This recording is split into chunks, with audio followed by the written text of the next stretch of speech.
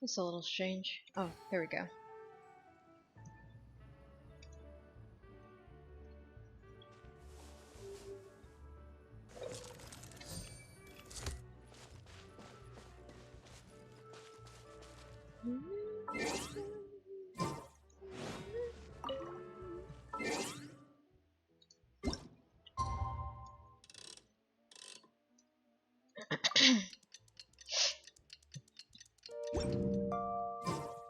Check 8 to 12.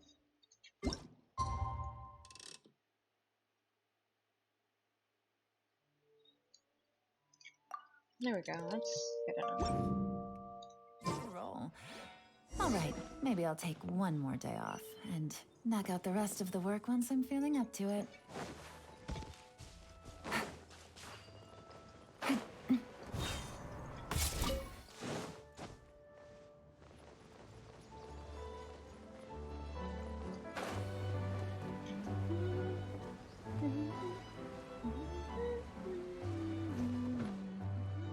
Okay, 1 moment.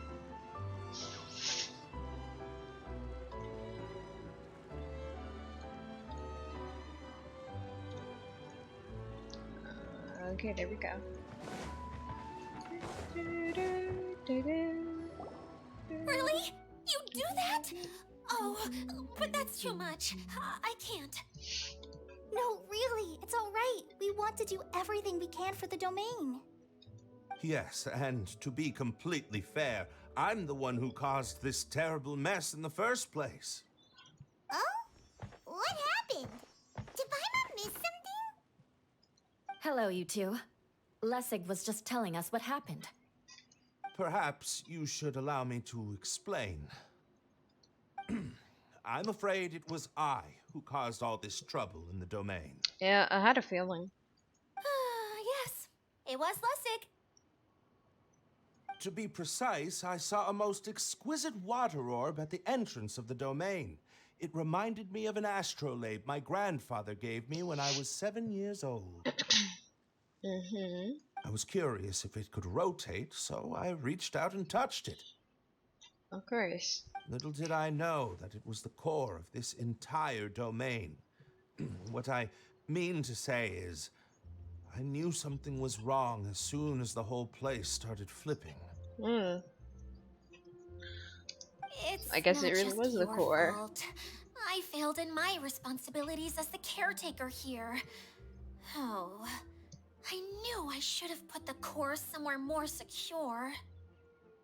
Oh, you mean the big ball of water at the entrance? Yes, that's the one. Anyway, after giving it some thought, Lessig has offered to perform some more repairs and maintenance to help support the domain. But we were concerned he wouldn't be able to handle it all alone, so Eula and I will also stay here to lend him a hand. Yay, more exploring for me. But don't be mistaken. I'm not doing this out of the kindness of my heart like Kale. My job is purely to monitor and ensure that Lessig doesn't cause any more trouble here. Understandable.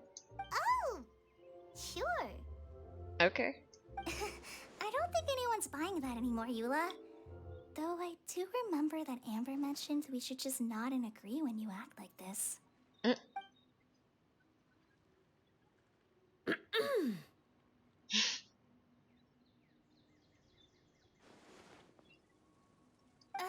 Right.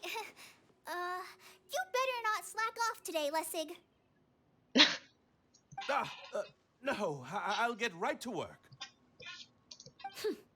Either way, Lessig is going to be in charge of making lunch for everyone today. That'll give him a chance to redeem himself. Better be good.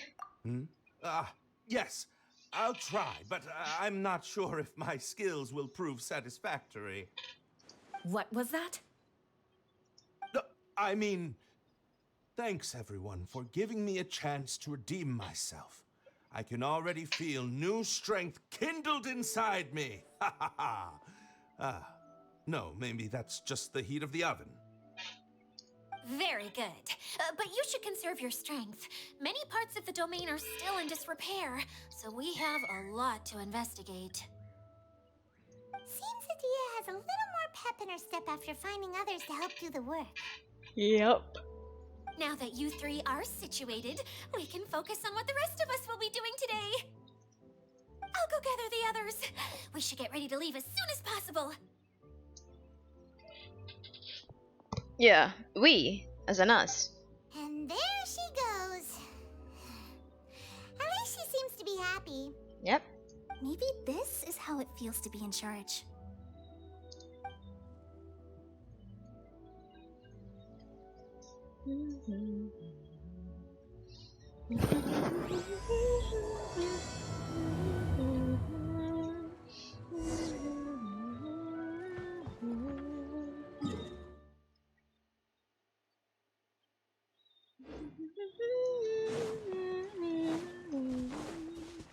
Take it easy. Hup.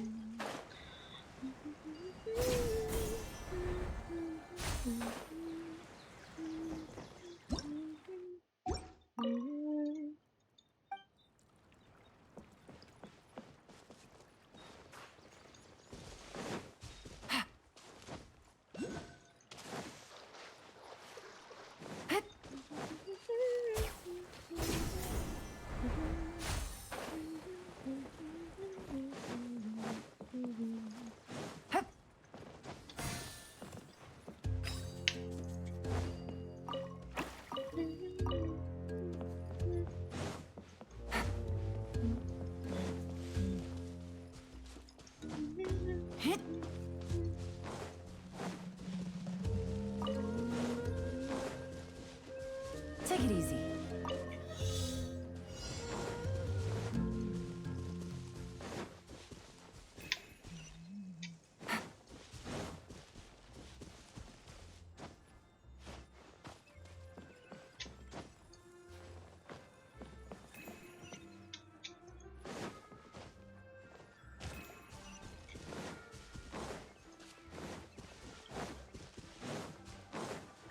Poor guy. Easy money.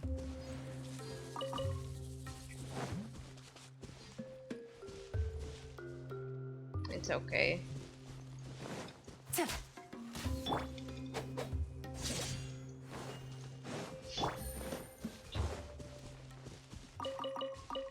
Take it easy.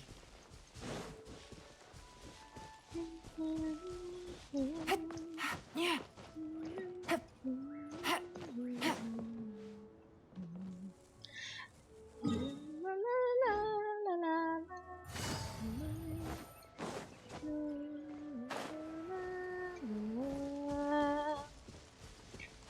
Take it easy.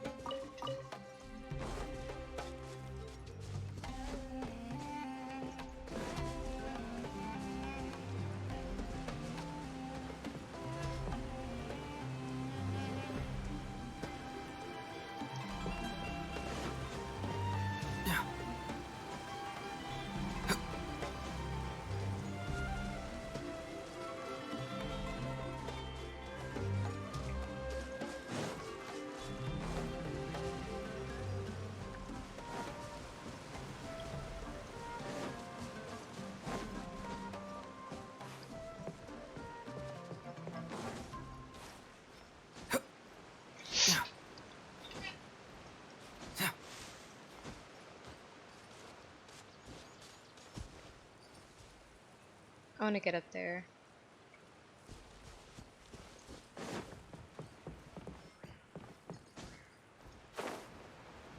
Na, na, na, na, na, na, na, na, na.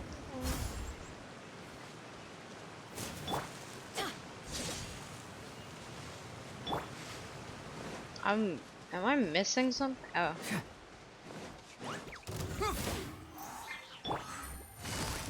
Quietly now.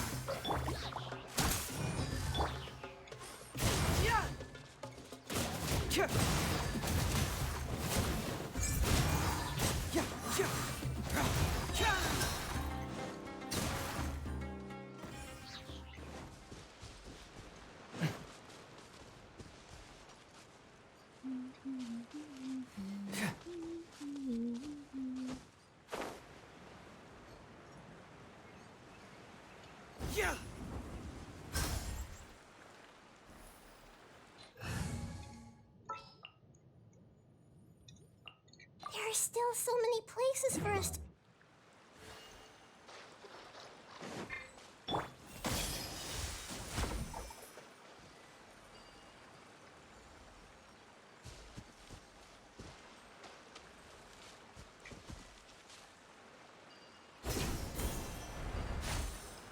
I'm not doing that yet. Wait.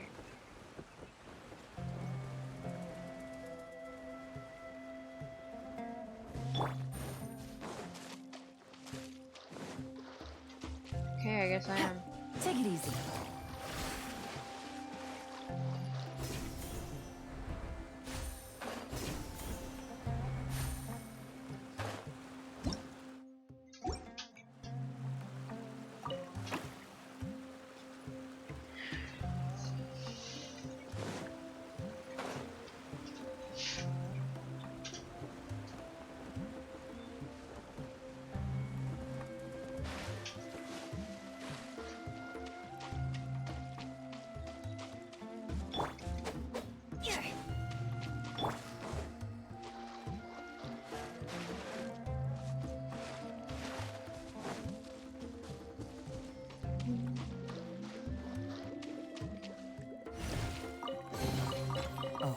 It's all coming out now.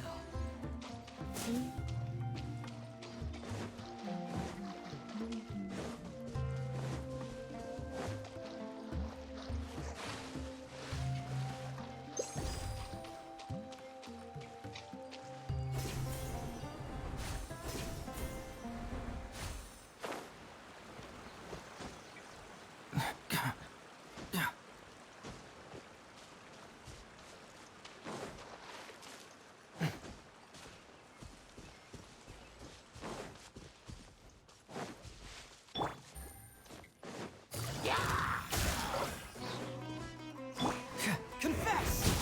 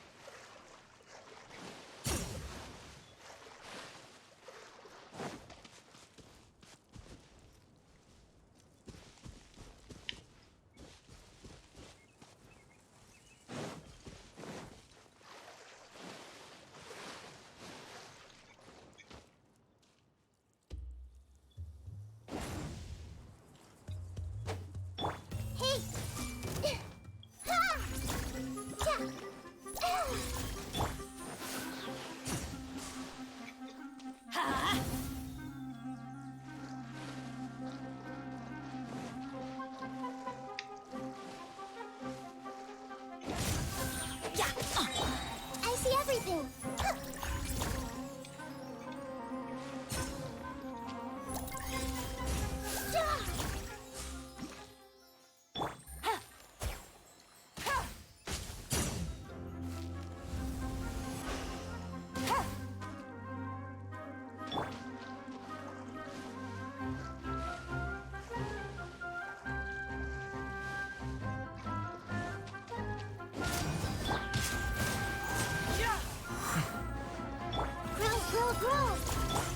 Let's light it up! Adventure time!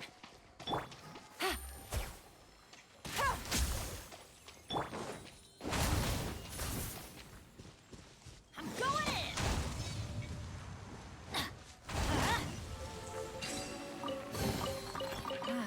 in! Even better than I imagined. It's my lucky day.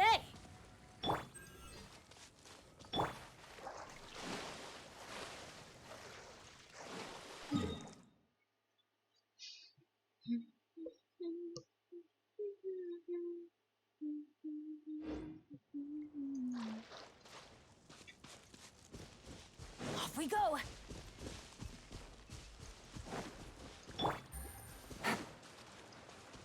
Take it easy.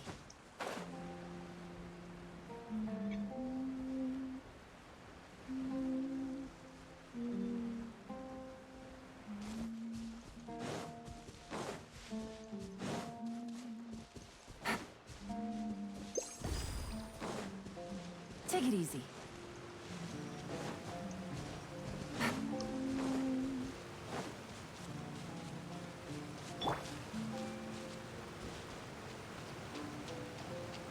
Hey!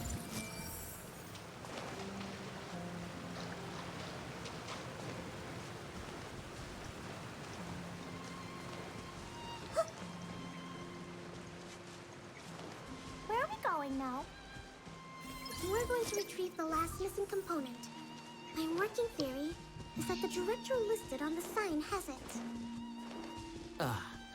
No details slips by our general. What's a director? A director is a kind of job. The one we're looking for is named Zosimos. Zosimos is responsible for managing everything that happens on the stage. Similar to how Idea is responsible for managing the whole realm. Wow! Sounds like Miss Idea must be way busier. You'd think so, wouldn't you? Care to comment on that at all, Idea? Maybe someone else explain. I'm just enjoying taking it easy, as usual.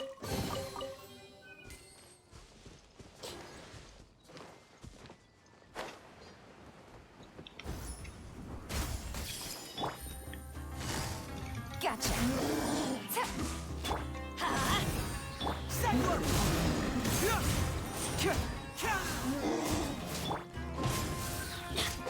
Everybody stand back! Committed to memory.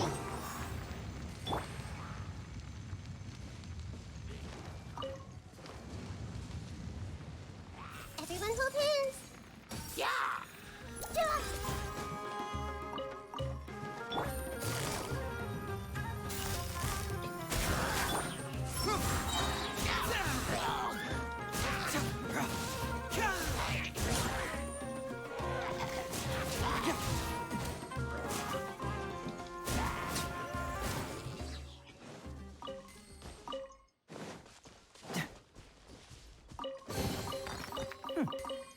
I'm liking the look of this. Adventure time!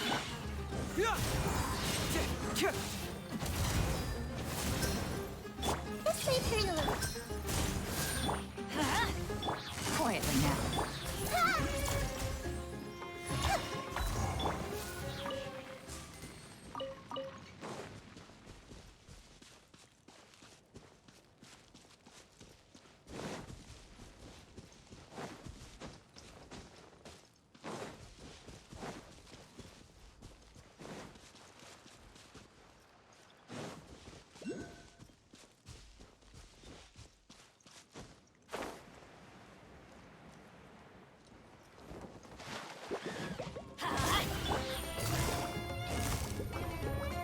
Busted. Teamwork is dreamwork. Let's light it up.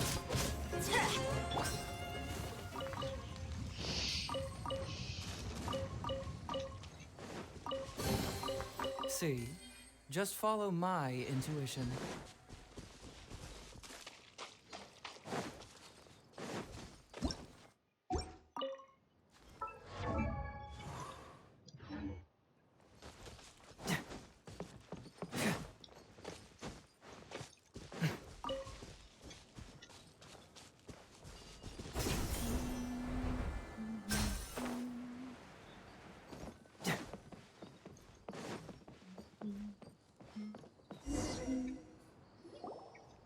The director doesn't get out much. He's almost always cooped up in his treehouse making props or writing scripts. But I'm trying to remember now. Where is that treehouse of his? Huh? You don't remember? Hey, don't forget! I'm just the mascot. Yeah, that's whatever. I believe it's that way. Huh. Though he might prefer to be alone, given he often has to move stage props, I suspect that he lives near the theater. And having a view of the entire stage would be useful when imagining a production's actual stage flow. So if I were him, I'd probably pick a treehouse over there. But how do you know which direction the theater is in? Simple. The overall layout and decorations look more exciting in that direction. Oh, good point! Why didn't I think of that?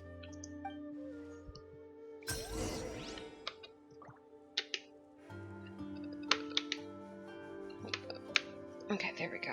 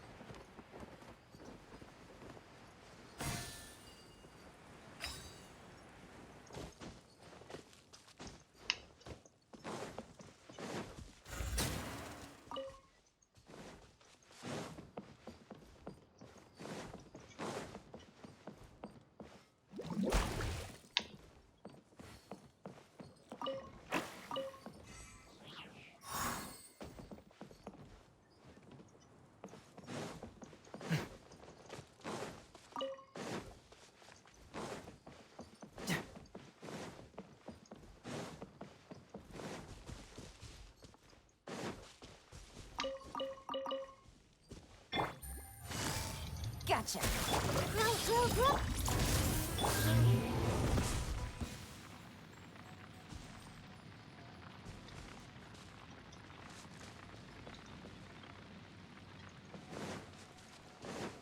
Take it easy.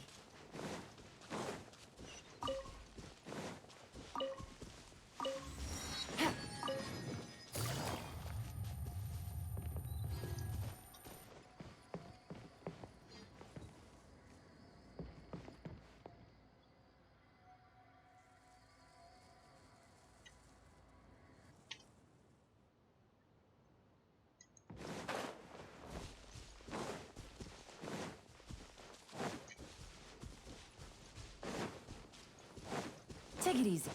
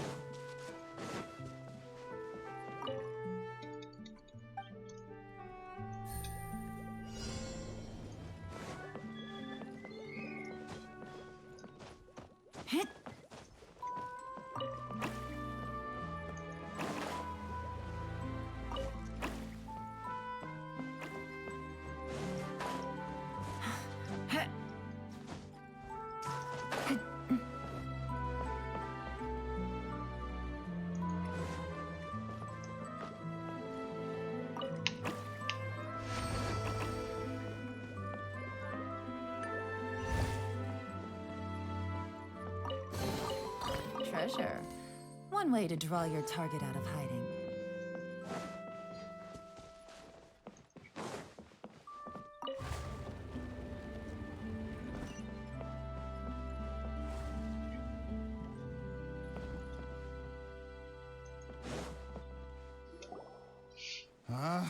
Where did that blasted automation mechanism go? The male actor standees are here, but where are the female ones? Who's that? Idea? Yes, Sosimos! 'Tis I, Idia! How's that for a dramatic entrance? This is a surprise. I was sure you'd be... Everyone said the same thing. Curled up in a fetal position, crying to yourself? Wow, what a fascinating little creature. Did you just read my mind? The name's Paimon. No. And no, Paimon's no mind reader. Just call it an educated guess. We out here with hypotheses. It seems everyone shares a similar opinion about you, Idea. I knew from the start that a managerial role wasn't for me. But I found my true calling now. As a mascot! Mascot? Is that a new role? I don't remember casting you for that. Okay, enough about me. I'm just here to introduce you to some new friends of mine. And that's why we came to see you. Well, do you have the component that fell out of the central hub? I do. However, I'm afraid the incident has caused many malfunctions with the stage mechanisms, and I can no longer put on any performances. Okay, so you're holding the component ransom till we help you fix the mechanisms, huh? No, till we fix the stage, surely. I'd have thought he wants us to make some more props, no? Given that some of the standees are missing. Or maybe the component is broken and we need to fix it. You're all forgetting that the majority of his work involves writing scripts. I'll wager that he wants us to edit them. Who started this guessing game anyway? Just let the man speak. What has gotten into you all? What sort of person do you take me for, hmm? The component is safe and sound. I can give it to you now if you'd like. Although I was hoping that maybe you might be willing to help rescue my show? Yeah, sure. You're a big group. I have lots of roles to fill. It would really speed up the casting. A show? That sounds fun! I want to help! Can we? Can we? So far, so good. Also, truth be told, I've hit a bit of a roadblock in my script and was just thinking about how to move the story forward. Well, at least Kai wasn't then you all completely showed up. wrong. Suddenly, I got my muse back. I don't know how to explain it, but something about seeing all of you finally helped me figure out how to continue my script. Huh? You mean that story you've been stuck on forever? Are you serious? You really think you can finish it now? Yes, really. Just give me a little time, and I'll write it all up. In the meantime, I'll leave things to you, Idia. Whoa. And he's off to write the script. Zosimos has always wanted to write an epic story about a thief and a mage. Apparently, he got the idea from some rumors that were swirling around, but he only got as far as writing the intro before writer's block set in. Why don't you all take some time for yourselves while I see what I can do? We'll reconvene after the director finishes his script. Okay.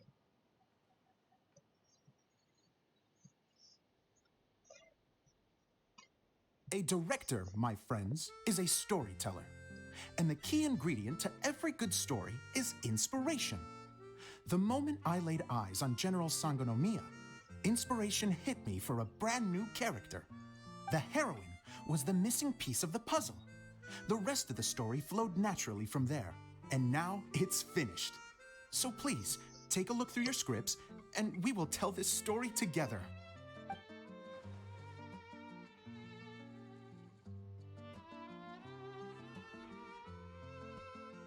Well, is everything clear? Director Zosimos, how do you pronounce this word? Let me see. Ah, that's sojourn. It means to stay for a while. This is a very cute moment, so let's make sure that comes through in the performance. Oh, wait. There's another word I don't know here. It's okay, Klee. We can go through your lines together a few more times after this meeting's over. That would be most appreciated, Kaya. I had a feeling about you, actually. You seem to know a thing or two about character acting. Tell me, have you acted before? You're too kind. It's all in the script, really. But he's It just flows good off at the tongue. doing that. Oh, you think so? Well, you definitely have a knack for it. I've actually been looking out for someone with your talent.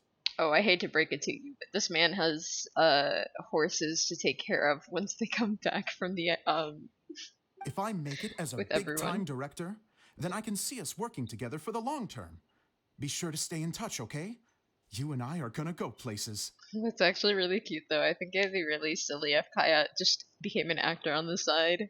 What can I say? Sounds good to me. Great. Fantastic. Now then, please go through your scripts one more time.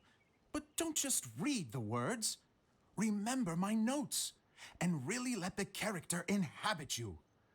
I need to have a look at the stage, so I'll leave you to it. If you need me for anything, I'll be in the big theater right in the center of this area. Wonder what the theaters are like here. Let's go check it out while everyone's still getting ready.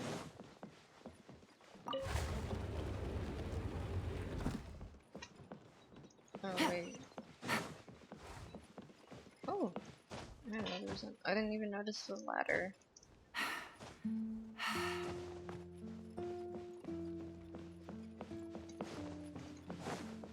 Yank.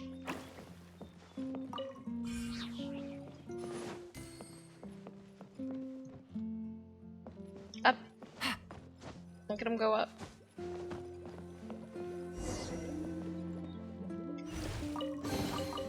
Treasure. One way to draw your target out of hiding.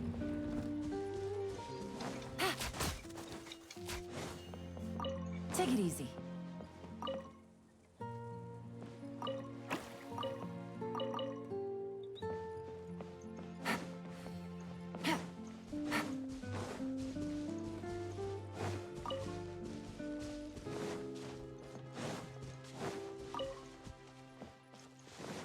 Take it easy.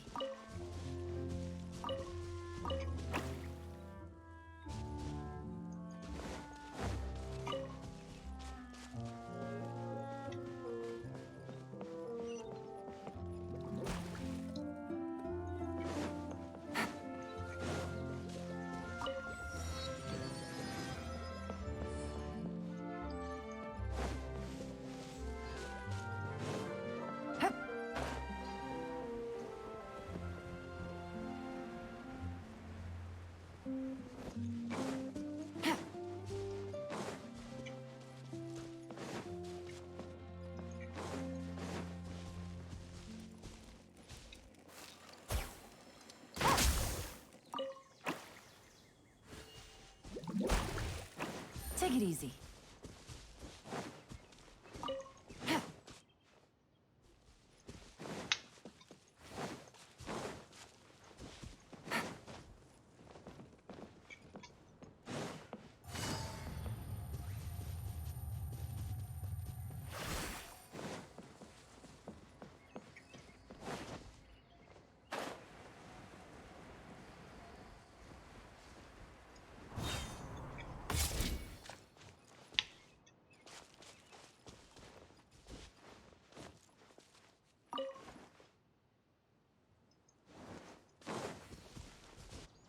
Take it easy.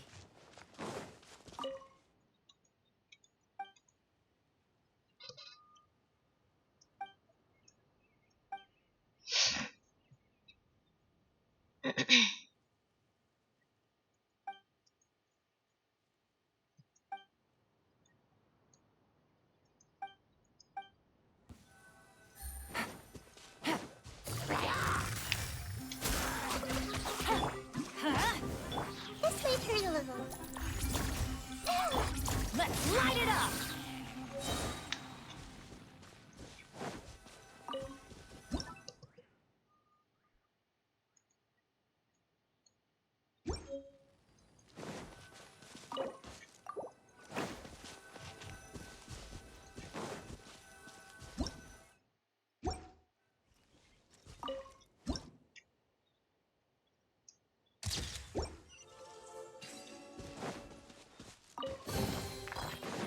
I call treasure.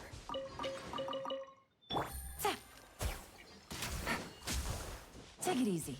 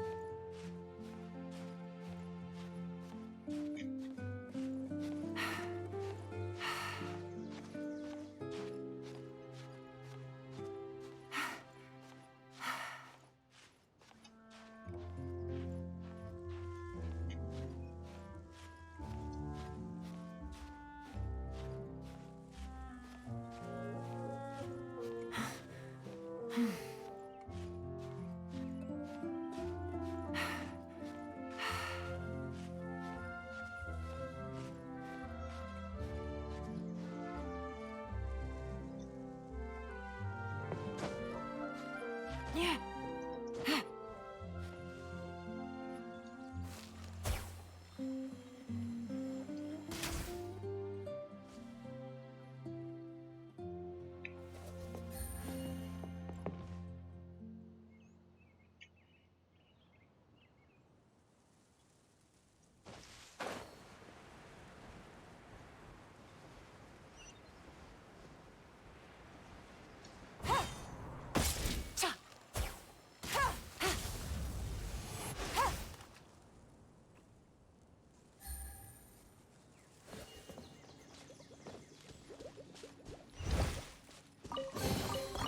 treasure. One way to draw your target out of hiding.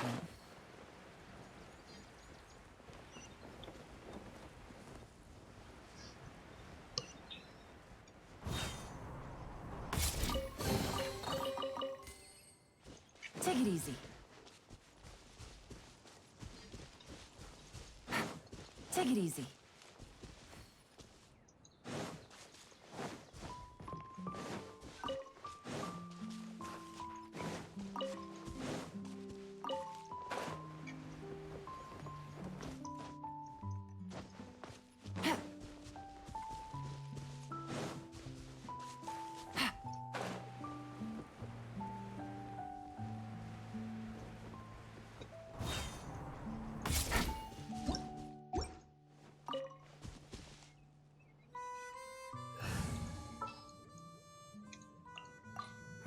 Who ate a poison?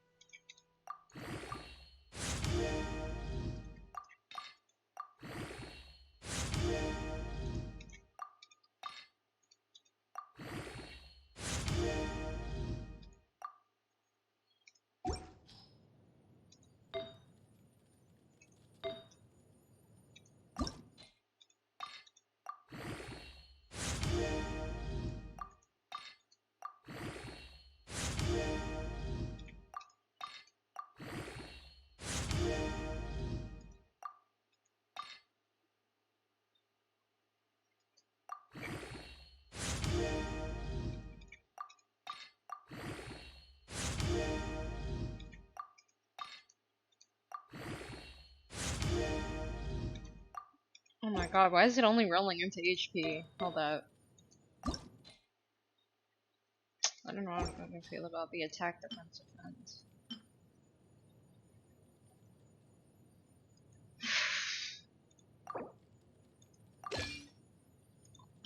I'm so tempted. Hold up, what's this stuff looking like? Crit rate. Crit rate.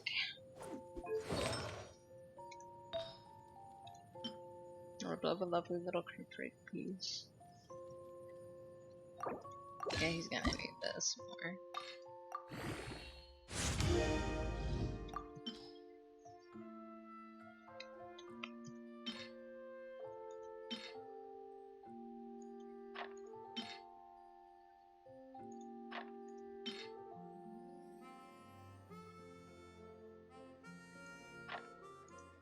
Whatever.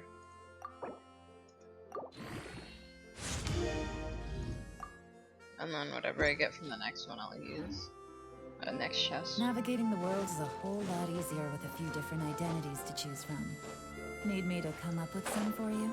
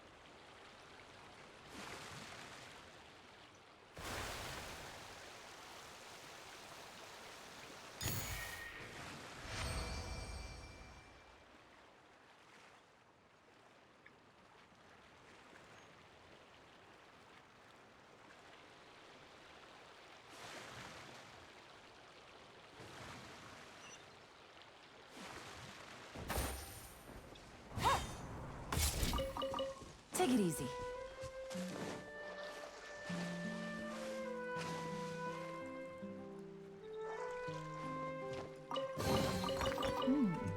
Easy money. Busted. Everybody stand back! Make yourselves at home! Barbaric! I'll uproot you!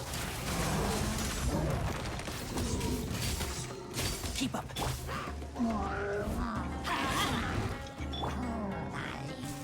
And shroud!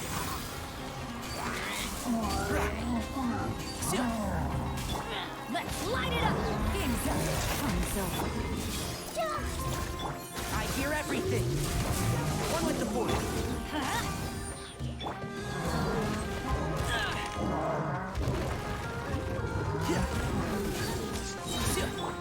Oops. Teamwork is That dreamwork! was very bad.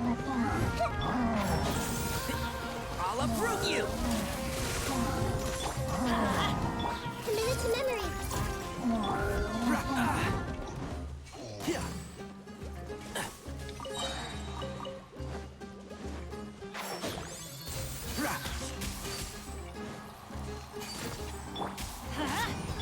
Let's play parallelism.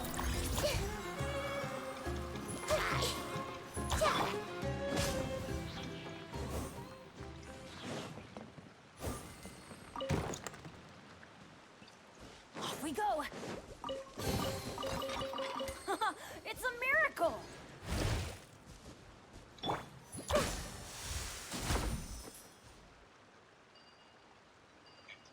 Nice.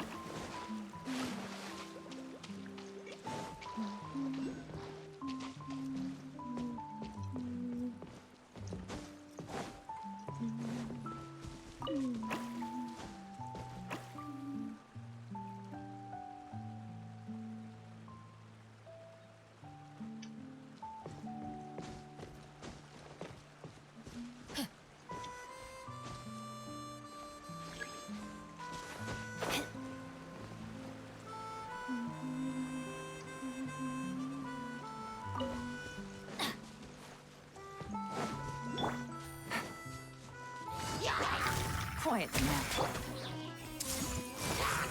And shroud! Keep up.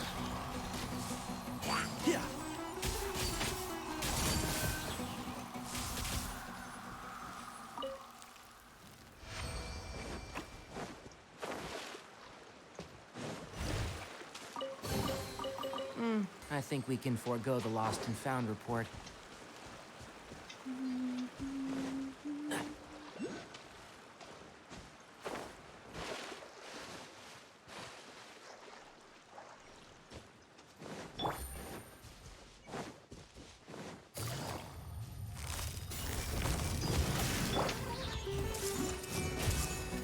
Commit it to memory! Can't see? I think we can forego the lost and found report.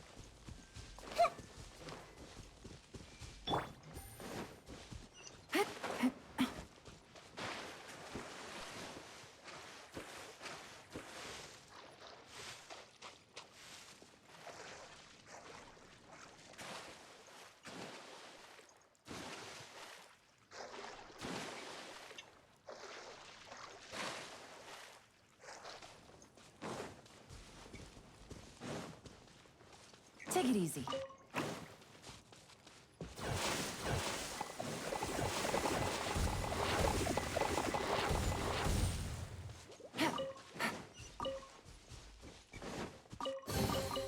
A chest full of valuables and a trove of potential clues.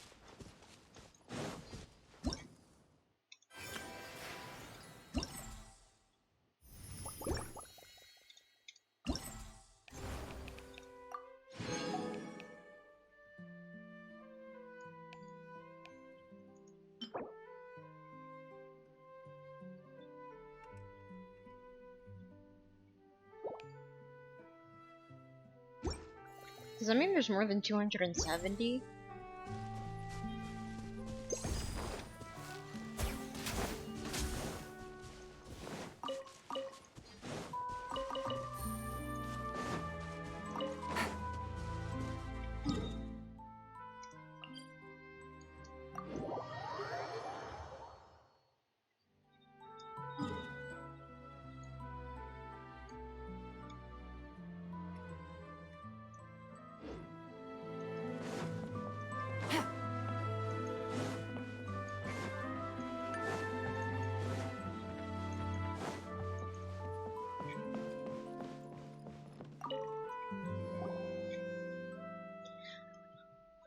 Let us give thanks to fate, dear travelers, for your wanderings have finally brought you here.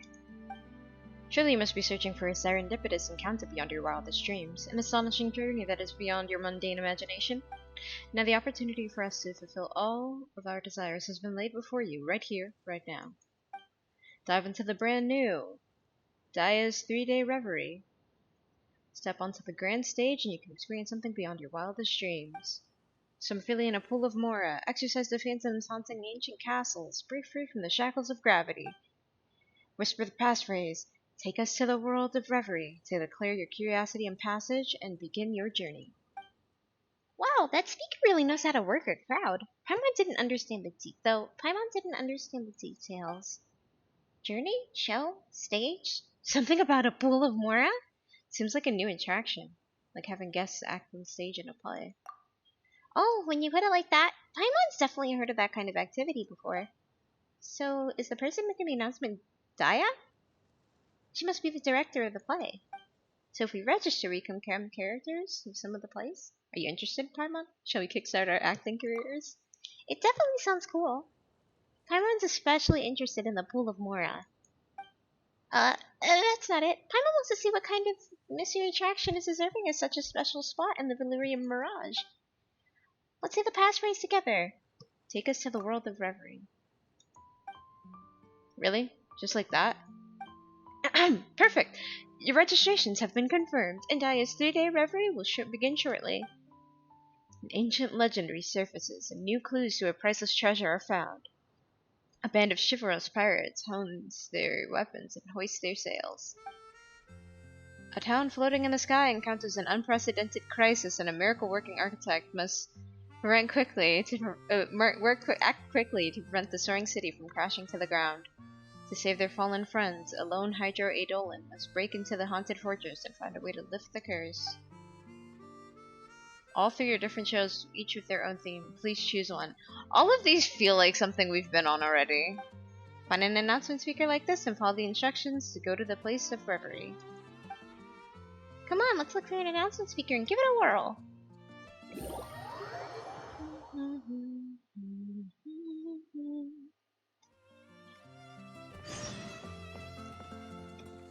Can I do all of them, or can I only do one?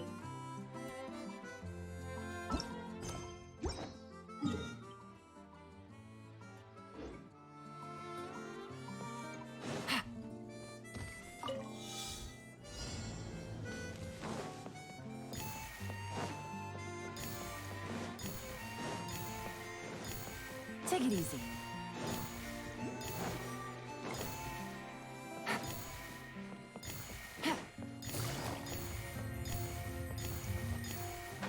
Oops.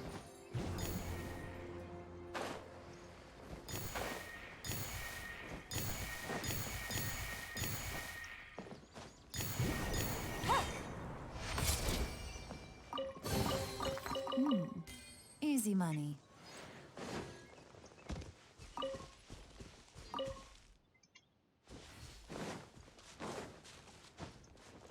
Take it easy.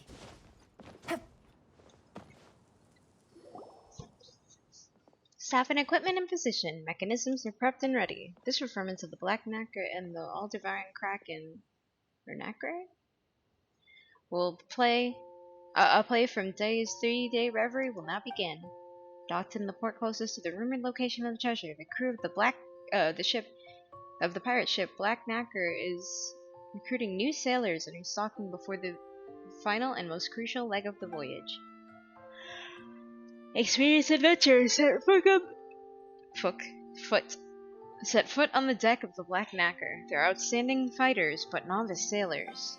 Ahoy there, landlubbers! Get on over here! Huh? The voice from the speaker changed. It sounds like someone really serious is calling us. So is it trying to interact with us? Who else would I be talking to? You're the best out of this sorry bunch of scallywags. We can't set sail without you. I'm chief mate of the Black Knacker. You'll be working with me on this voyage. Savvy? Perk up, sailors. It's your first day on deck, and our quartermaster will make sure you get the best preserved meat, cream, hardtack, and dandelion wine. Speaker continues to narrate the scene before you. The chief mate appears to greet the Rarikers, dressed in ragged clothes and swaddled in bandages. It is obvious that he's just survived a fierce fight. Looking around you, you see most of the sailors are seriously wounded. However, they are in high spirits, showing no signs of fear or being discouraged. The sailors gather around you, applauding the newcomers and offering welcome gifts and food. Oh, so the speaker also provides detailed narration of the scene, like the scene just now. We are welcomed on board the Black Knacker. So, shall we play along? Thank you, everyone. We haven't had the preserved meat or hardtack here yet, but they must be tasty. It's a pity that we can't see the actors or the props, otherwise this would be quite immersive. Yeah, the attraction is called 3-day reverie, so are we just supposed to rely on our own powers of daydreaming? Though, it probably does save a lot on costs. Building a real pirate ship, actually being able to set anywhere at a moment's notice, that must be expensive. But still, only having a narrator is too far. We can only imagine so much. Guess we'll have to try. Paimon and me, that's how it's gonna be. Alright, Paimon, give it a try. As the noise dies down, a powerful-looking man appears on the bridge. He's just like a common sailor, save for the ragged tricorn on his head. His left hand is missing, replaced by a rusty hook. Attention on deck! Captain Will's arrived! The time is now, me hearties. Get to your positions, double-check your weapons and other supplies, and prepare the ship. Get ready to weigh anchor. Whoa! The captain is here. He sounds so calm and reliable. The treasure's in far now, lads. The treasure's in far now, lads. The final leg of the voyage is by far the most important. Our wounded comrades, drowned supplies, lost dogs, birds. God, I cannot speak English. And even the casks of rum we've scrimped and saved for. The price we paid will not have been in vain. As long as we find the legendary treasure, we can appease the Kraken before the deadline. Never again must we seek dishonest merchants to plunder for pocket change. So give it your all, you scurry sea dogs. Do it so our own town may know peace, and your friends and family need no longer hear tyranny and toil. Full speed ahead. I am not putting any effort towards this. Treasure, full speed ahead for peace. Having welcomed powerful new recruits on board, the Black Knacker prepares to weigh anchor and set sail for the treasure.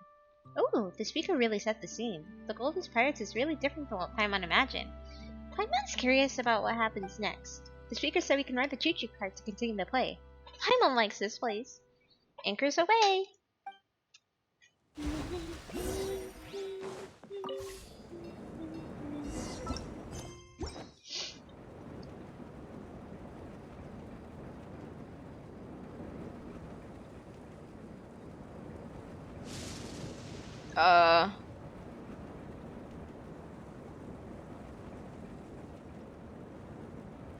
As they sought treasure, the Black Knacker rushed into dangerous waters. Thick fog filled the air and rolling waves hit the hull, relentlessly causing the ships to shake violently. Terrifying lightning struck frequently, barely missing the mast and sail. The lookout on top of the mast could see nothing from the crow's nest, and even the compass failed. And perhaps they were hearing things, but the crew felt they could hear the cry of a dusk bird. The choo-choo cart is shaking so much. It really feels like we're sailing on a ship. Paimon's getting dizzy. Can I get out of this now? Shit. I gotta mark that.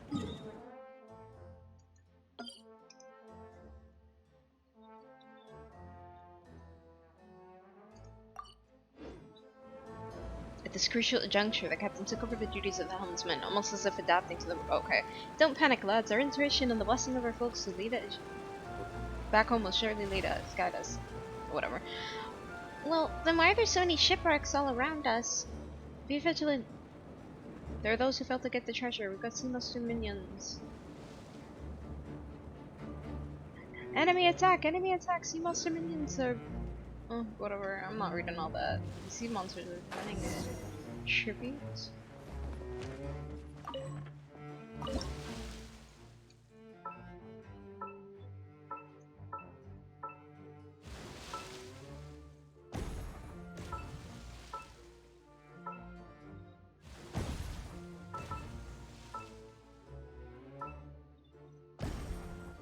Oh, I have to press it one at a time.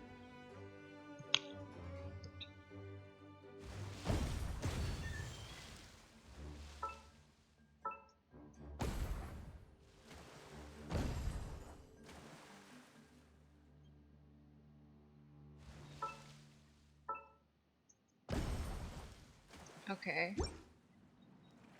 Oh wait, what am I doing?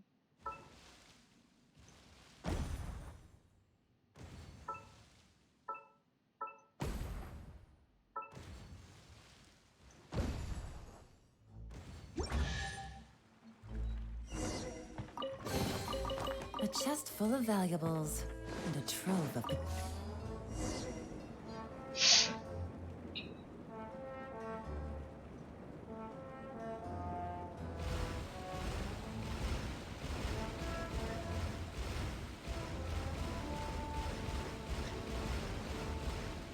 So we're beautiful enchanting. A siren.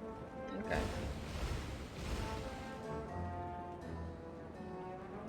Captain, something doesn't seem right. I can see the food my grandma makes. It smells so good. She went to bewitch us with a siren song? That trick's too old. Lads, plug in your ear with wet matsutake. What? Matsutake? We don't have any. Can't we just use our hands? Watch out, we're heading for a cliff. It's not Paimon speaking pretty soon, but... Guard on me, hearties. Grab onto something so you can throw overboard.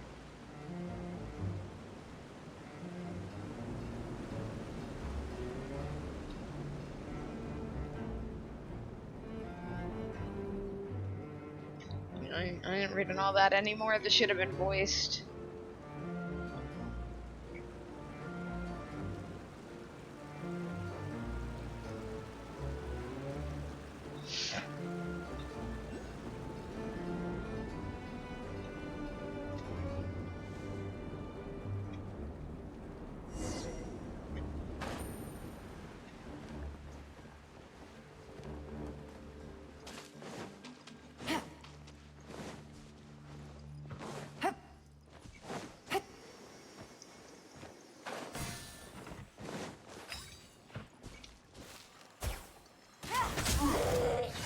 Busted.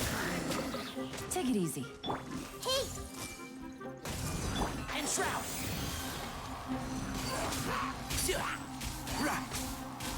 Who do you think you are? Everybody stand back! Let's light it up! Can't see?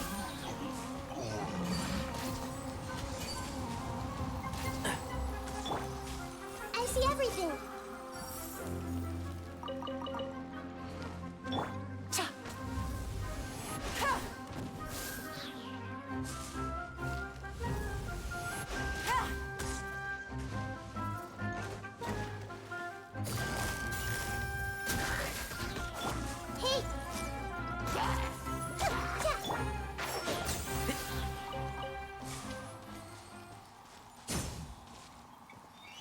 Keep up.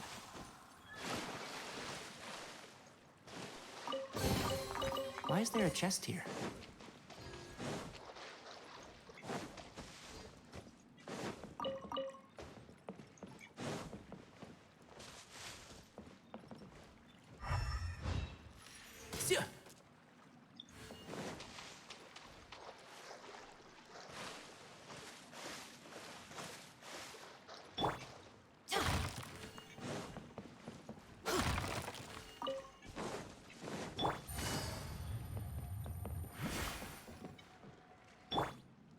Off we go!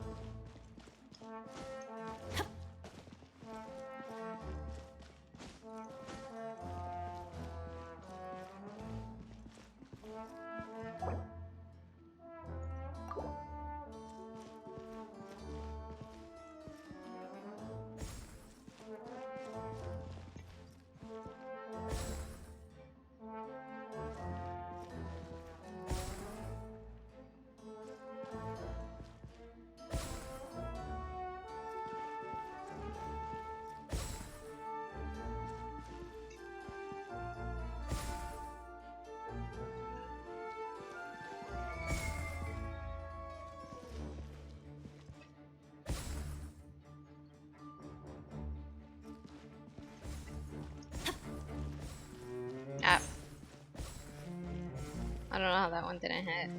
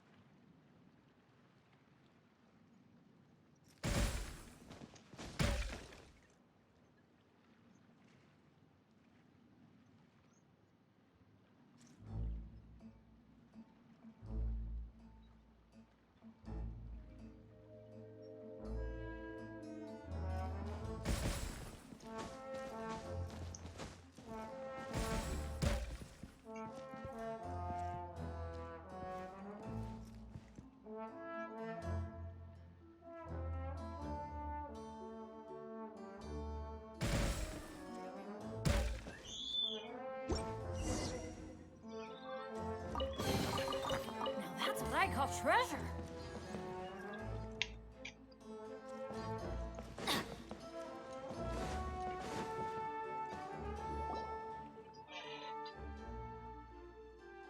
Marvelous! Congratulations! With the strength of the new sailors, Captain Will easily defeats his old enemies, sending them running away.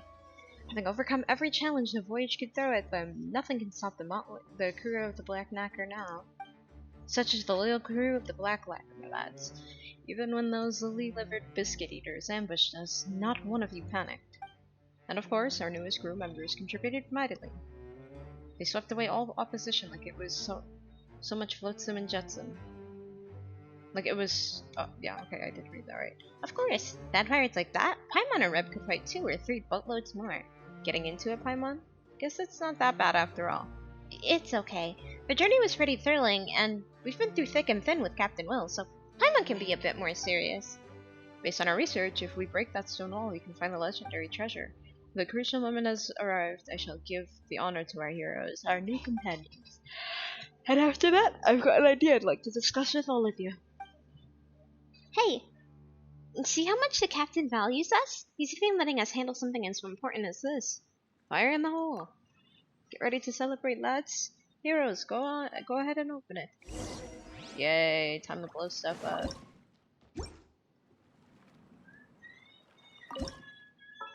Why did it force me out? Oh.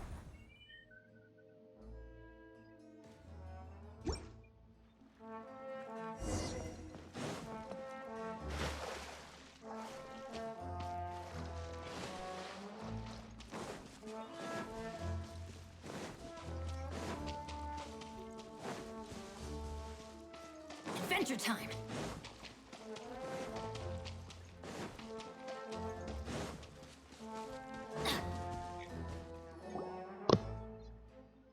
Yay! We found it! The legendary treasure! So much more, a Paimon can really swim in it. But why does this Mora seem different from the Mora we usually see? Don't tell Paimon! Oh my god. Hey, the legendary pool of Mora is actually just a bunch of decorative fake coins? Faced with such an unexpected development, what will the crew of the Black Knacker do? Captain, we were hornswoggled. Could our intel have been wrong? The legendary treasure. How could it all been fake? No wonder I had a bad feeling about this. The so-called legendary treasure could be bait, luring us into a trap. And their goal? The very people who braved hell and high water in search of the treasure and the quality weapons and advanced ships they bring with them. The sailors, exhausted by the journey, can easily be captured and sold as labor. No, we were all tricked. How could this be a giant trap? From a cost perspective, it makes sense. They can't actually have a pool of Mora here.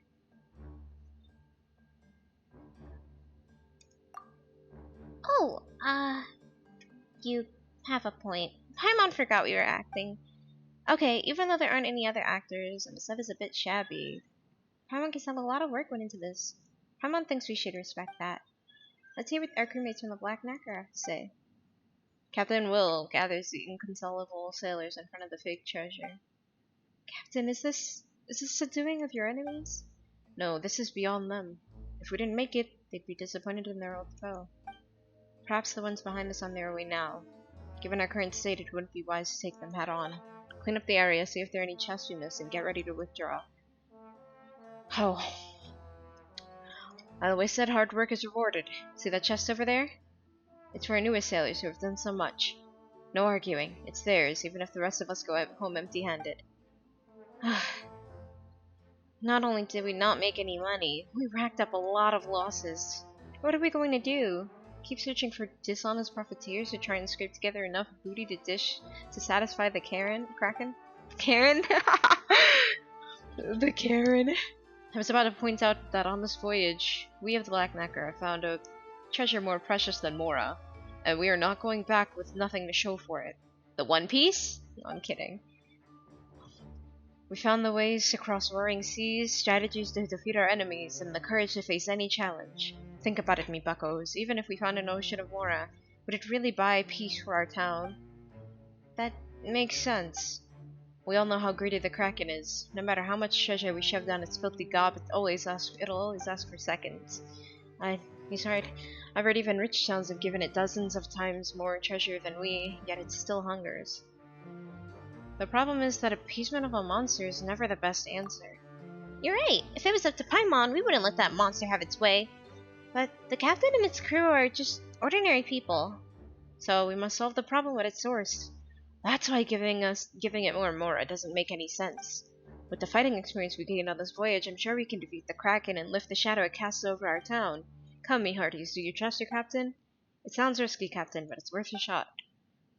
This is the only way. If we keep giving in, eventually we'll have nothing left and we'll have nowhere to run.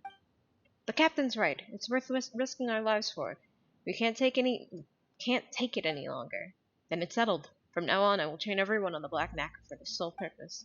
Especially now. Our newest crewmates are true swashbucklers. They're practically invincible. Captain Will is by no means a rich man, but if you lend us your strength, the whole crew of the Black Knacker will do everything in their power to repay you. Will you voyage with the Black Knacker, train with us, and punish that Kraken for its perfidy? Whatever. Yeah, that's the spirit. Be brave and fight that awful sea monster. Let's help our friends on the Black Knacker. My pleasure. Sushi's on the menu tonight. I'll hit them with the my pleasure. Amazing. You're no longer novice sailors. You're old salt, core members of the Black Knacker crew. You're my helpers and the savior of the rest of my crew and all the people in town.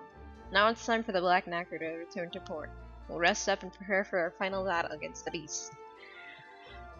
Figuring it's the first act, so whatever. We're doing it.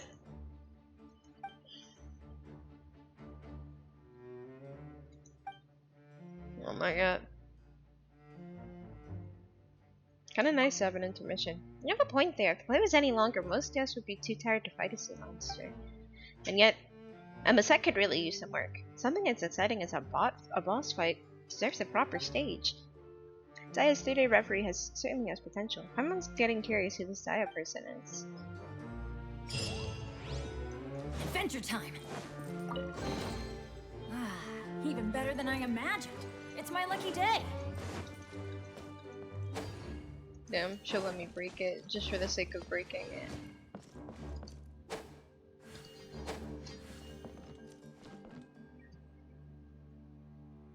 Yeah.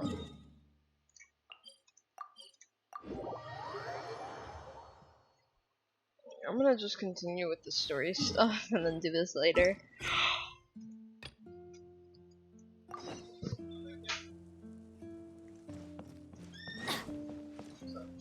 Hi. Off we go!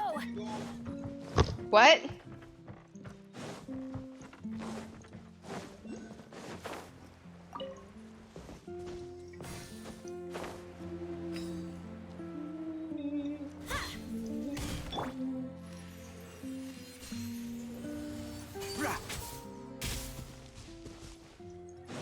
Fine, whatever.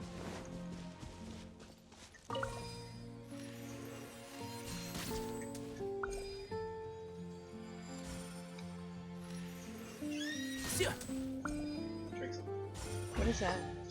You'll remember the Oh. Crazy vanilla. Wait, where did we go? Shoot, I got distracted.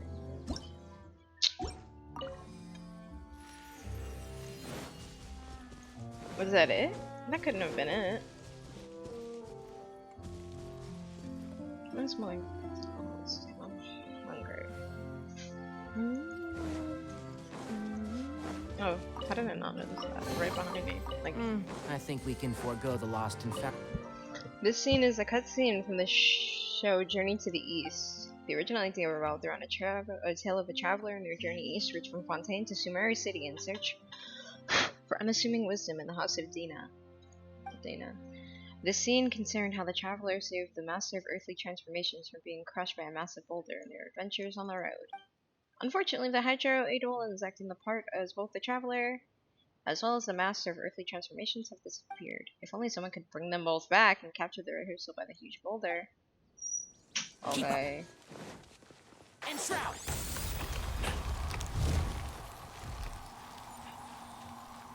Where's the other one?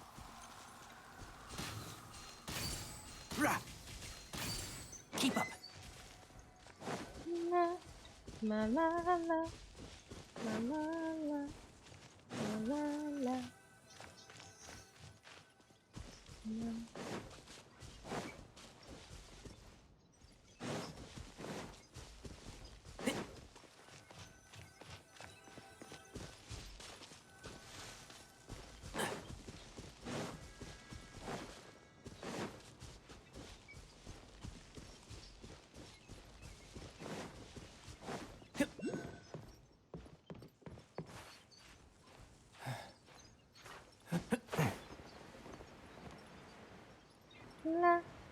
La la la la la la.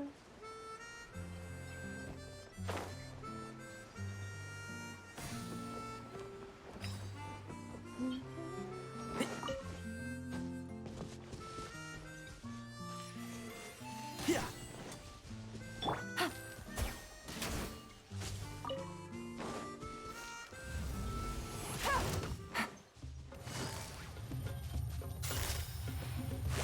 Quietly now.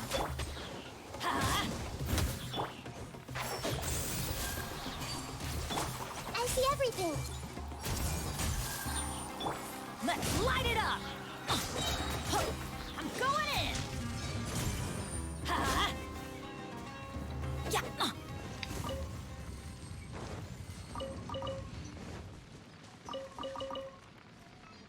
Adventure time! Off we go!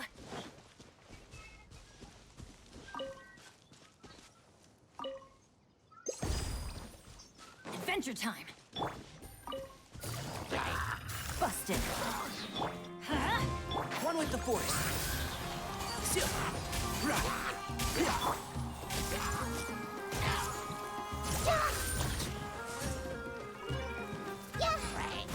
Let's light it up!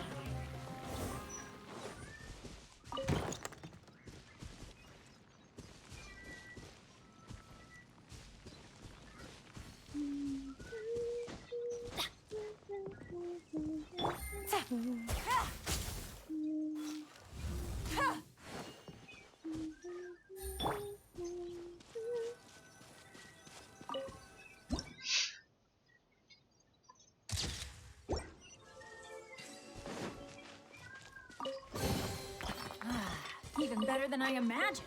It's my lucky day.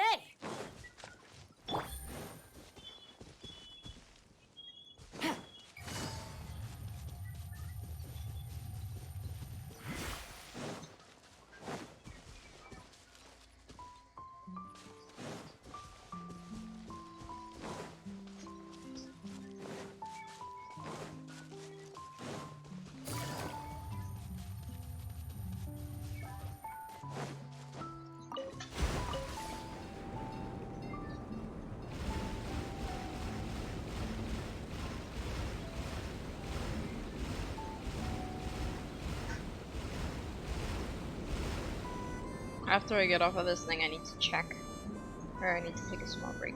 Very quickly. Also forgot to grab this from in here.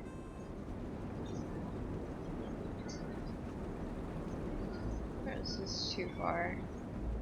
What? Too far. Where am I going?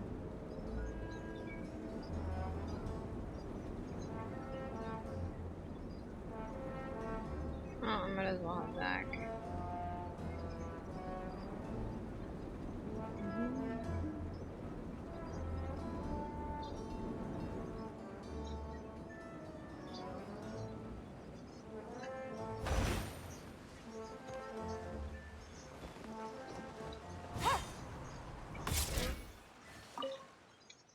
Brook Boat Mountain.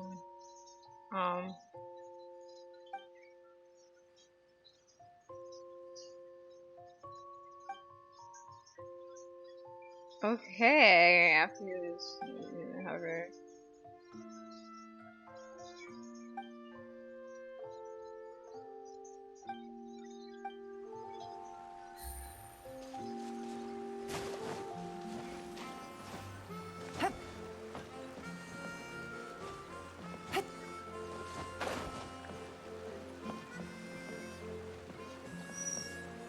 How am I supposed to do that? I'm not a miracle worker. Dog, move. Go back where you came from.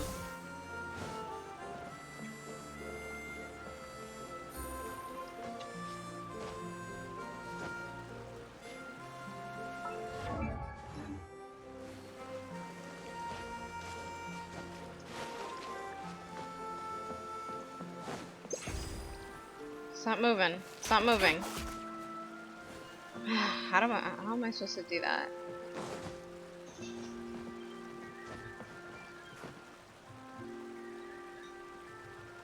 Hello, I'm here. This is not your spot anymore. Move. Did they get pizza? No. Did they get anything? No. Bro, are you kidding me?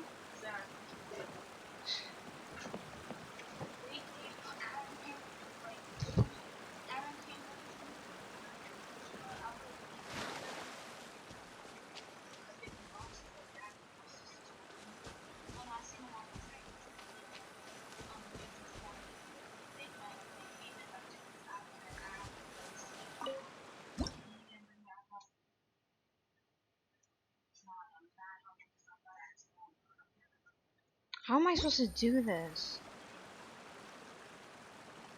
We literally asked around too. Whatever.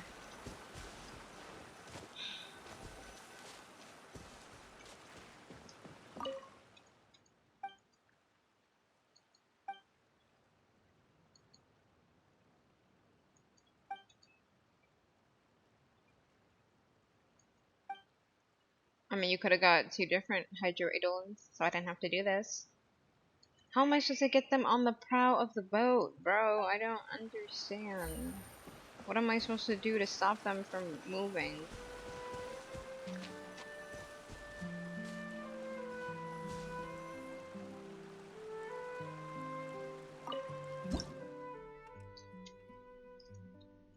Oh.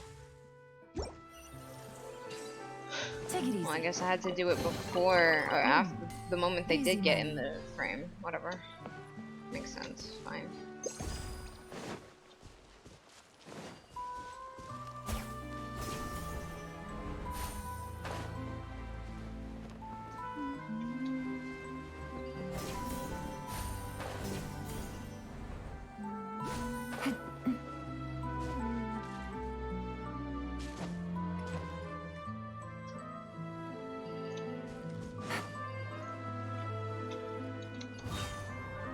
It was not letting me hit T, and I don't know why.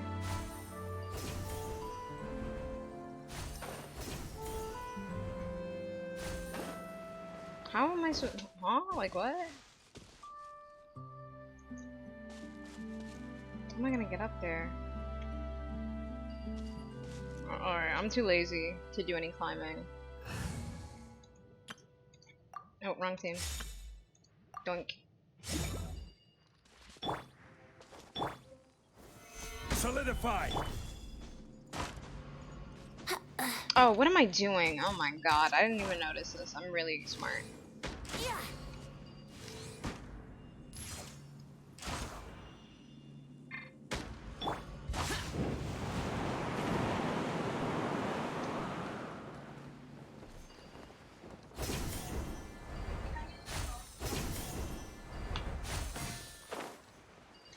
Sorry. I'm not doing that. Come on, leave me alone. Whoa, what the? What, huh? Oh! Oh.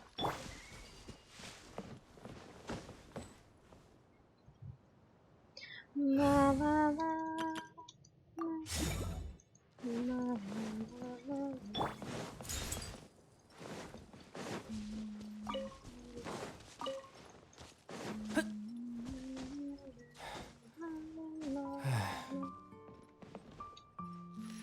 Rah, keep up.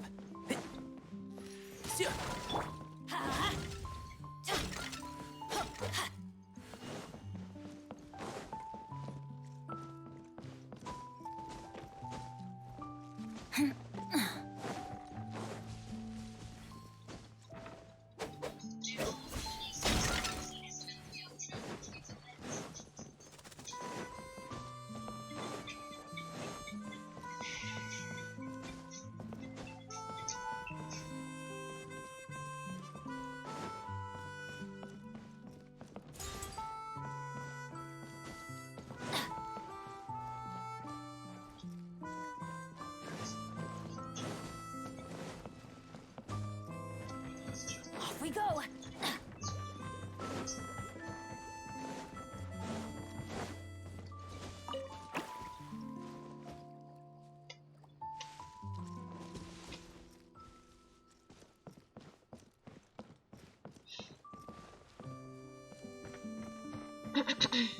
Also, I'm streaming right now. Just so you know.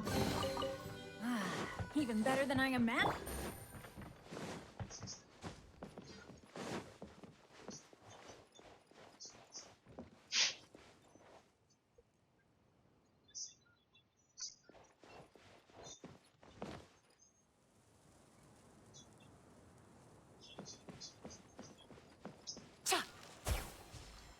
If I really saw this place, said, ew, this shit's hideous, let me help.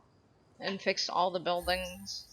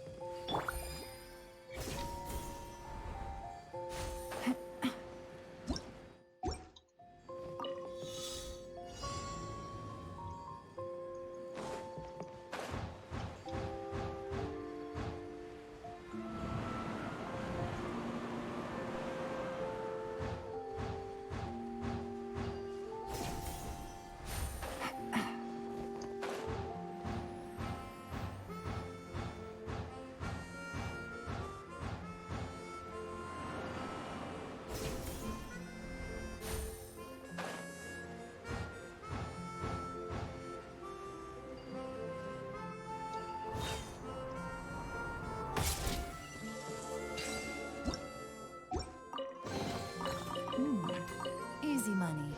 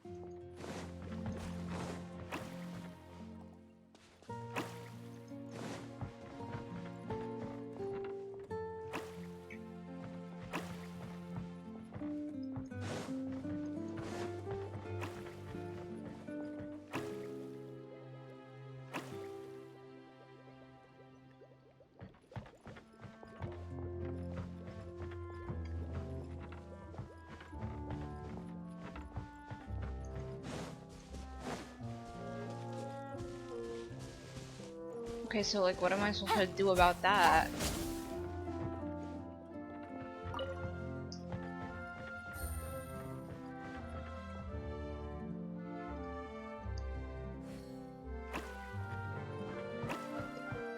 I know it's a game of telephone. Blue crate, crate. Take it easy. Is it you, or are you the one who messed it up?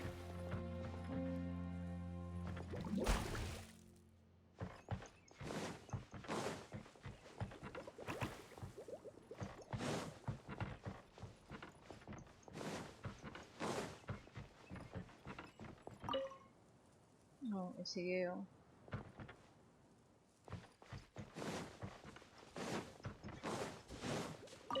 There we go. This should be it. Oh, I forgot to tell Mom and Jojo that she ran out of snack. Huh? Oh.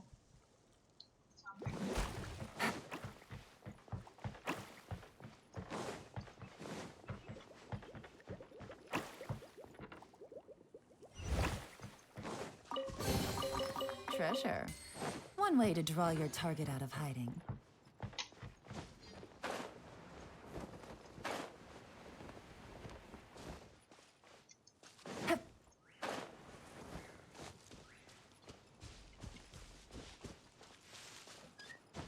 The rest of you? What is that? Popcorn chicken. Thank you.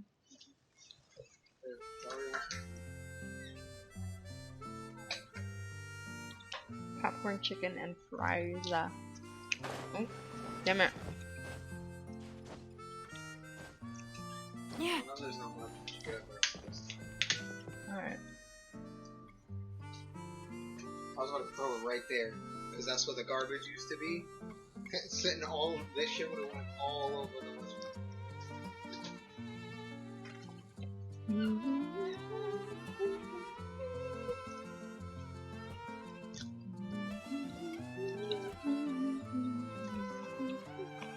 I'll leave it right here. Good. I'm leaving it right here. Okay.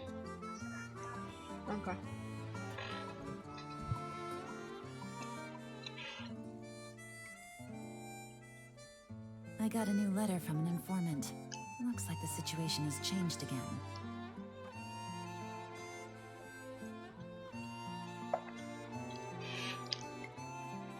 Take it easy.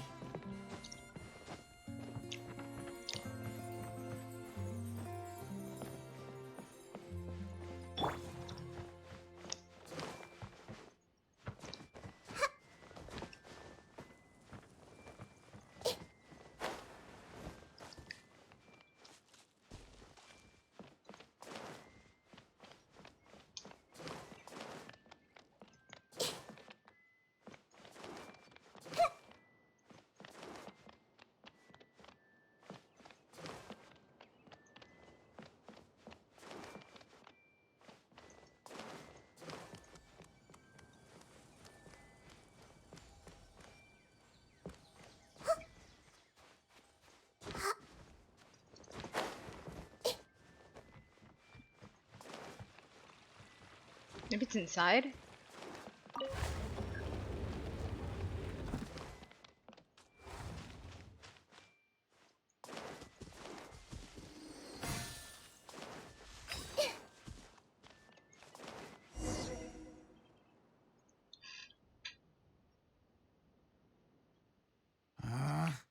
Where did it go?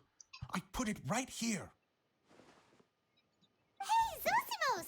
What you up to? Oh, it's you two. Please, come here. Feast your eyes on this stage. Impressive. So, directors Oops. have to design the stage too? Oh, I'm no ordinary director. I take a more holistic approach. Directing, script writing, stage design, I do it all. Sounds like a lot of work. Adia wouldn't be able to handle that kind of job. Mm-hmm. Edea has her work cut out for her too, you know.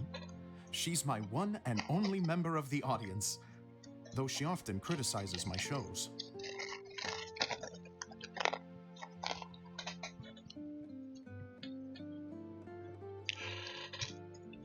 She has the gall to sit there and criticize you? Well, she just says what she thinks. You don't know how to write, or this is getting ridiculous. I think it's because I use preprints in a way that she feels goes against what they're intended for. But even though she's my harshest critic, she's also been my biggest supporter in a lot of ways. I guess you could say she's like my agent. I'm very grateful to her. I've always dreamed of being a director, but I've never had the chance until I came here. So, what did you do before you came here? Like I said, I dreamed. From a young age, every time I came home after a show, I'd go over the story again and again in my mind. Growing up, my biggest aspiration was to be a director. Unfortunately, I couldn't offer much beyond my practical skills, so I ended up spending most of my time as a prop designer and doing a bit of set design on the side. Don't get me wrong, I do love building the set, but nothing satisfies me more than putting on my very own show. No wonder you only wrote director on the sign. Exactly. You're not doing a great job of convincing me that you're not a mind reader. By the way, could I ask you for your help with something? I'm having trouble finding the master script, and I'll need it shortly. The one you only just finished writing? You lost it already? Yeah. After I handed everyone their copies, I held on to my master copy while I was checking on everything around the theater. I must have dropped it somewhere. If it's not here, then it might be in the attic. These are the only two places I've been since I finished writing it. But, I still have some things to do to get the stage ready. Would you two mind having a look for me? Sure. No problem. We'll find it. The thicket board's mechanism should be functioning. Let's see. There's the lights. Oh, and the microphones.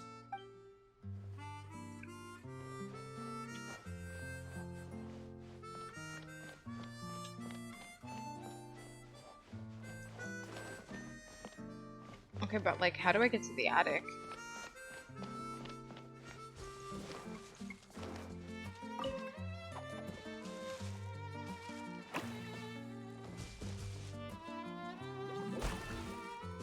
Oh.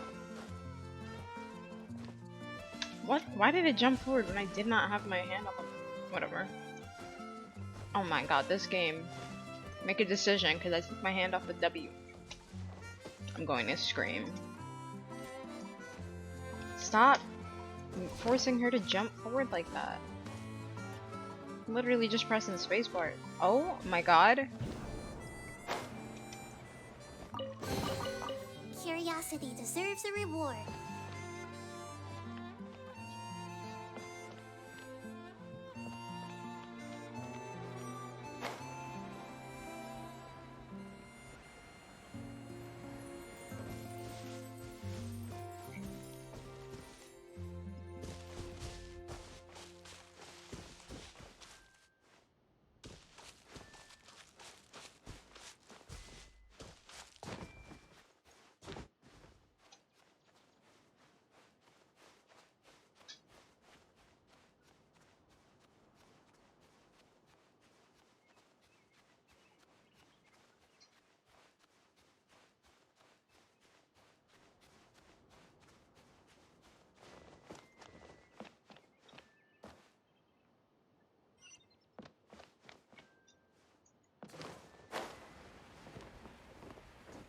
What? I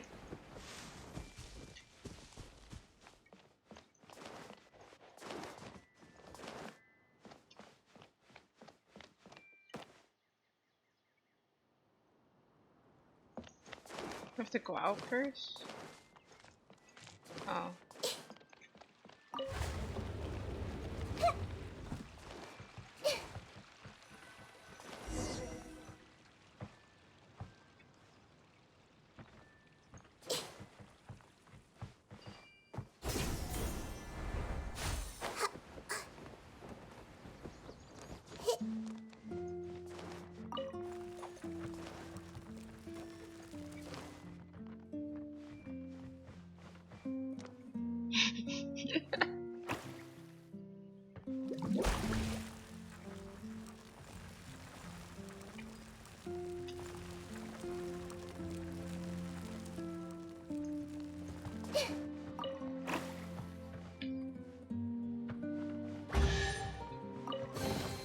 I wonder who this gift could be from.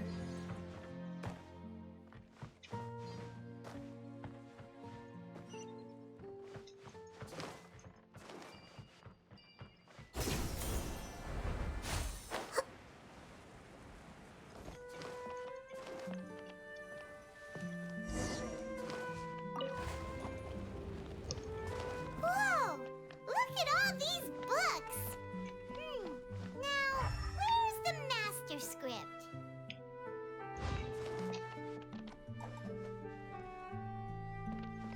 Oh, it sounds like a water droplet is on the second floor.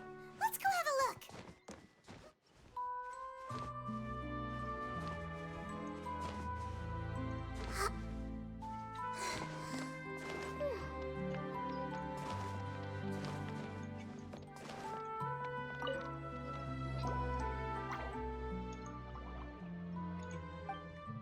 Wow, this is a lot of scripts. Looks like the water droplet has been managing them for the director. Most of them look like works in progress. Okay, well, we're looking for the master script, so... Then it should be the one one, and then check the ending. I wanna check the beginning. This is the only script that fits the bill. Plus, it looks pretty new. This must be the master script. Let's go give it to Director Zosimos. Zosimos, we got your script. Really forced teleportation. Thank you. That's a huge help. I'm running out of time here. Anyway, the stage is secondary. The performance is what really matters. Things can always go wrong on stage, but as long as the show goes on, it should be fine. You don't sound very confident in what you're saying. It's true. I realize now that a show is the art of the unknown. Even if you have the same actors performing on the same stage, the performance will be slightly different every time. Those subtle differences are what make each performance special. You have a point, but I'm not completely convinced. Okay. You sure about that? One last request. Traveler, you can enter the preprints, yes? Yes. The truth is that my sets are composed entirely of preprints. First, I use materials to make the objects. Then I take those objects and turn them into the preprint. Now, of course, preprints are really meant for making objects to furnish the domain. So using objects to create preprints is, strictly speaking, the reverse of what this is intended for. But Edea said that if this is what I really want to do, she's not going to stand in my way. Ah, so that's what you meant earlier. Okay, well, what do you need us to do? I'd like the Traveler to go into the preprint set and help move props around during the performance.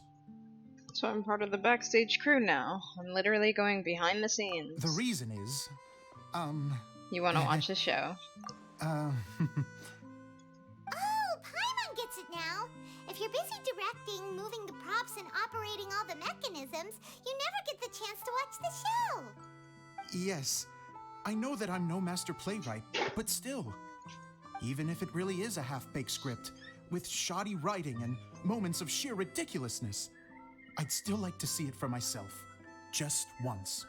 Hard to turn a guy down after a speech like that. We're more than happy to help. Thank you. Genuinely, I'm so grateful. I'll did go you- and inform the others. Then, as Did you soon give it as to you're ready, Aaron?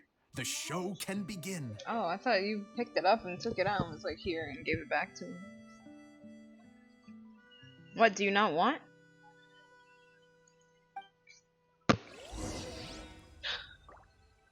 Okay, well, I'll just eat it then.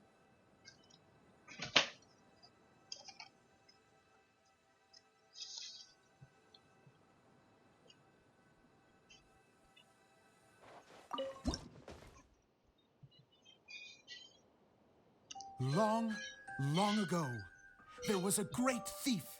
He lived in a land where the light did not shine, where all suffered in the darkness. People call me? Sorry, Kaya. Directly into the microphone, please. Otherwise, your voice'll, you know. Okay. They call me the Dagger Bandit, but no one sees that I rob the rich and give to the poor. Here in the dark, evildoers run rampant in the shadows, while the good, honest folk stumble blindly on, just trying to find a way through.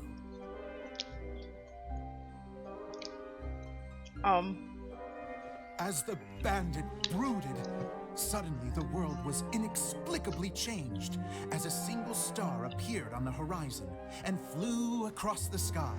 Traveler, stomp on that movement mechanism in front of you.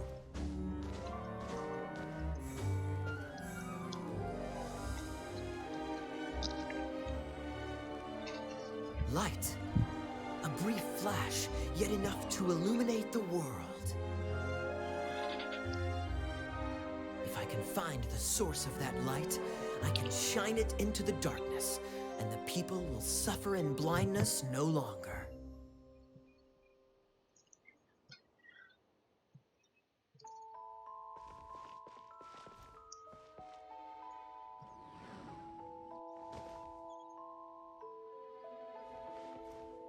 Without a moment to spare, he set off to follow the star's course. All the while, the star kept moving through the sky. Traveler, the star kept moving through the sky.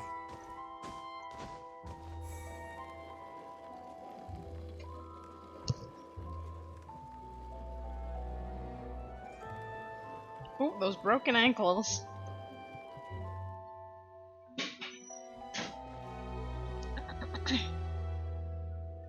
Looks like I have to go through the desert. This could get dangerous. Everything he'd heard was to be believed. The desert ahead was a no-man's land filled with horrors. Worse still, the star had landed in the most difficult-to-reach location, surrounded by sheer cliffs. But he was determined to press onward. I've come this far, and I'm not about to turn back now. The Dagger Bandit trekked deep into the desert wasteland. Yet when he finally arrived at his destination, he found not a fallen star, but a young girl, dressed in white. How strange. I'm positive this is where the star landed. Young lady, do you know where the light has gone?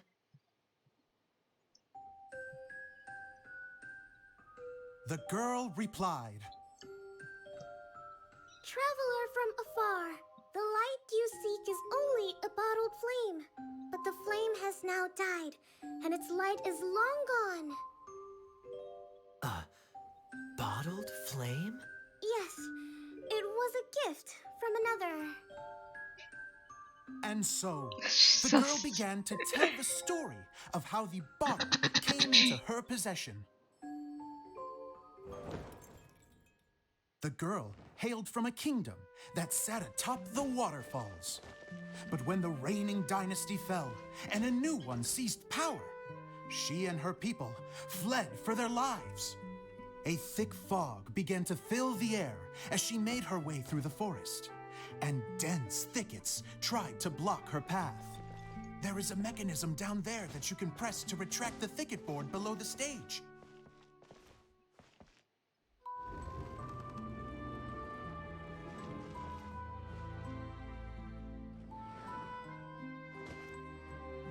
If I only had a lamp to guide me through this wretched forest, then I could survive.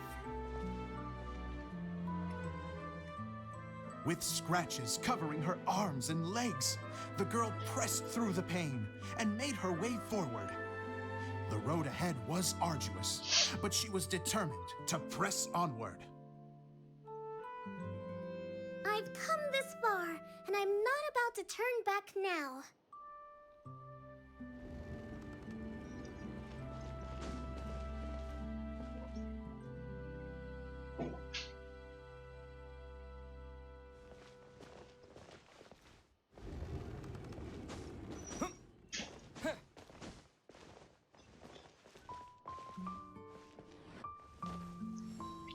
But just as she was drawing near her destination, a huge stretch of thorns and brambles suddenly came into view.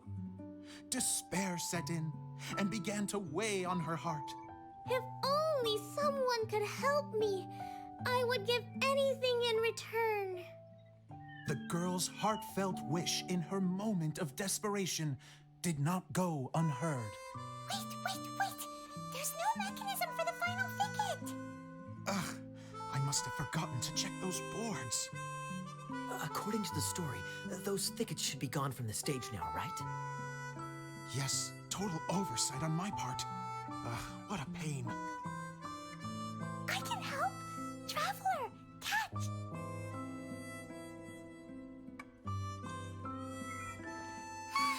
It's a Jumpy Dumpty! Way to go, Clee. The girl's heartfelt wish did not go unheard, for a Jumpy Dumpty who was passing by helped to clear a path for her. Oh, thank you, Jumpy Dumpty.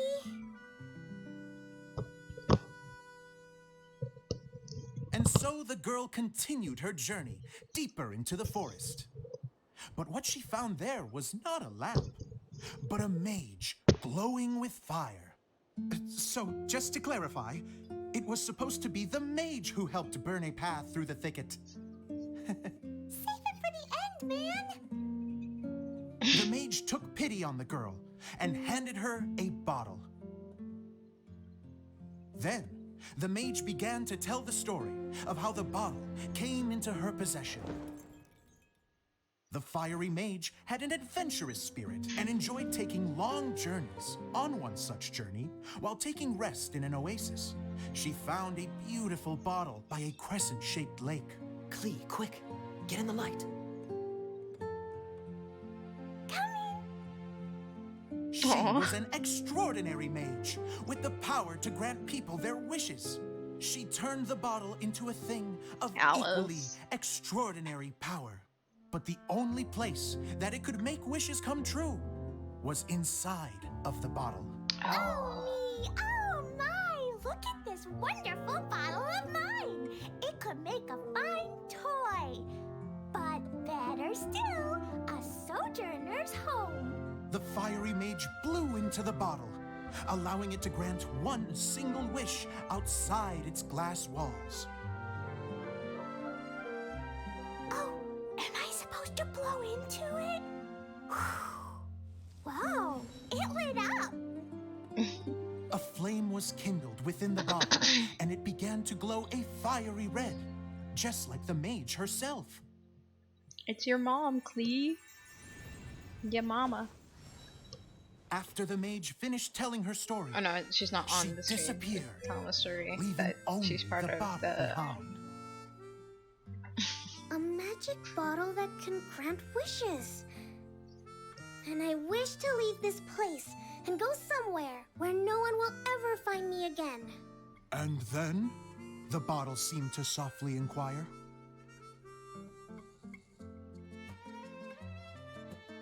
I don't know. The flame in the bottle faded as the girl's single wish was granted, and she found herself in the middle of the desert, far away, where no one could ever find her.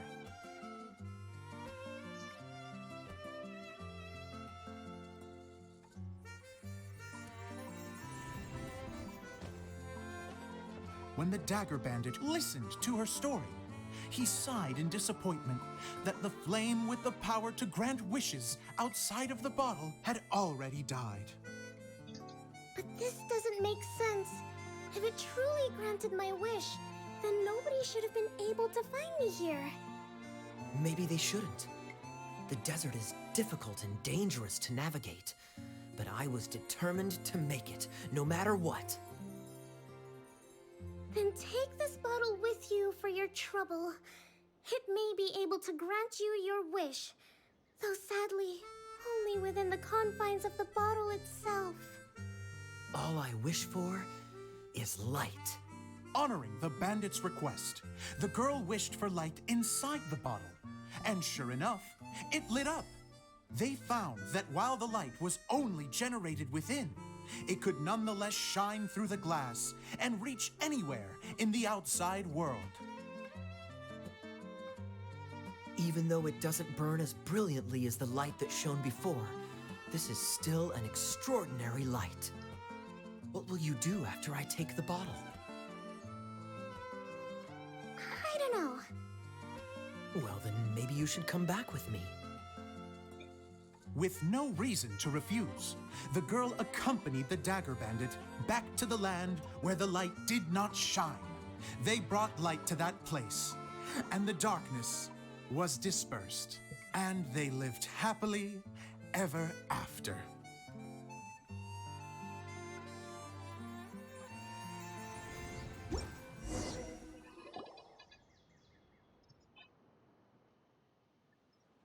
And we're done! Seems the show went pretty well.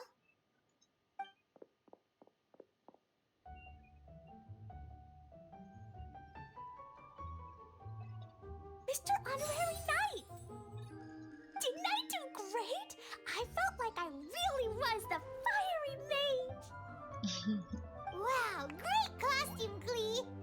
As soon as Paimon saw your shadow, she thought straight away, what a cute hat! It's the role you were born to play. It really suits you. Klee loves it! Thanks, Mr. Zosimos! Oh, wait, no, I mean, Mr. Director.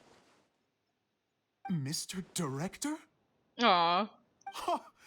No one's ever called me that before. Thank you, my dear little mage. Thank you so much. Oh, I'm so happy.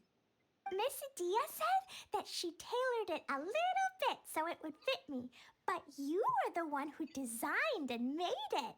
You're amazing. Little pigtails are so cute. They're so puffy and That's fluffy. amazing. And it sounds like Adia did a great job too. It was nothing really. Just one of those, oh no, whatever shall I wear to the ball moments. Sewing comes in handy at times like that. Sewing is an art in its own right. You're more talented than you give yourself credit for, Adia. Really? Oh, I'm just gonna go for a second. Please, chat amongst yourselves. Aw. Get on out of here. Go be happy. She gets embarrassed so easily. She really can't handle being in the spotlight. Idia's a sensitive person and doesn't have a whole lot of self-confidence. I hope all the excitement hasn't brought her to tears. Oh, I'm a little worried. Don't worry. I'll go make sure she's okay. I'll see you all later. So, what did you all think of the play? Any thoughts? Huh? Uh-oh. Time to get serious. Now, are you sure you want to hear what we really think? Oh, absolutely. I had the courage to ask, didn't I? So, don't mince your words. Go ahead. Speak your mind. Okay, since he's asking for it. Okay, Paimon will go first. So, the dialogue at the beginning was pretty good, but it ran out of steam as the story went on. Paimon could tell that you ran out of inspiration somewhere along the way. The characters were honestly a little bit ridiculous. Paimon didn't get what you were trying to do. The moment anyone started to show any kind of substance, suddenly the scene was over. Yes, all very good points, Paimon. I would add that in its attempt to pay tribute to the series 1,000 Nights, all semblance of a coherent was sacrificed. Plus, I do have to penalize you for the issues with the props. Damn, y'all just dogpiling on him. What are you doing back here? Oh, you know, I return like the tide when people start discussing something important. Huh. Especially when it has to do with criticizing my show. But there was one thing I liked about it. Just one, mind you. The story had a good ending. Ruby is even harsher than You my think mom. so? I thought I was letting him off lightly. Oh, you call that lightly? Dia, could I borrow you for a moment? Oh, sure. Excuse me for a moment. Back to you, Paimon. Keep up the good criticism. Okay, in that case, Paimon did have one other complaint. Let's hear it. Taking criticism on the chin is all part of being a director. The ending was all wrong. The girl's motives were clear and simple the whole way through. It was kind of jarring when all she had to say was, I don't know. And doesn't anyone else find it weird how her whole community was on the run, but she was only looking out for herself the whole time? You okay, Zosimos? I'm fine. I'm not going to improve without feedback. I also learned a lot this time with the chance to be off stage. To be honest, it was a dream come true. What a great attitude. You don't seem upset at all by our comments. I wouldn't say I'm completely unaffected, but you're only speaking the truth. They're all very valid points. Still, now that Paimon thinks about it, you did finish the script in a bit of a rush. Maybe we were being a little too hard on you. It was quite ambitious. That's perfectly fine. Nothing is as important to me as my work on the stage. We all use our imaginations when we're kids, right? I used to play with dolls and my own cardboard cutouts by the light of an oil lamp. The shadows would come to life and dance on the walls. I never got tired of it. Fast forward to now, and in many ways, I'm still that same little kid. Lying on his bed, making sound effects. And I get the same joy from running a show now as I did in my little bedroom theater. Of course, a director can accomplish nothing without a cast and crew. So on that note, I want you to all know that I am eternally grateful to each and every one of you. Hey, don't mention it. We had a blast. Okay, here, take this. Your component, as promised. An oil one? It's the bottle from the show! The one that lit up when I blew into it.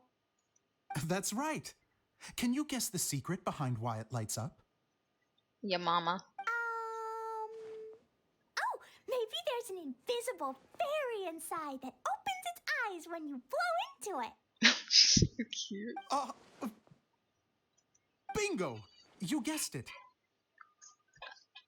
That should do the trick. Oh, wait, this needs tightening up a little. Hold on, this will only take a second.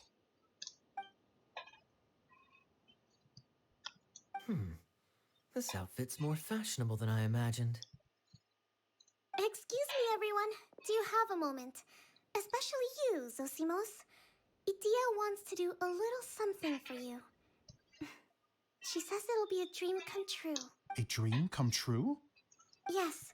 She said that as useless as she is, she wants to do something for you as the first person to have heard of your dream of being a director. Her words, not mine. I have to disagree, though. I have never thought of Idia as a useless person.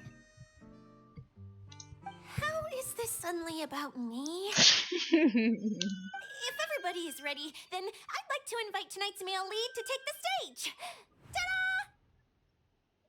When he comes shutting out in the fit.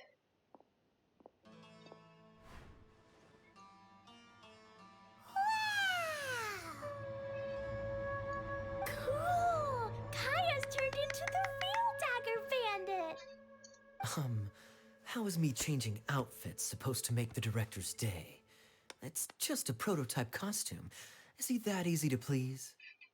Don't be silly. If I know our director, nothing will make him happier than to see his ideas brought to life by the right actor. Well, then I'm happy to oblige. Who am I to argue with the star of the show? Zosimos drew up countless designs and made a few prototypes before landing on this one. It just needed some tailoring to fit properly, so I made a few stitches here and there. I hope the result isn't a disappointment. Oh, it's perfect. Idia, I'm... Oh, I'm so touched. Thank you all. You've made me happier than I ever thought I could be. Good for him. After seeing his performance for the first time, Zosimos cries tears of joy for a dream come true. How are you doing? Recovered? Oh, I'm good. Thank you again, Idia. Oh, please, don't mention it. Well, now that we have the final component, it's time to say goodbye for now. Let's head to the core of the Veluriyam Mirage and get this place fixed up. Can I keep wearing my costume? Please do, by all means. Both of you can keep your costumes. It seems only fair. Yay! Kaya, keep wearing yours too. It looks amazing. I agree with our mage. I'm sure it's not every day you get to play such an unforgettable character. Sure. I think I can be a bandit for a little longer. Bye-bye, Mr. Director.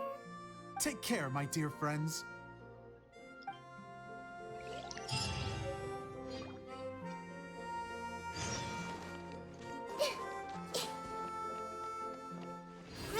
Grow.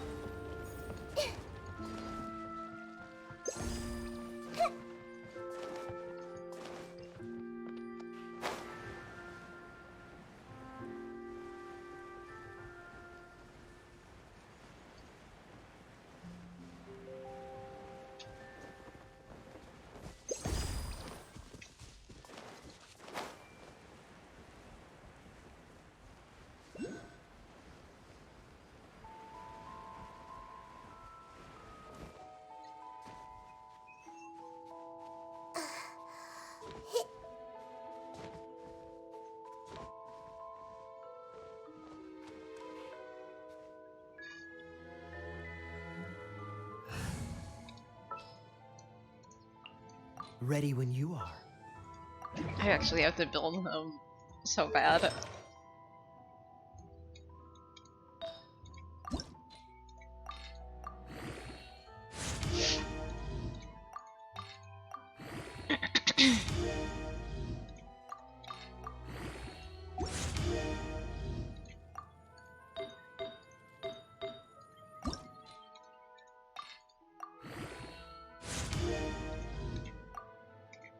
Ooh, a crit rate roll, let's go.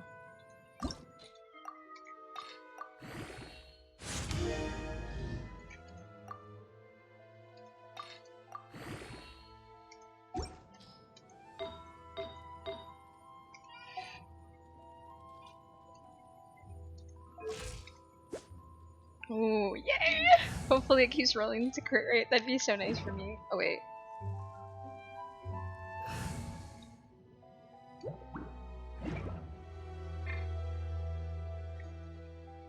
I don't even know where to start climbing. Is it not? Frostbite. Oops. Didn't mean to do that. Whoops. Well, whatever. Pretty castle. Quite the find.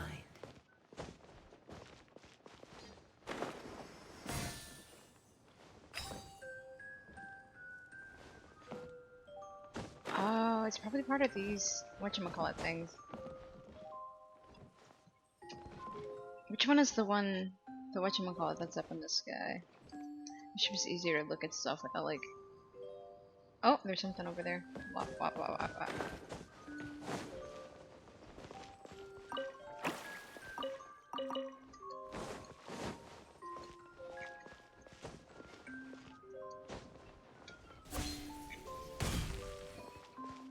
I'm so glad Kaya got a skin. I'm so happy. I've been waiting.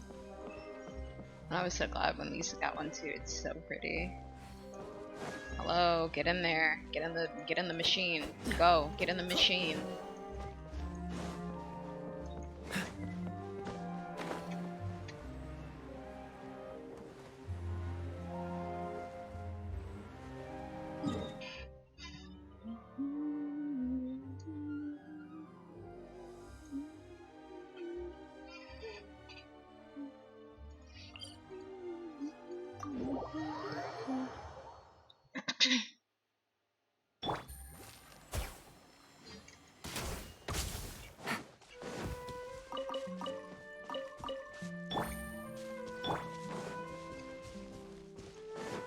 Why am I going that way?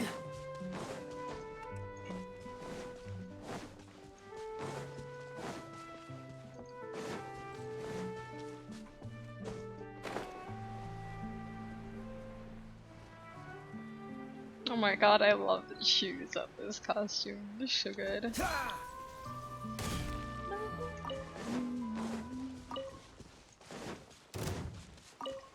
Y'all nosy. Quietly now. And shroud. Let's nip that in the bud. Yeah.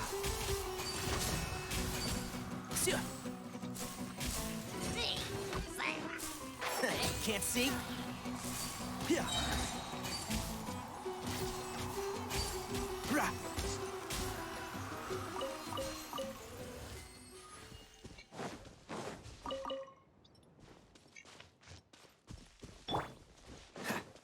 What's the hurry?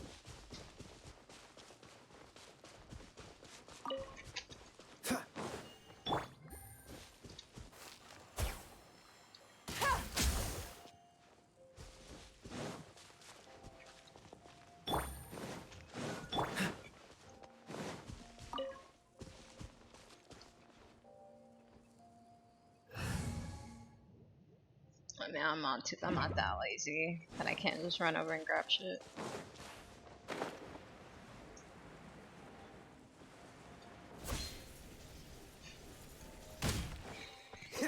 Cool it. What's the hurry? I don't know what was so funny about dropping down on these little guys, but it was funny. What's the hurry?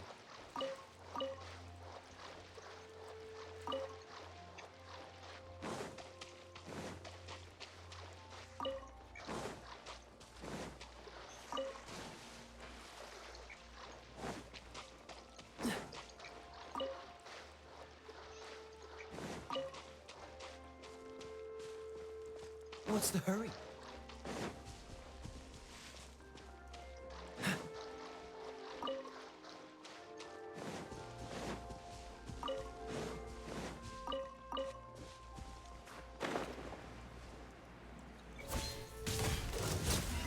Oh! How much damage did he do? What? Huh? I wasn't even looking. Hold up. Oh, hold up.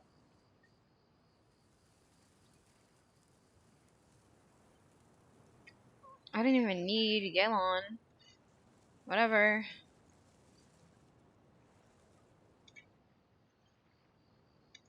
Okay, yeah.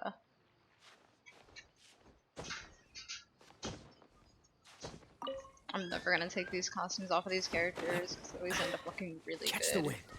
Like Lisa's is really good. I like Ningguang. Well, Ningguang's I like, but I like Ningguang to match my Geo team with all like the warm colors. So I don't use that one. Officials What's is the really, hurry? really good. It made me want to build her. Same with Lisa, but I'm not great at devoting time to one Catch the character wind. to build them.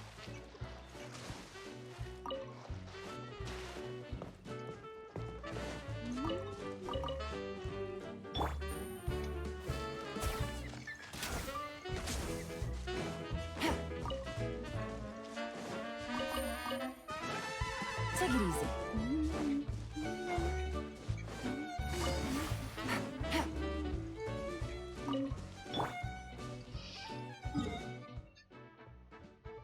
Why did I end up all the way over here? I was supposed to go this way. This is why I can't do stuff, because I get too distracted.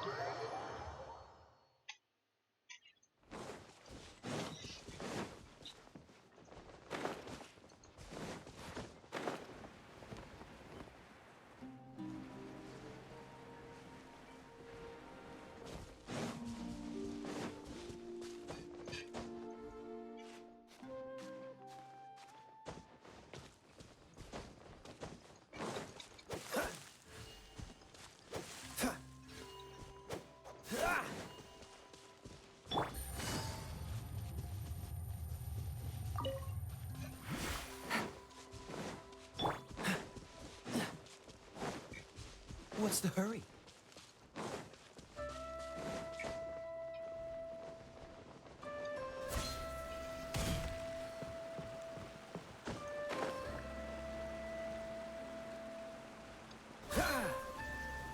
Dodge this! One with the forest. Sia. Rah. Sia.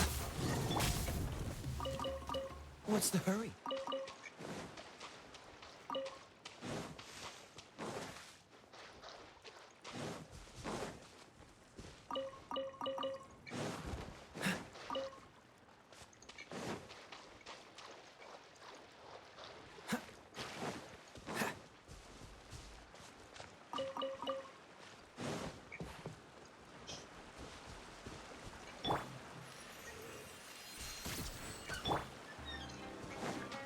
Cool it.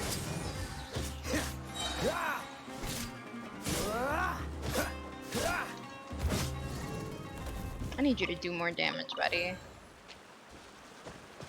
Oh, that's why! The sword! I forgot about that!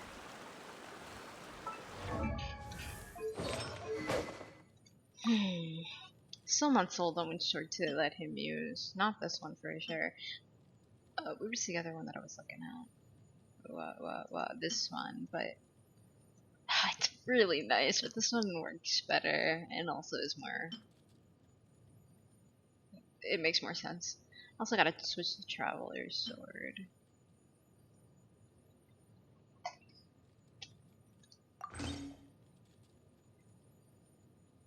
What am I doing? I could do it this way. Wait, no. Yes. I mean, I could have done it anyway. Never mind. Whichever gets this one. Maybe I should give him back Favonia's sword and give this back to, what's his EM looking like? 71? I definitely need HP for that shield if I want to have that shield as a... You know what, my guy is never gonna really be close to death like that again, so...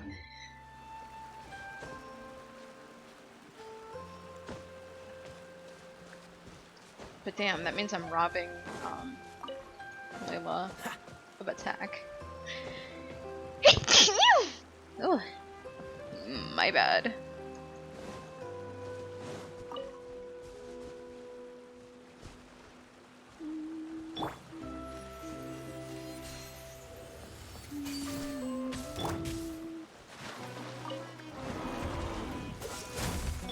Gotcha. Ha. Take it easy. Cha. Oh! How much damage did you need to do that much damage?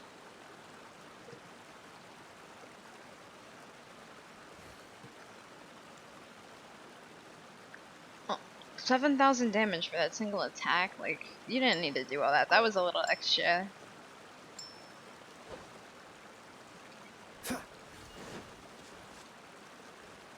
Is there an easier way to get up here without, like, all the climbing?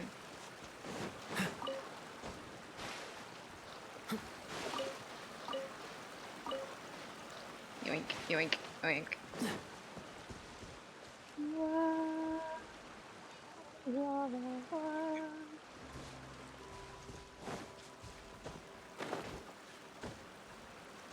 Probably actually teleporting to the point that's closer to the entrance, but I don't care.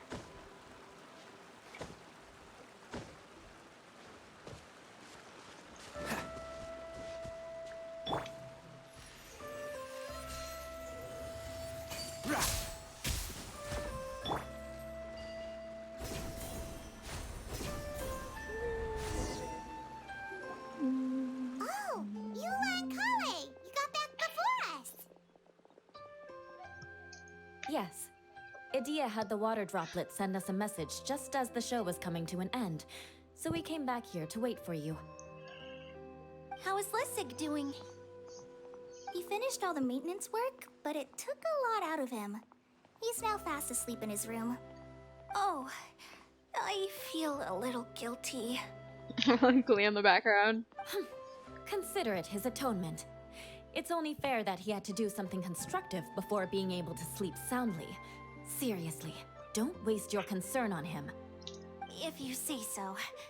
Okay, without further ado, let's go and fix the domain! Isn't this where we first met Water Droplet?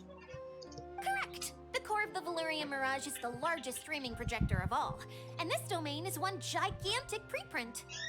Oh, so everything we've seen is created by this? That's incredible! So, to fix it, same process as usual, right? Do we need to use the preprint? Exactly! Well done! You catch on quick. We've done it a bunch of times. It's not It's that hard hard. to forget after doing it so many times now. Exactly. Took the words right out of my mouth, Paimon. Maybe that guy was right. Maybe Zosимos was right. You are a little mind reader. Let's get going. This is the final step. Okay. Yay! Suddenly Paimon's really excited.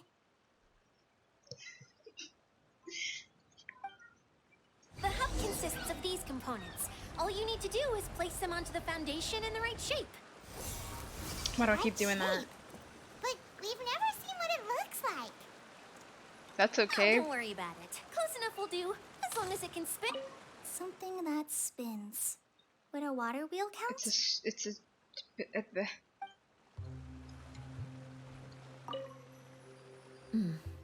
I guess it'll be time for us to leave once this is fixed.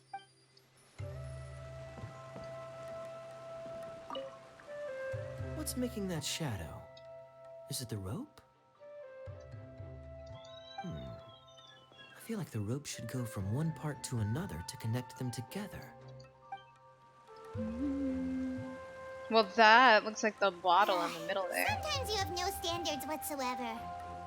Who are you talking to? Are you talking to me? It's like doing a jigsaw puzzle. Kokomi. If I remember correctly, Yeah, I cog. think there's supposed to be a small cog on the right-hand side. So maybe that's the... Candy box. Wah, wah, wah. Wah, wah, wah.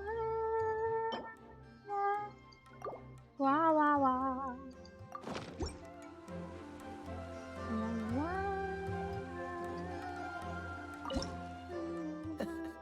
Seems all the other knights already have their hands full.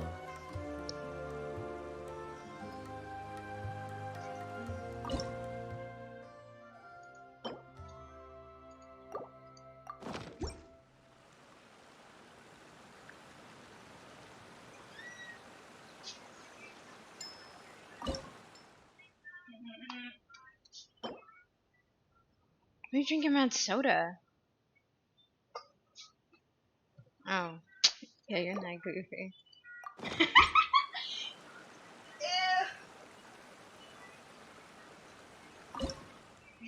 Yo, you're dripping on my mouse pad.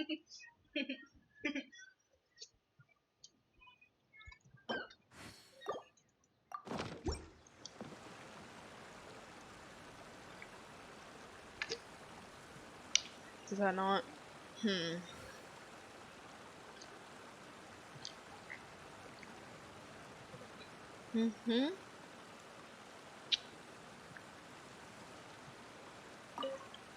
Come on, let's get moving.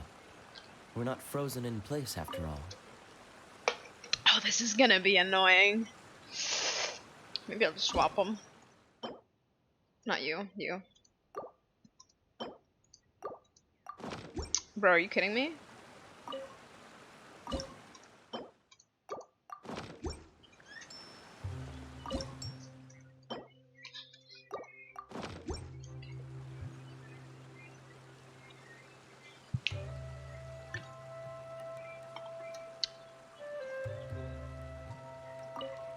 I didn't know you were such a slacker.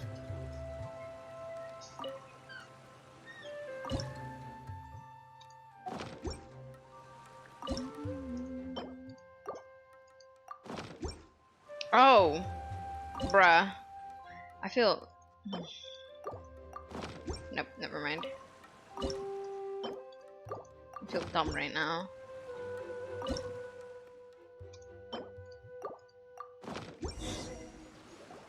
Why didn't it register? I was trying to copy that other half of it. But why isn't it turning? The components are back in the core, and the hub is restored to its proper shape again.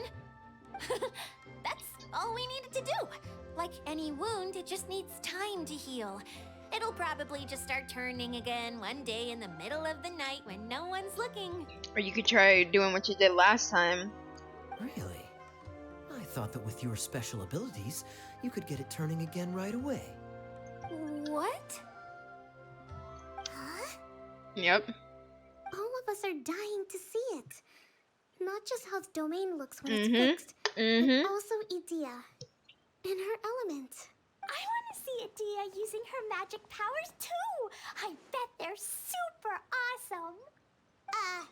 What are you guys talking about? And how is Clea on this, but Paimon isn't? Haven't you noticed, Paimon? They're referring to our mascot's true form. As I've said all along, there's much more to Idea than she gives herself credit for. She has a very special power.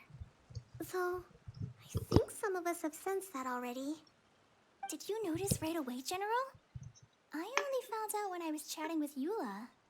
So our general was the first to notice. It seems like she's more perceptive than she lets on. I'd say the same about you, Kaya. What the? All of you? No? I mean, I wasn't trying to hide anything from you, I promise.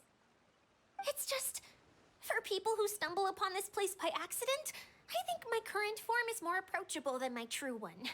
I don't want people to get scared when they see me. I figured. What? What is it? And whatever it is, how the heck does everyone know about it? Come now, Paimon.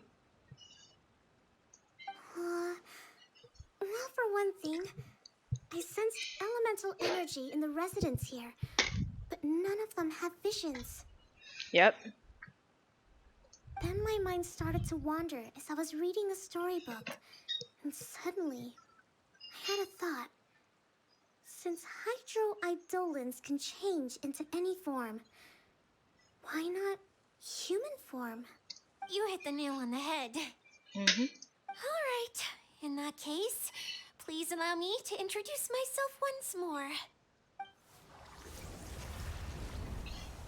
Yep. There we go. I am Oceanid. an Oceanid who was Oh, exiled here when the Oceanid. former Hydro Archon passed away. My name is Adia. An Oceanid. Wow. Oceanid. Adia, you're so pretty. Now that I'm in my true form, I suddenly feel a little embarrassed talking to you all. You look stunning. You should be flaunting this look at every opportunity. Come on, I'm too shy. Wait, so does this mean that all the people we met in here are actually... Not people. I'm guessing that the human counterparts to these Hydro alter egos are long gone. That's right. When they wanted to leave, I took them to the edge of the desert.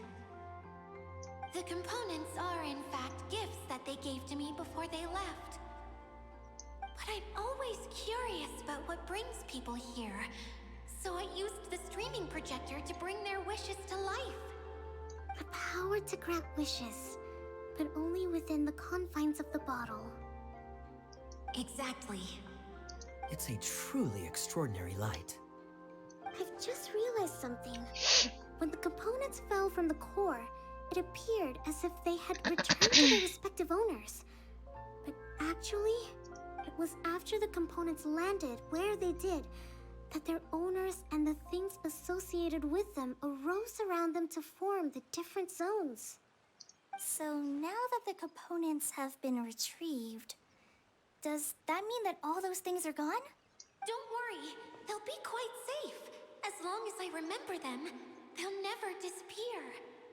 However much we might criticize each other or get into scuffles, in this Mirage, they will always be my friends. That's kind of sad. But nobody's actually here. It's just her. I had so Well, much aside from fun in us. the choo-choo cart and hanging out with Mr. Director. I'll never forget them either. Me neither. I'll always remember my adventures in this fantasy land. Very good. But it's probably time I set this wheel in motion. This one's all yours, Adia, our magical mascot. Please work.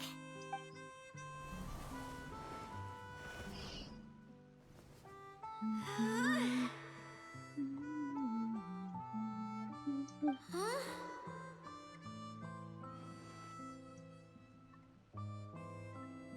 Huh? That's strange. Nothing happened. Has it lost some power because of the incident? Oh, crumbs. Not now. Not right off the back of everyone putting me on a pedestal and me acting like this is going to be my big moment. Oh. Someone get me a bottle. I'm hiding myself away. See you in 100 years. You're already in a bottle. What now? This was the only way. Now I'll never be able to show you how the Veluriyam Mirage is supposed to look. Hold on. I have an idea. Yes, General Sangonomiya? I'm all ears. If it's okay with you, would you let me borrow the Shinro casket from the domain's core?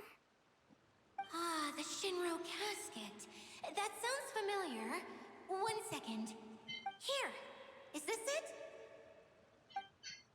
Wow! A huge shell! It's the relic that Kokomi mentioned earlier. So this is where it's been hiding. It was once a ritual vessel used for making offerings in the Moon Shrine. It's made from the remains of a yokai called the Shinkiro, and it can listen to the wishes of those who come to pray to build up Shinki, which gives it its power. Several centuries ago, the relic was lost when the last prefect of Yashiori died in battle. Its final resting place was unknown. The pearl that goes with it should be able to sense the casket's location. But when, unbeknownst to anyone at the time, the casket disappeared inside the core of the Veluriyam Mirage, the pearl's light died out. Huh? How come? Well, imagine it was a sound instead of light. If the room is too big, you can't hear anything from outside the door, can you? Oh, I get it now. The shell must have been having too much fun one day and got locked in the solitary confinement room. I understand now, too. The core has been wearing out recently.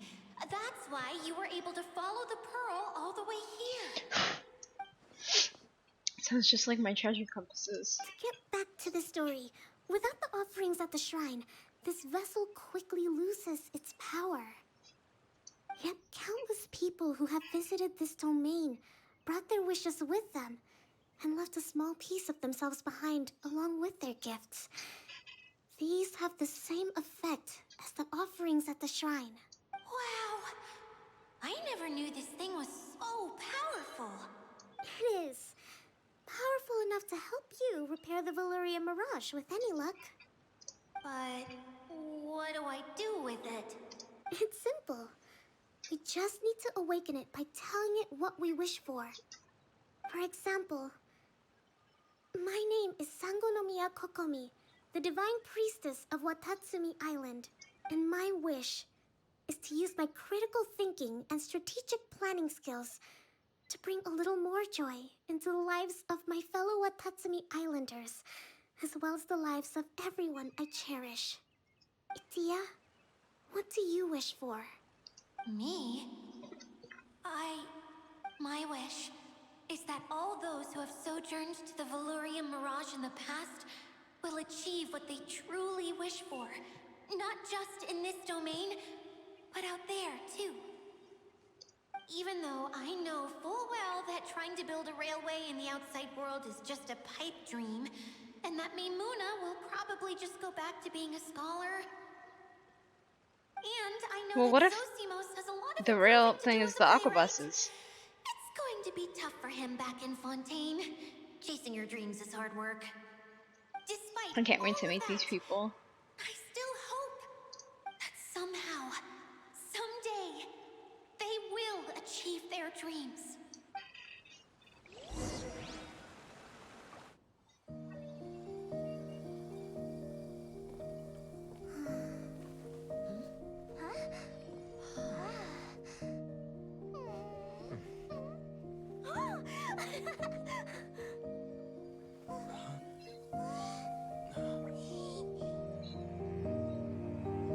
Okay, the combined power of our hopes and dreams is at your disposal.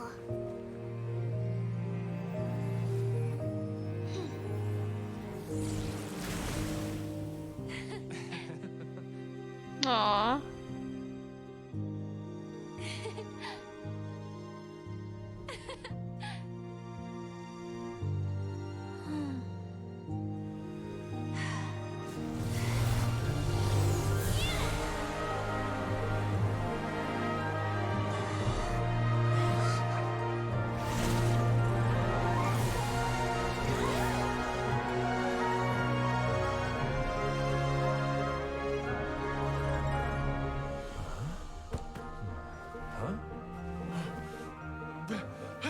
Look! The wheel's been fixed!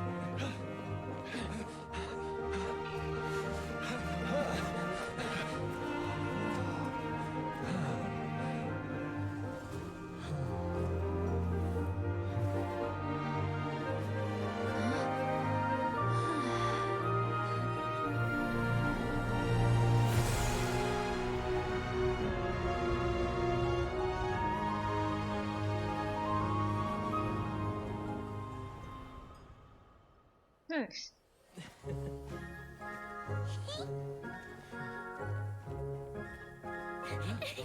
on, hurry!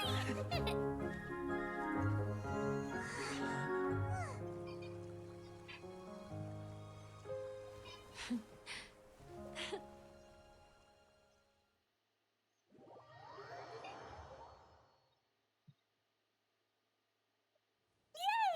Dia, you're back to normal. Are you alright? Everyone's praise and curious questions went to my head. I said so many things I'm so ashamed of, and I lost the courage to live on. Please don't say that. Yours was a noble wish. Yeah, and you weren't granting wishes for yourself. You did it for other people. I have friends like that too. Other people's hopes and dreams are what motivate them. They'll work tirelessly just to see them smile. Kaveh literally If you came in ask me, here. That's one of the most noble Fix things the a person buildings. can aspire to. Please, no more praise. I'm really not comfortable with it. It makes me feel so ashamed. Someone like me doesn't deserve so many people's praise. It's like I'm dreaming. Well, at least the domain is fixed now, and all the components are back in place. What's the matter, Klee? I suddenly have loads and loads of more wishes.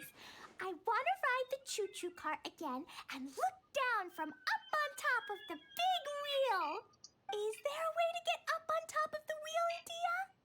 There is a way, but there's only space for a very few people. That's okay. I can go up by myself. But it'd be more fun with Mr. Honorary Knight. I shall not leave your side, my lady. Are we sure about this?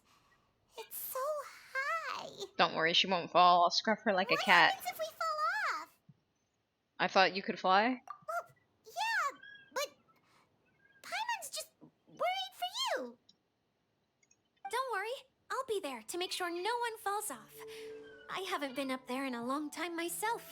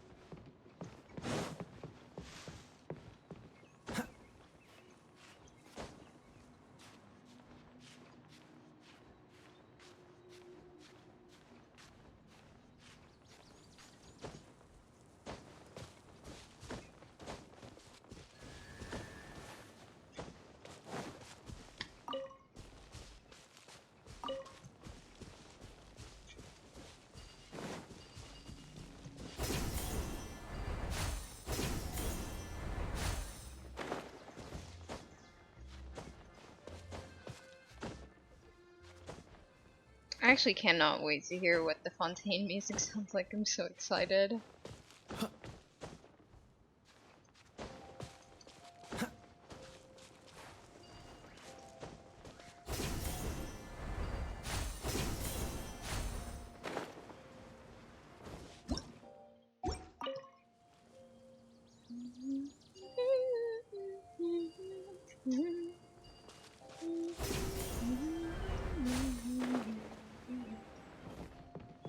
I'm gonna get up on that island that's not attached to anything for you.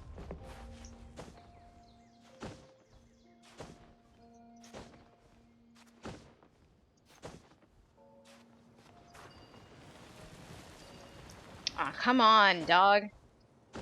I'm literally pressing the button to jump backwards in a way. Whew.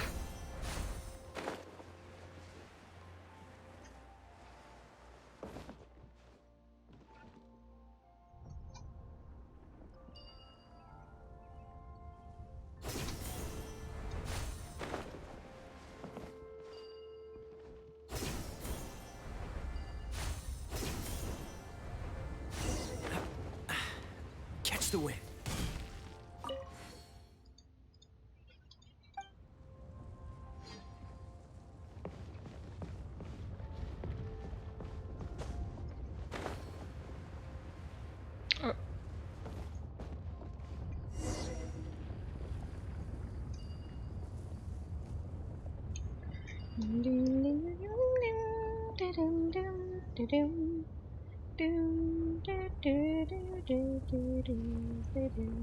Why is there one just sitting there? Wow! So high!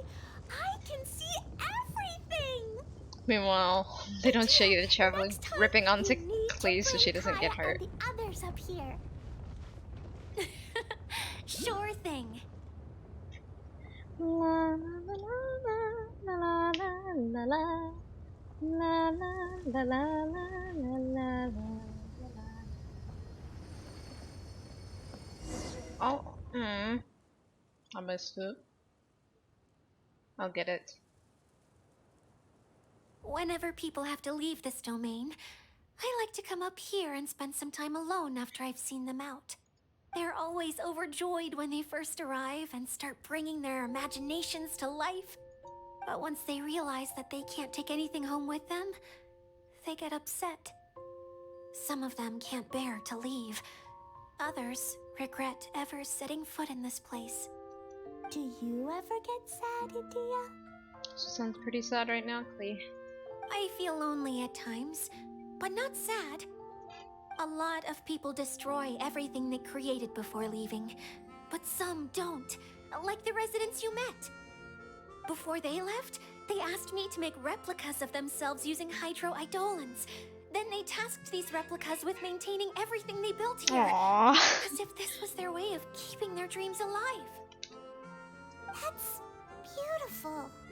Yeah, I don't know how they're faring in the outside world, but just the thought that one day they might achieve their dreams and live on the outside just as their counterparts do in here, that's enough to make me happy.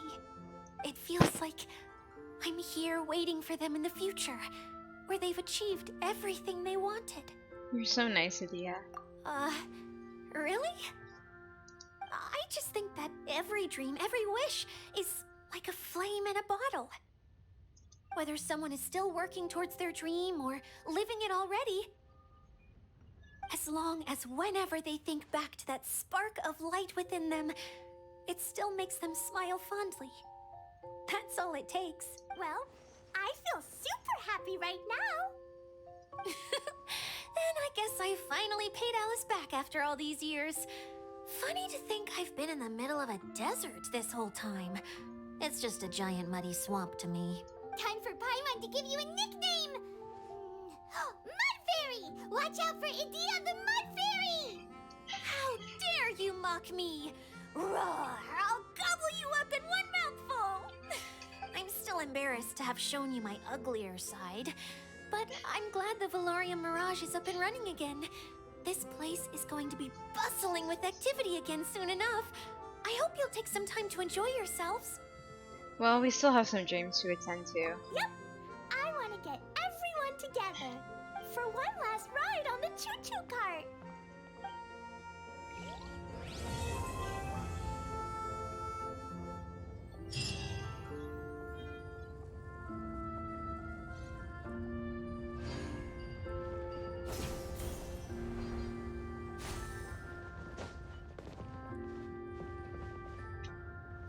I wonder, can I just stand on this?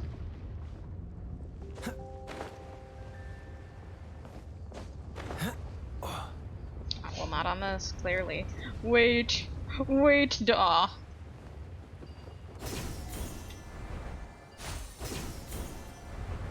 La la la la la la la la.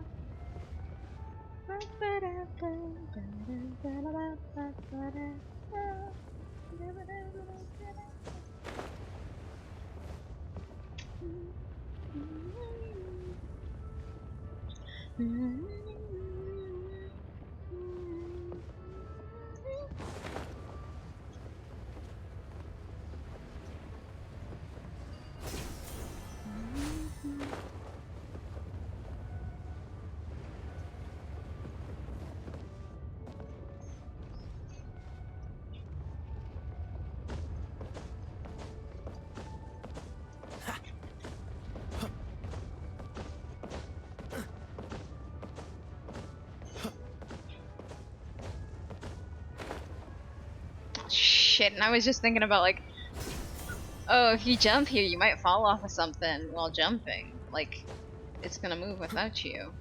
And then it happened. Oh, misery.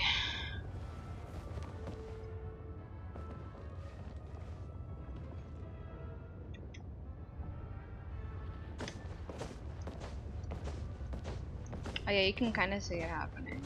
I don't know if it's because I'm jumping and then it's like just pushing me to the side.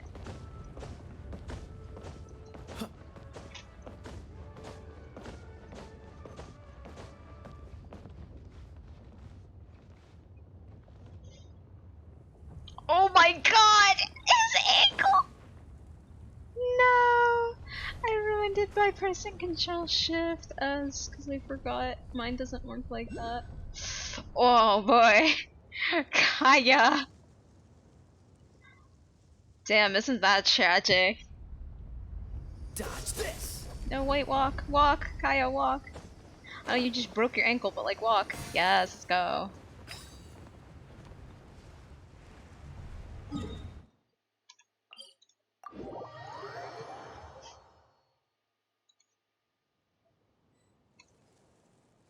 But maybe that is a great time to end everything.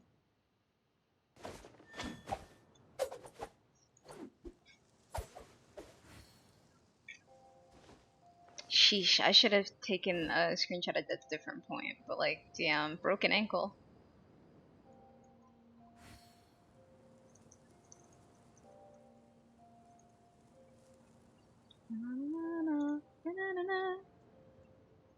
It's about to be 3 hours, yeah, you know. Seems all the other knights already have their hands full. I can do all the rest of this stuff on my own, I think. Yeah.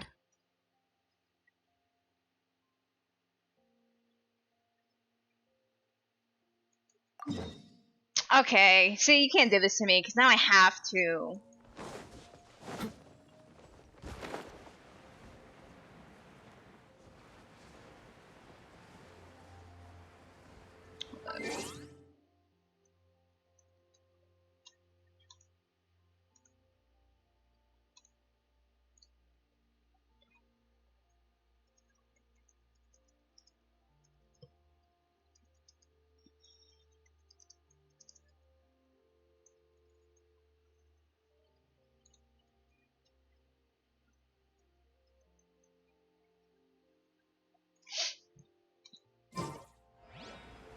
Damn, Kaya broken ankle. Well, at least now I know if I stand on any roof with a slope that high, Kaya's ankle will break. Damn, I wonder if that cart thing is working now.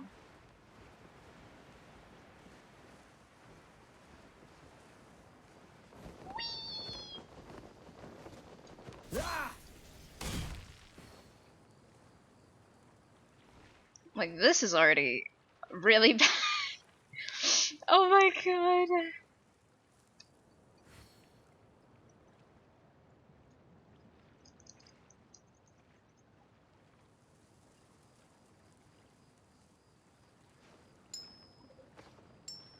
Stop animating.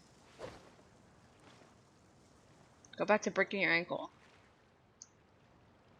So I need to save that one for a screenshot. A screenshot. Broken ankle Kaya. I mean, what more Come on, could a let's get Kaya moving. mean want? We're not frozen in place As if I after still all. mean Kaya. I'm a Bennett main at this point, tragically. Bennett main with dookie luck. I love the music here. Oh, everyone's chilling over here. Well, not everyone. Where's Kale? Oh wait, never mind, Kale is there.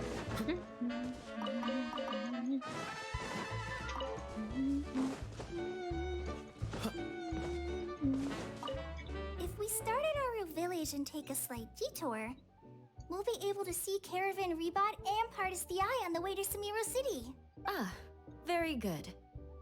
Oh, planning to do any souvenir shopping along the way? You can just focus on buying the gifts. I'll carry the bags.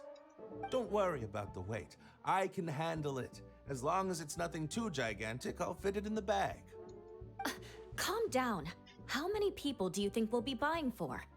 Mom, Albedo, Master Jean, Oh. Razor, Diona, and Mona, and Fischl? What's that look for? Nothing. So, Klee, what are you planning to buy for everyone?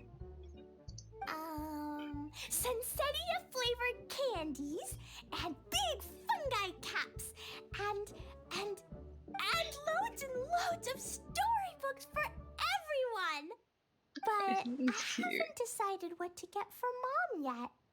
There's no rush. Let's see what they've got. And if you're still unsure, we can help you decide.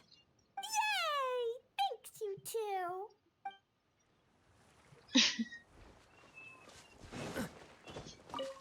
You don't plan on taking the shell back with you, Miss Sangonomiya? No. I think it's better if it stays here, with Idia.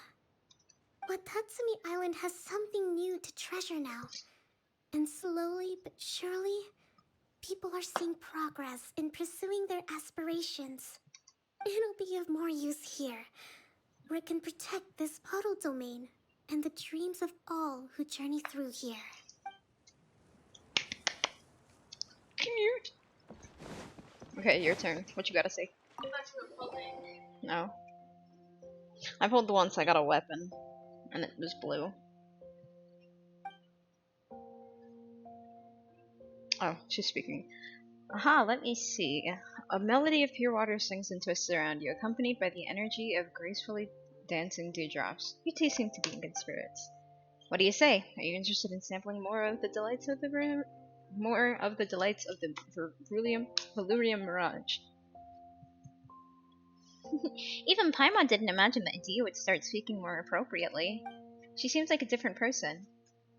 Wait, is she a different person? Are you another creation of Idia? My body has always been my own creation. Alright, that's enough talking about bygone days. Hey, Idia seems much more lively. That's so wonderful. Wait, what were we talking about? Sampling the delights of the Veluriyam Mirage? Traveling around can lead to lots of pleasant surprises. Maybe there's a huge trove of treasure. Exactly. Great minds think alike. We'll have to explore every nook and cranny of a mysterious place like this. Chest of hidden Mora. Gotta find them all. Aha! I mean, truly appreciating this place, not just wandering around it. Though if it's treasure you're interested in, why not give the Returning Curios a try? It's an old tradition of our newly revitalized Veluriyam Mirage. Returning Curiosity? Why hasn't Paimon heard you mention this before? Returning Curios, as the name indicates, refers to a multitude of fantastical items that have been swept into the vortex and funneled into Veluriyam Mirage. This project goes back many a year. Originally, a veteran adventurer stopped here and was deeply moved by the scenery. It goes without saying that my hospitality helped considerably. Anyway, he buried his most prized possessions in the place that touched him most deeply. Those were his mementos, 3 pocket watches made of Mora. Before leaving, the adventurer left the poetic cipher and asked me to tell it to later guests to see if they could find it. Watches made of Mora? Sounds shiny and valuable. I don't know how valuable they are, but when I mentioned it to later guests, they were even more excited than Paimon. They sort of retrieved the treasures left by that adventurer. Unfortunately, though they searched the whole Veluriyam Mirage, they were still unable to find the treasure trove hidden by the cipher. But in the process of searching, many guests began to relax and enjoy themselves, and also traces of nervousness they had when they first entered the Mirage. Though they never found the adventurer's treasure, they found the idea fascinating and chose to leave behind their own gifts in the Mirage, burying their stories and entrusting me with their care. In the end, though I never expected this, it has become a sort of a tradition here. This is Returning Curios, deciphering codes to reveal the treasures guests pass, and then passing down our own stories. What about the watches? Were they ever found? Ah, now that you mention it, what did happen to the watches? I only remember the stories he wanted to tell. Right, what was that cipher again? Give me a moment, let me check to see if there are any records. Idia, didn't you promise the adventurer? You need to be more reliable. Don't blame me, it was ages ago. There's been so many guests since then, too. Just stories upon stories. How can anyone expect me to memorize everything? Anyway, it's not about the value of the treasure or the watch, but the stories hidden inside the treasures. Yes, that's it. As long as the stories live on, treasures and such are just the cherry on top. What do you think? Would you like to join the tradition of returning curios? After all, the special memento you leave will be retrieved by someone else in the far future.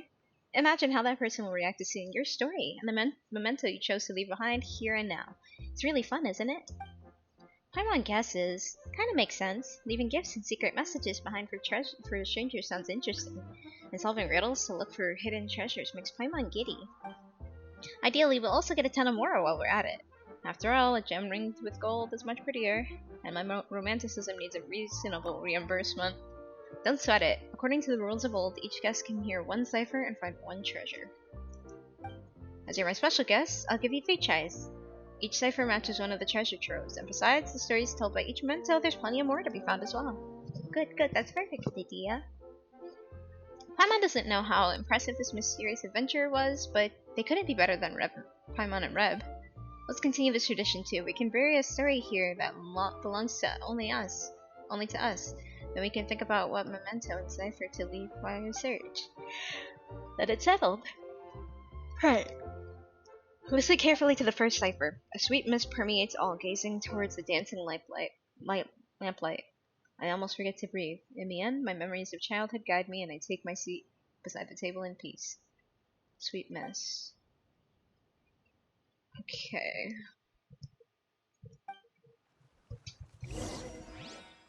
Cipher mentions sweet mist.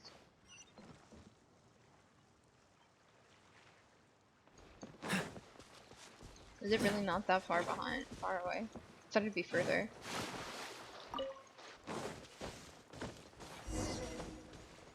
Lamplight. Freeze!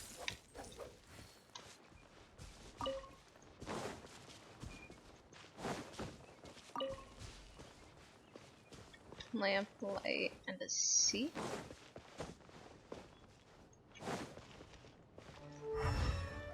Oh, for real, that's crazy. I never even thought to do that. Literally just hide your Eidolons taking human form. Alright, I need to look for, what was it again? Oh, it's in this area. Oh.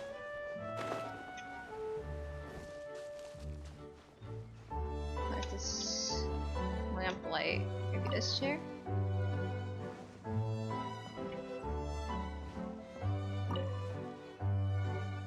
Sweet mist. Oh.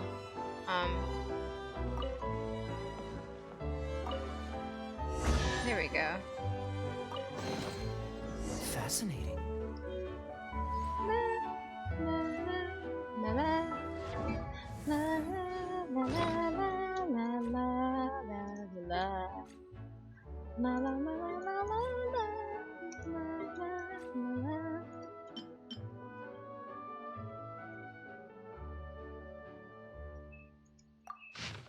To the traveler who discovers this treasure, if you are reading the text now, you must have become one of Miss Idia's most esteemed guests. The bag you find within the treasure chest is an old ration bag of mine. It accompanied me over mountains and hills and across vast empty deserts, sustaining me for several decades. Please allow me to use it to pay you a warrior's tribute, as well as give you my best wishes. I was once an ordinary mercenary who chose to fight and live and fight in solitude. My reason for becoming a sellsword was simple. I wished to exact revenge on the bandits that terrorized the land. When I was still very young, my family's caravan fell into a bandit attack. My parents, who rode at the head of the caravan, never returned.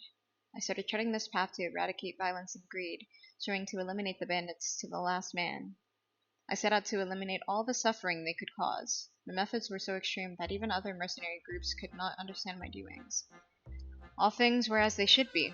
Eventually, one day, there would be no bandits, or there would be no me. But in a twist of fate, one day, I happened to track a group of bandits to their stronghold. An easy task considering my experience.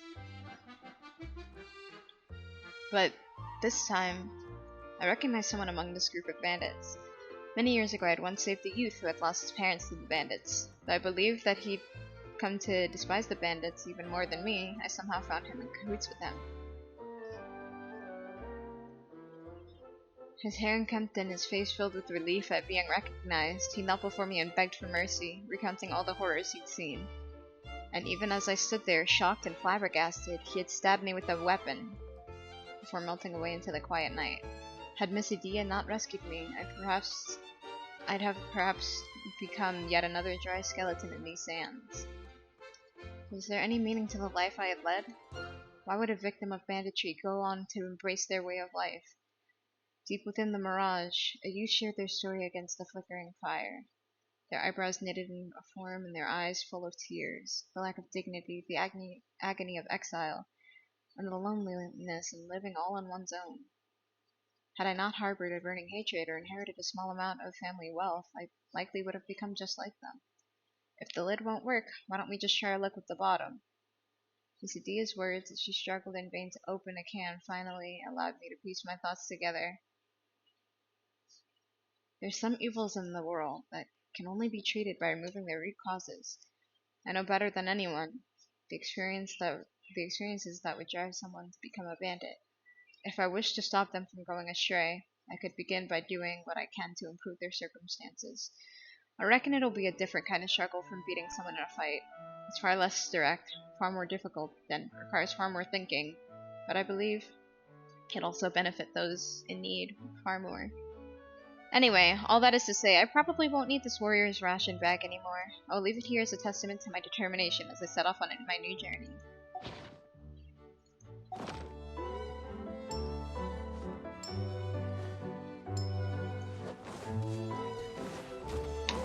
Cool it!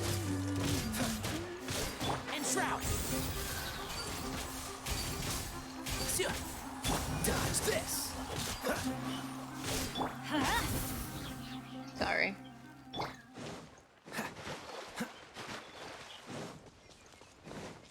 Idie, I'm kinda killing your kids, sorry. Back so soon? Such skilled treasure hunters. Haha, the first cipher was too easy. We knew where to go immediately. What was with the memento inside the chest? It seems like it's from a person who gets hungry easily and stands outside restaurants enticed by the smell of food. The memento is their snack bag, right? Paimon, I know you are not talking about that. Okay, whatever. You're not completely wrong, but not totally right either. The traveler who left this first chest was a disciplined warrior. When I saw him in the desert, he was covered in wounds great and small. It was clear he had survived a bitter struggle. A tired, hungry person would obviously be drawn to the smell of a restaurant. It makes sense such circumstances would inspire words written, even a few lines of poetry. Whoa, that's actually really different from what you thought. Why was he fighting in the desert? If I speak too much and add my own interpretations, it will color your perceptions, and you won't experience their story as they wanted it told. I literally read the thing, it's okay. The memento has his notes. Take some time to read them if you're curious. Okay, fine. In that case, Reb, you read it when you have time, and then tell my mom the important bits. Let's move on. I want to share the cipher for the next treasure trove. A shooting star of vines carries me, traversing a forest so quiet and peaceful, to finally arrive in the secluded dreamlands of here. What do you think? This one will keep you guessing. Activate all those smarts of yours and find the second treasure trove.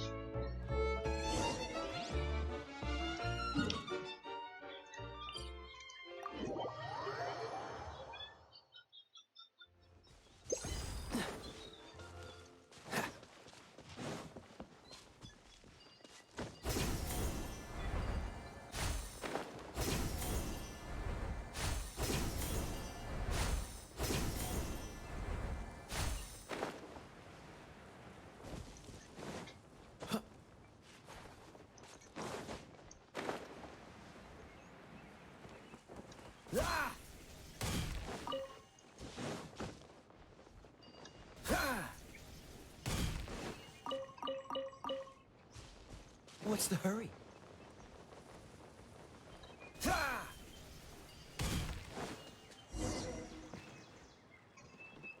Oh, thank God. Finally, I get this one. Let's go.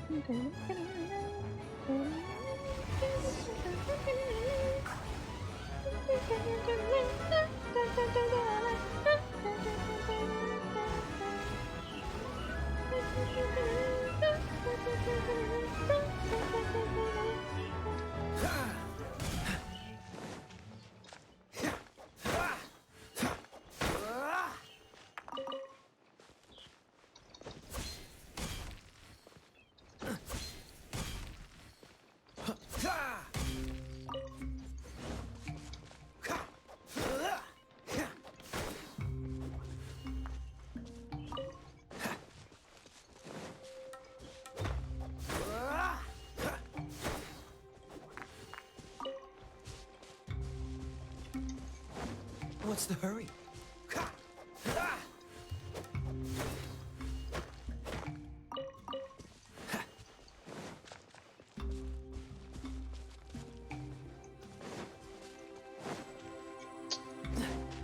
Fine.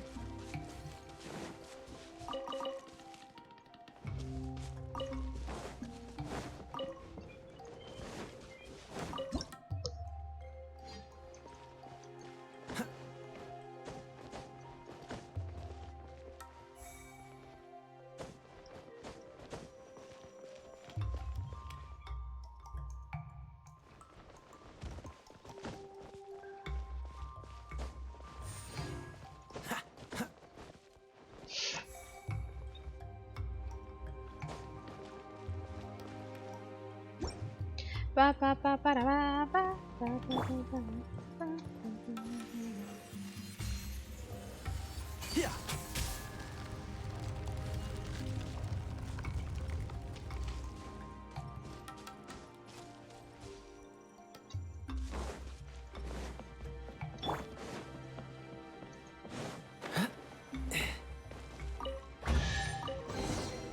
Fascinating.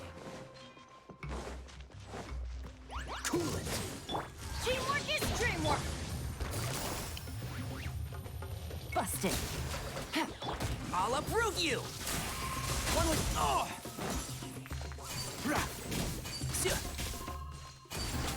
Dodge this! Don't get frostbite.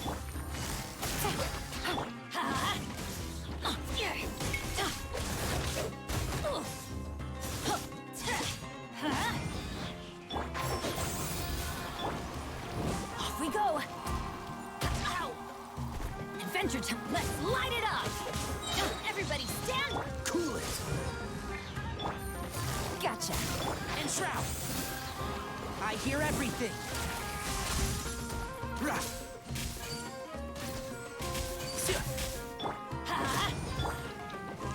Freeze!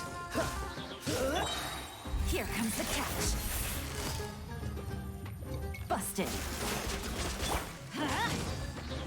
One with the force! Cool it! This moment will be frozen in time.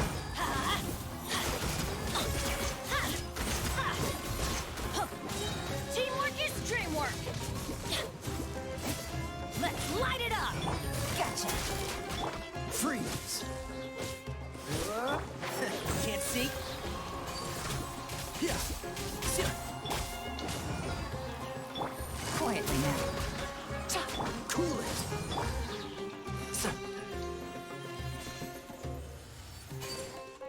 And shroud! Yeah. Freeze!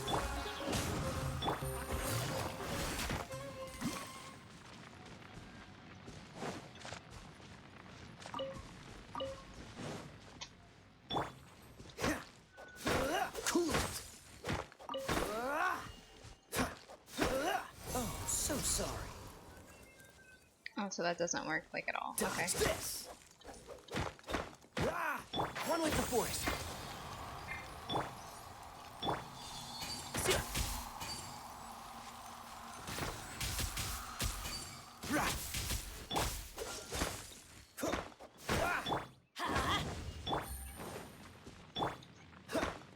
Freeze!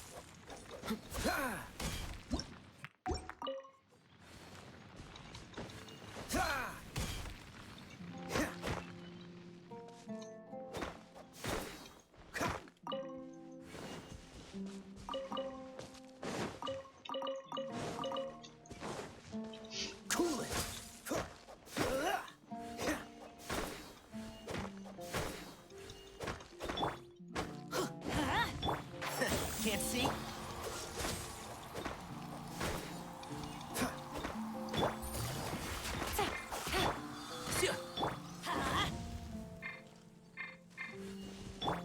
Dodge this! Whatever, I guess I'm just gonna keep going and smack this.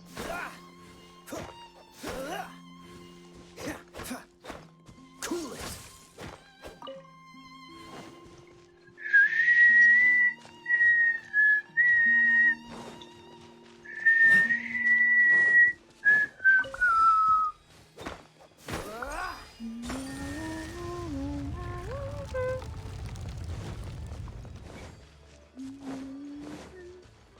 What's the hurry?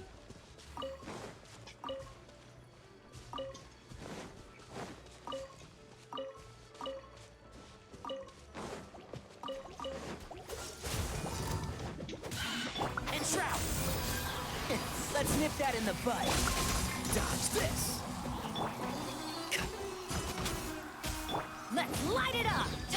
I'm going in! Can't see? Cool it!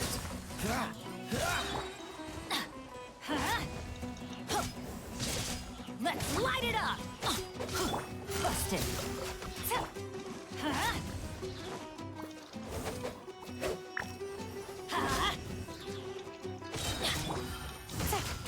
Dodge this! Let's light it up!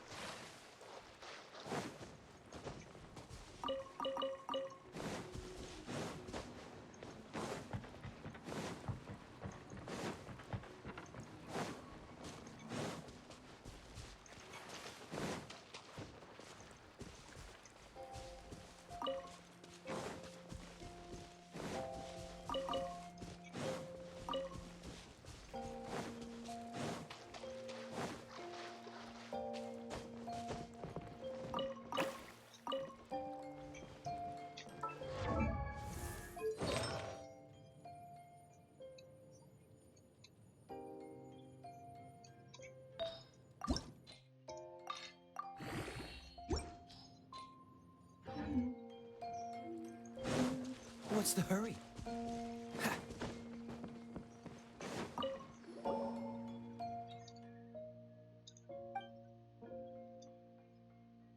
Just a simple box. Can we open it?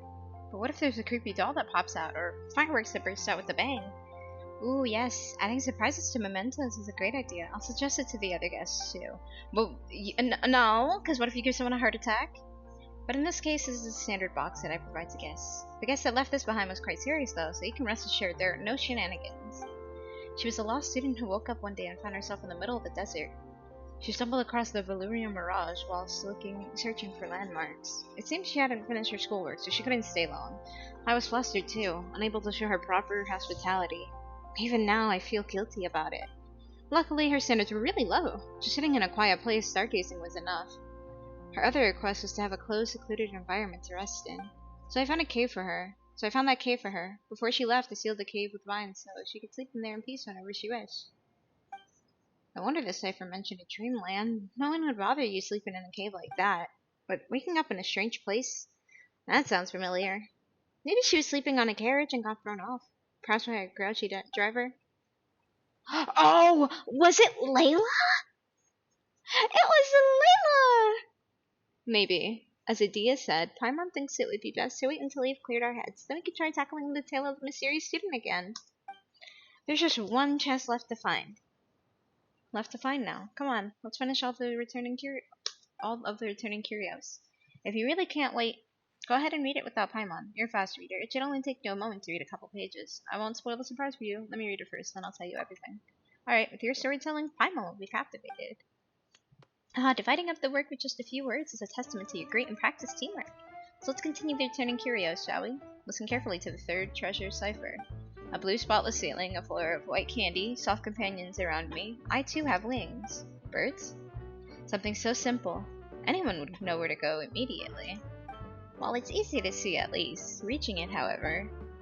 This should be fun to watch. Is it that big, high up building, high up thing? Na na na na na na na na.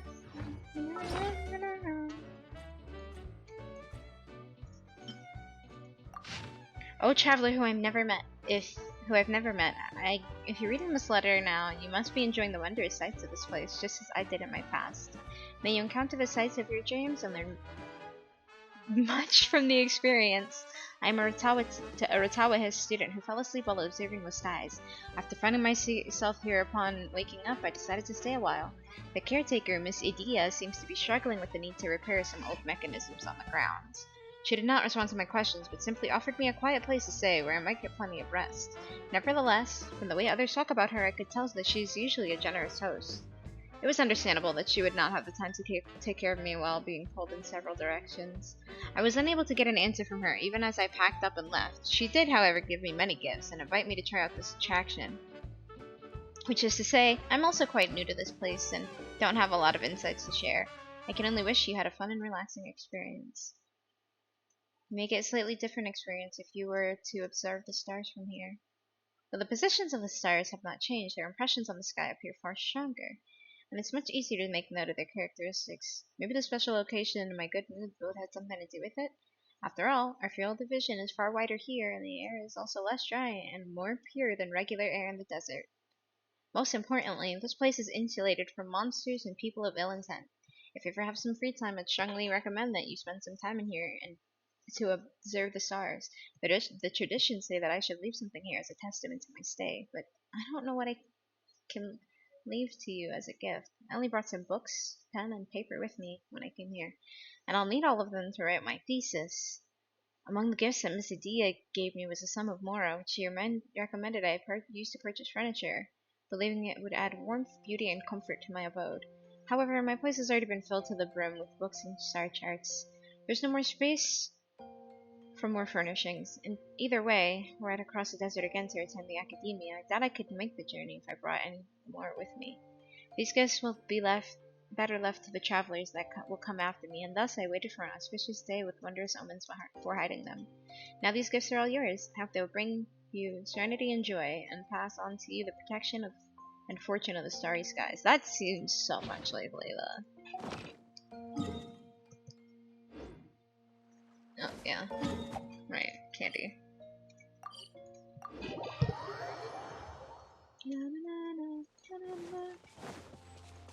Hello, buddies. Don't push me.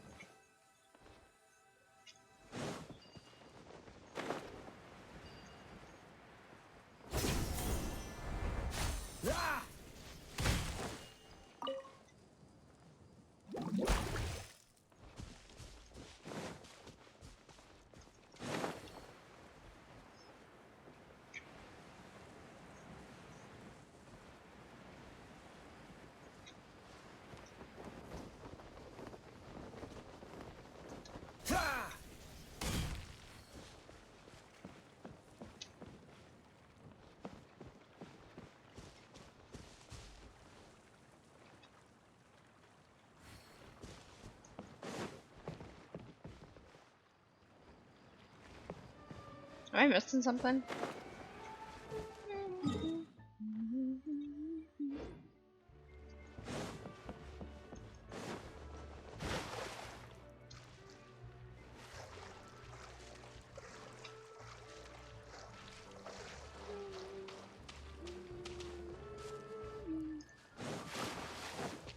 What's the hurry? I know what I really would have liked with the Hydra Idolins. If they did like a spot the difference, I would have loved that.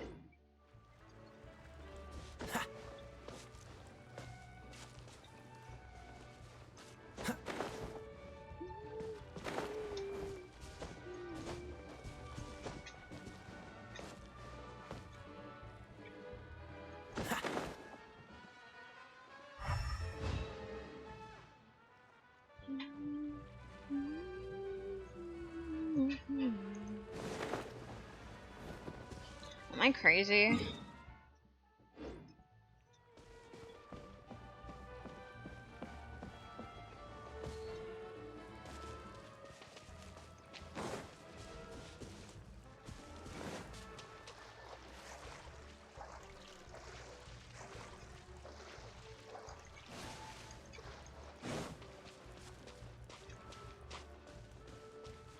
Maybe I should go look for the other one and then get this one last. Where's the other one at?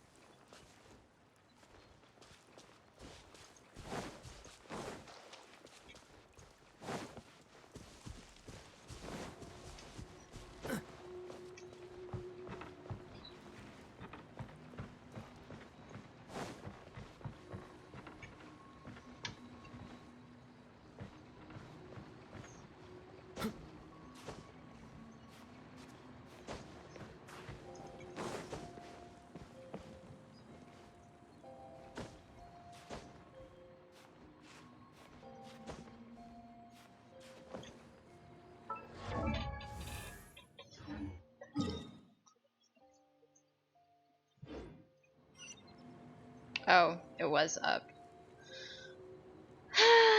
Whatever.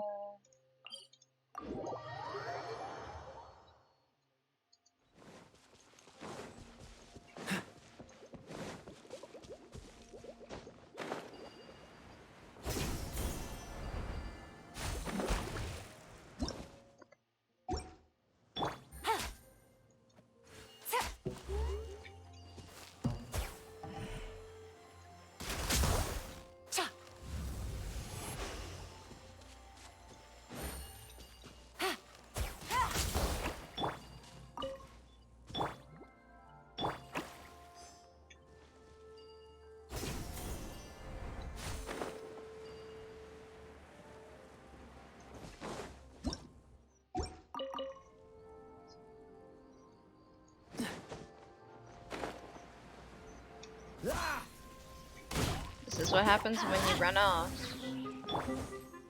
Freeze! Quietly now. Let's light it up! Everybody stand back!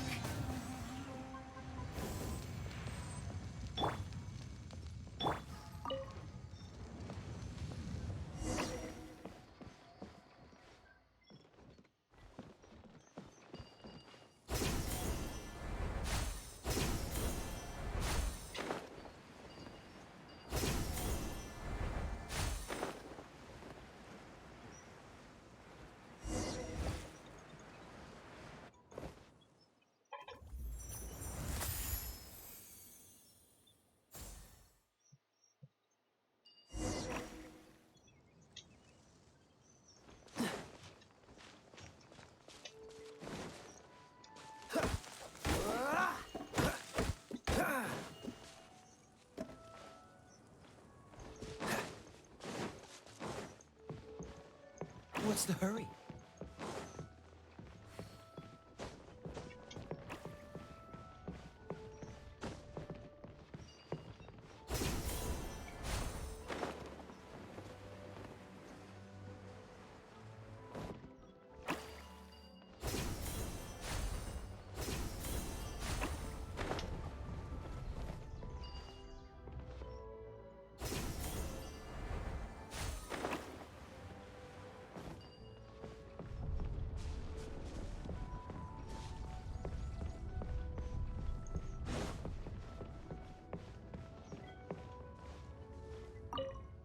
This rod is currently operating. Oh, is it above?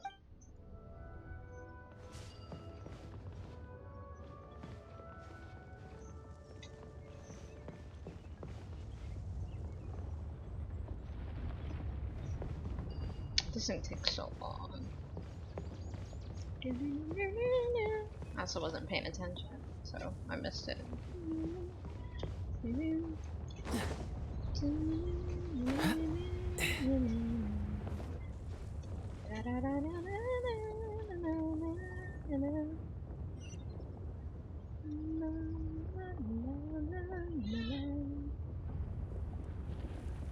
Yeah, so I do have to go up.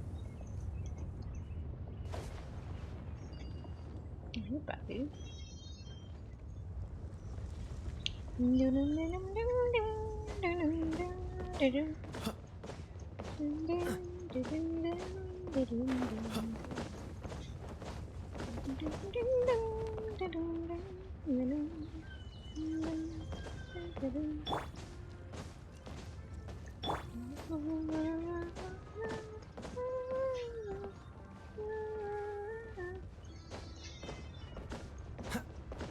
Fly again, my friend.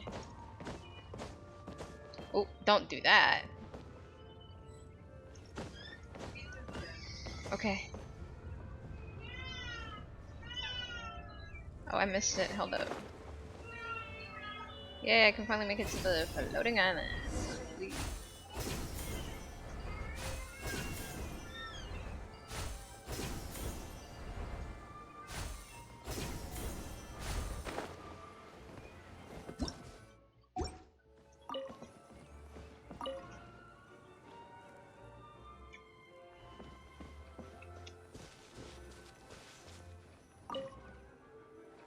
I will have to take a small break to eat some pizza.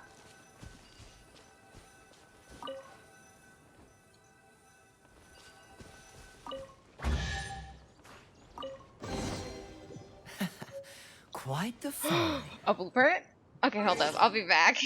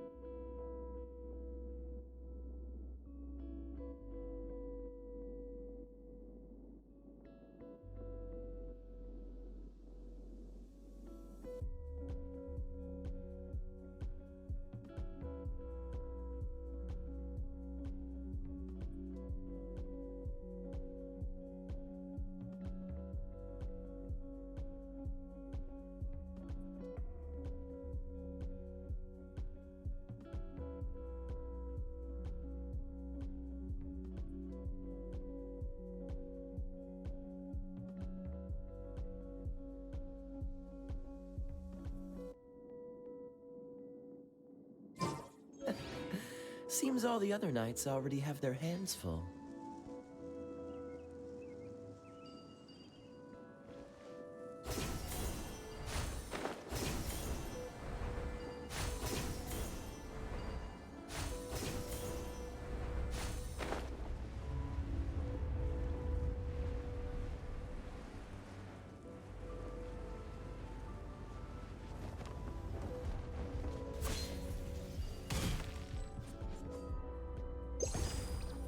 What's the hurry?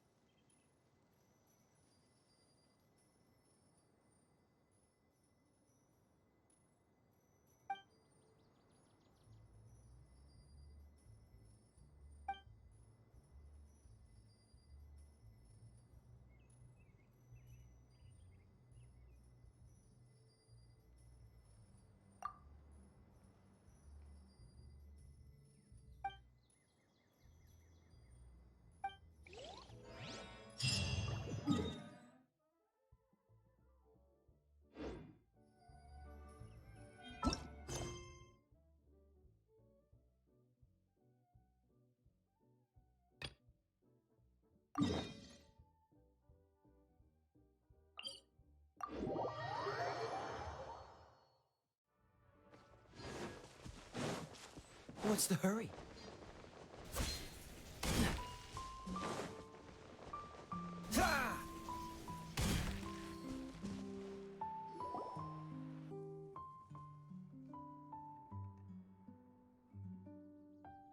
Didn't. Oh my god. I realized I was not unmuted. Tragic. Oh well. Petrifying gaze.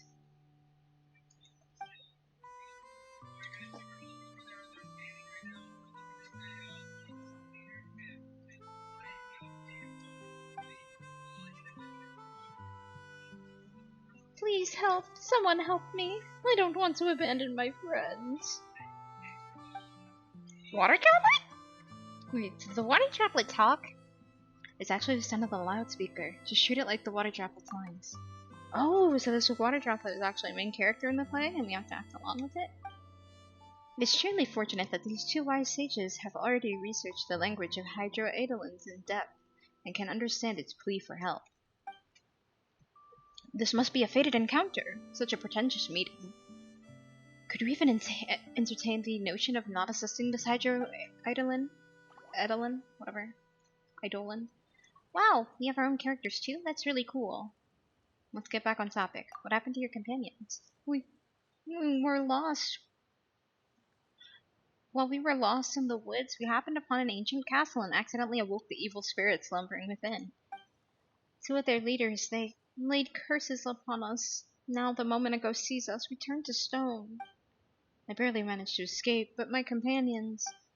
Oh, they must be in such pain. Is this our fault? Of course not. Even if those ghosts got caught up on the wrong side of the bed, that's no excuse to be bullies.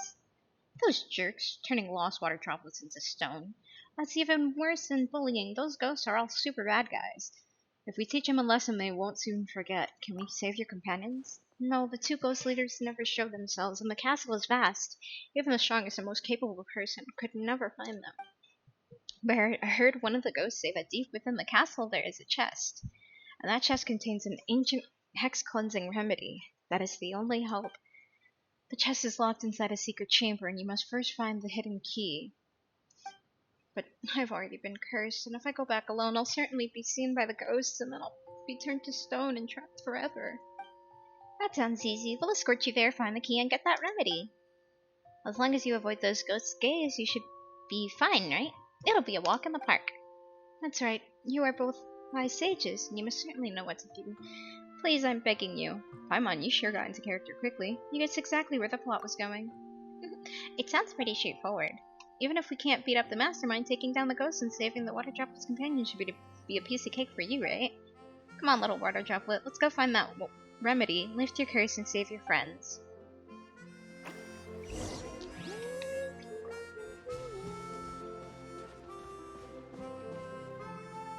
The whole lone hydroidolin. Remove the illusion of the mountains and sense to reveal a hidden passage. I'm not reading all this because they do not even give me a chance to... What is that? Ooh. They should give me a spin crystal of this.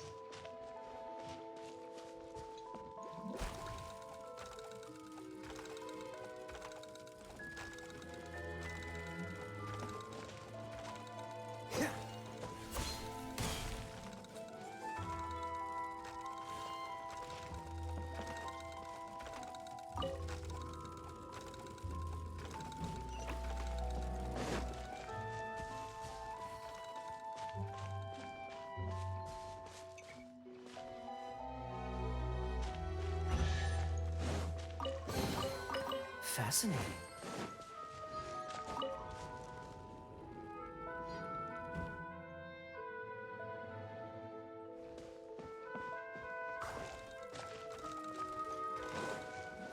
Oh, I didn't realize this one.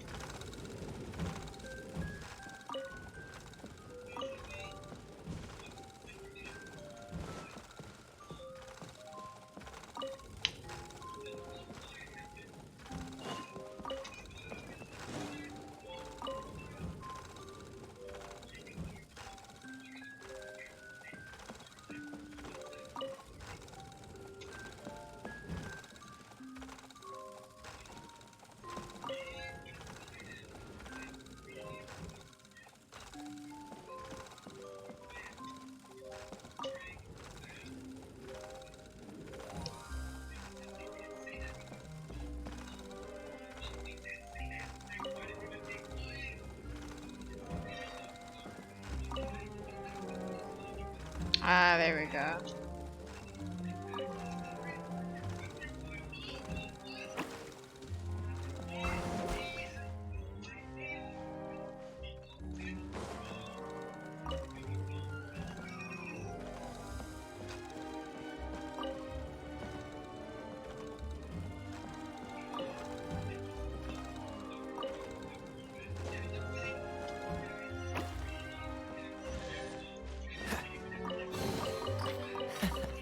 Quite the find.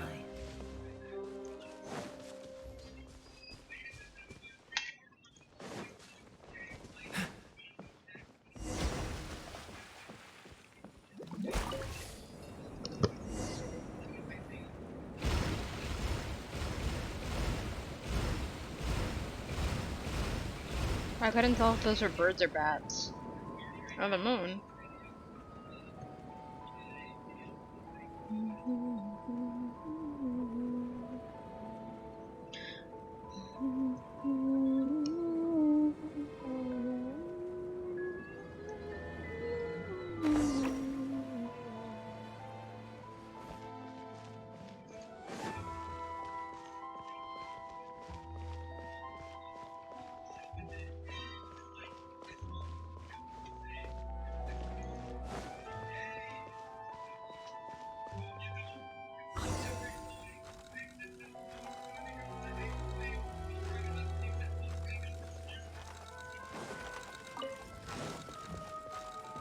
What's the hurry?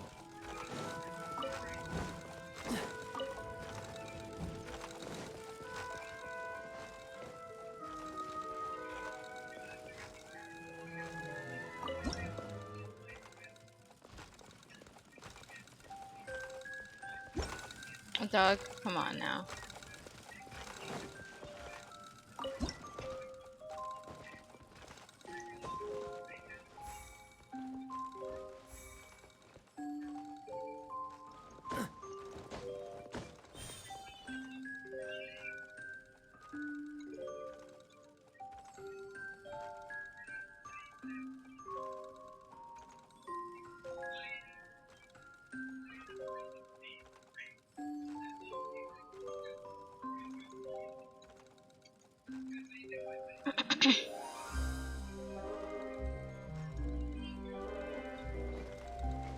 No, no, no.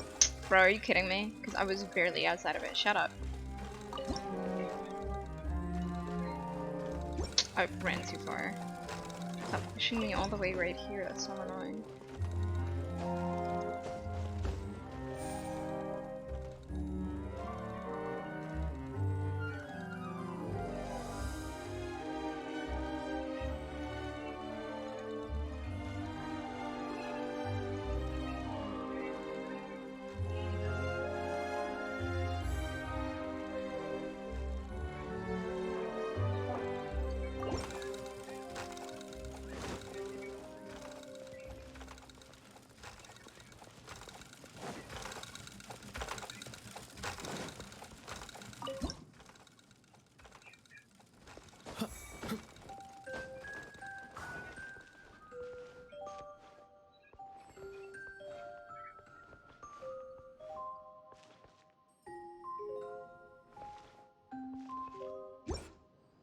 You must do something. What?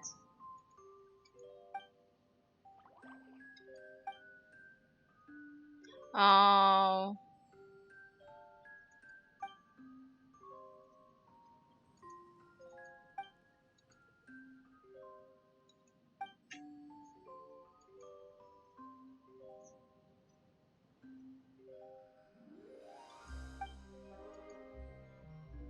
We have to hurry.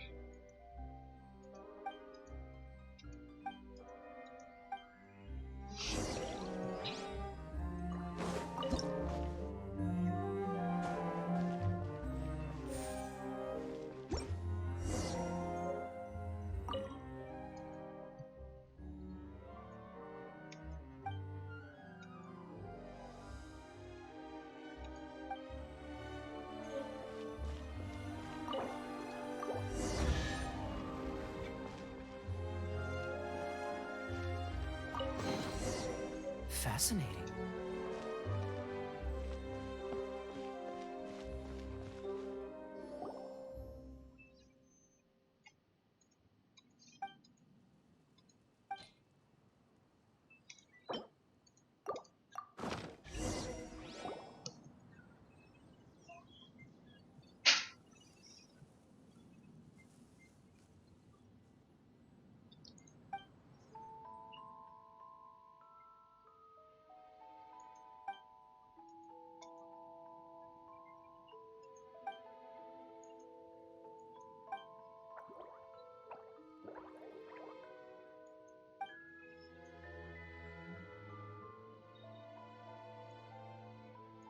I'm not reading this. It means Paimon's having fun. Paimon is a guest who's here to have fun, but she lets the acting get to her head. It's a little embarrassing. But anyway, we succeeded. Now you can take the remedy and save your friends. Thank you, thank you. I'm forever indebted to you for all that you've done. My companions and I will always remember your kindness in our hearts. It's nothing. No need to be so polite. Paimon hopes that this ghost won't cause you any more trouble. When you guys play in the forest, you'll have to be more careful. No more coming to this castle. Congratulations, congratulations. The impeccable plans and stratagems of the wise sages and the privy the Hydra Eidolons has become a perfect partnership, and the curse of the ghost will soon be completely lifted. After the timely arrival of the wise sages, the ghosts will never again be so reckless. The lonely Hydra Eidolon and its friends can now play again, without fear or worry. The dense, eerie forest is now gradually showing its peaceful, quiet side. Thus ends Petrifying Gaze. Thank you for watching.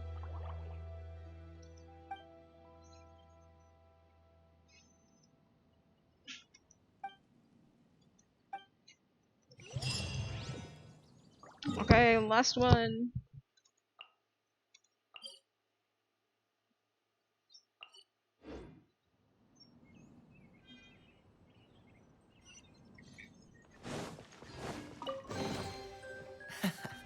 Quite the find.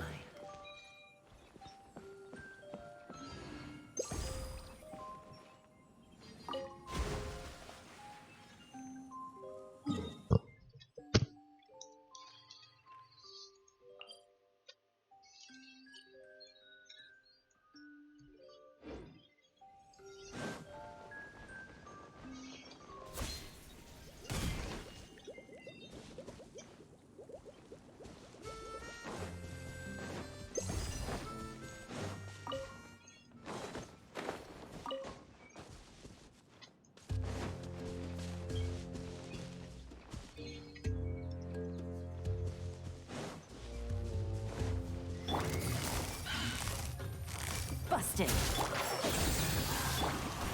Freeze! Off we go. Rah! Yeah! Rah! Why do they never miss? What the hell was that just now? Let's light it up. Teamwork is dreamwork.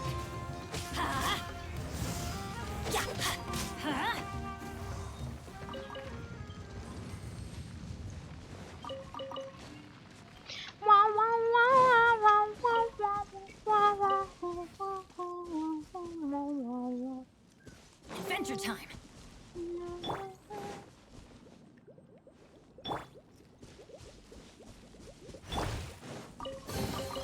Why is there a chest? Why is there a chest here? What's the hurry?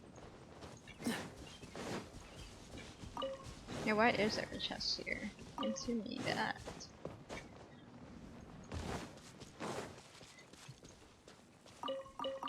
What's the hurry? Excuse me.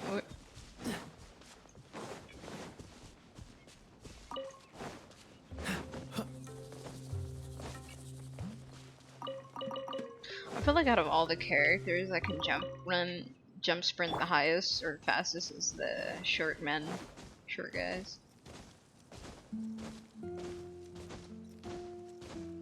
Little skips. Everyone else's legs are too long. I always see it.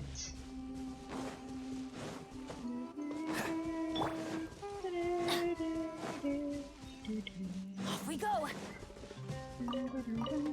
Adventure time.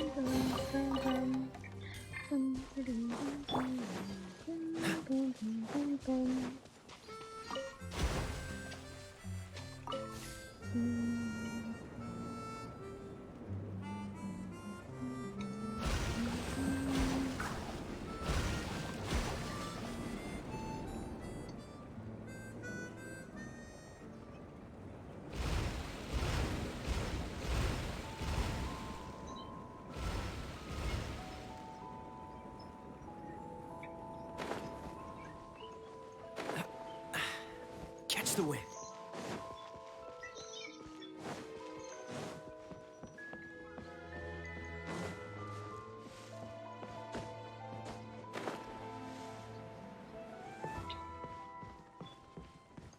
What's the hurry?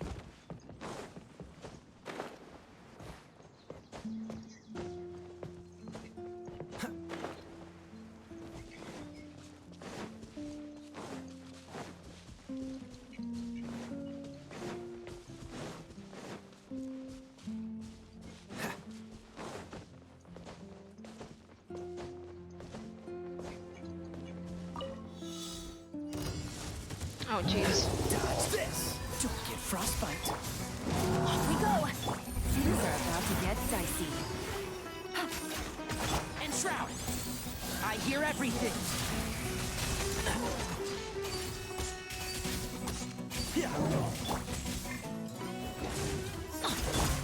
Freeze!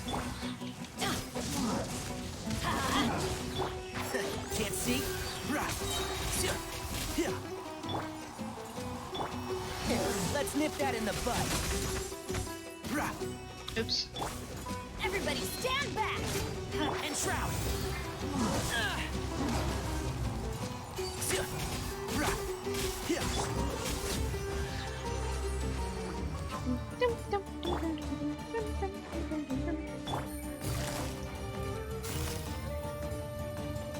Gotcha! Dodge this!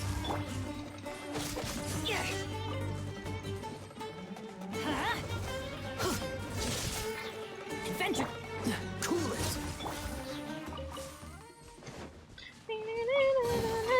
A chest full of valuables and a trove of potential clues. Maybe I should have fought a little longer. Take it easy.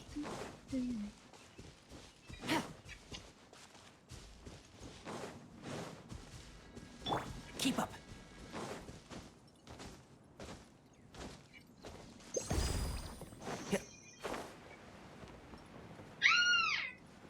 What are you doing?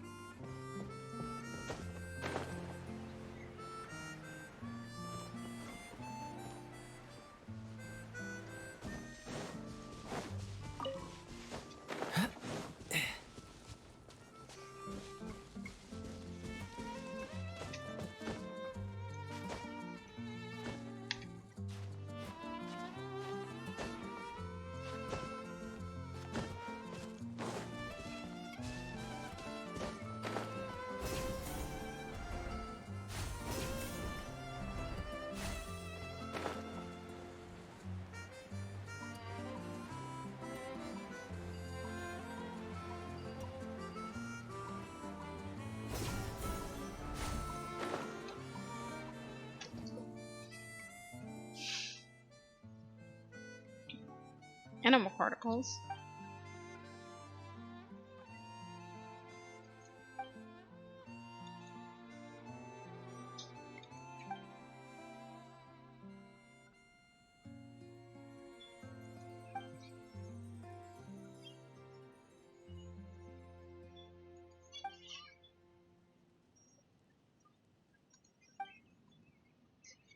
Okay.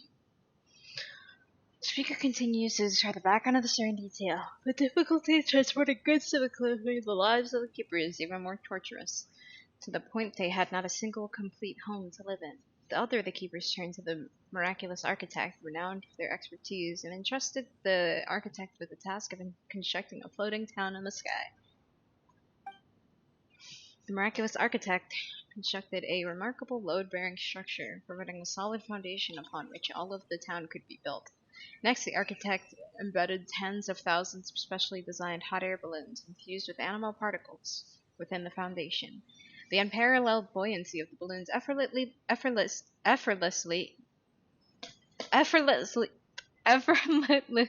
my god,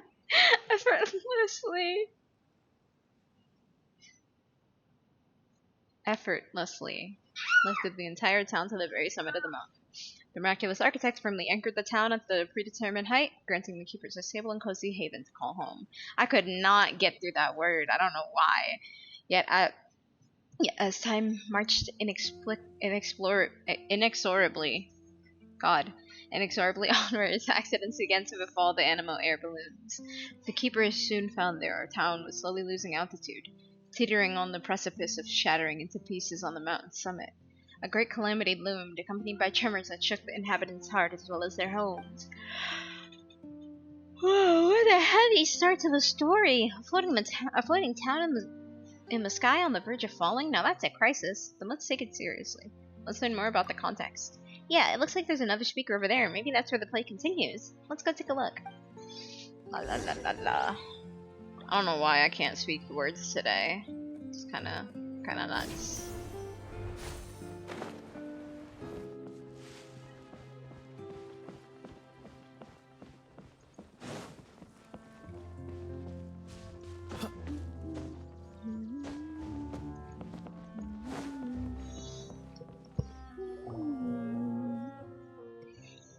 The Elder of the Keepers meets with the miraculous architect and provides a detailed explanation of the crisis looming over the town. Miraculous architect, as you can see, each day our town continues to descend lower in the sky, and though we long to safeguard this cherished home, our haven of warmth and security, regrettably we find ourselves helpless to do so. In addition, quakes have been rocking our town with immense force. Alarming rumors are spreading like wildfire, and a sense of panic is now gripping the people. We're all gonna get smashed! We're all gonna get smashed to smithereens! Esteemed Elder, I get that you're worried, but I've been hearing some rumors doubting my project's quality controls. But fret not, I'm here once again to resolve this crisis once and for all, alleviating your fears and dispelling any doubts you may have. I just took a brief tour of the town and took a look at the monitoring devices I'd set up in the foundation, and guess what? I discovered that the fault lies with a few individual lift balloons. It appears that the animal particle levels in certain lift balloons have dropped as if they had been intentionally damaged. However, as long as we fix them, we can prevent the town from plummeting from the sky. So to restore the town to its planned altitude, we'll need to increase the lift provided by some balloons and install additional fixed anchor cables. Though I should say it's going to cost a little extra, you see. In most cases, intentional damage isn't covered by the warranty. No worries, we'll increase the budget to 5 times the initial rate. How's that? 5 times! 5 times! Oh my! So willing to add in a bit extra. That's wonderful. Wait, 5 times? Don't you think that's a bit much? Back when this town was initially constructed, your budget was already several times what other clients paid.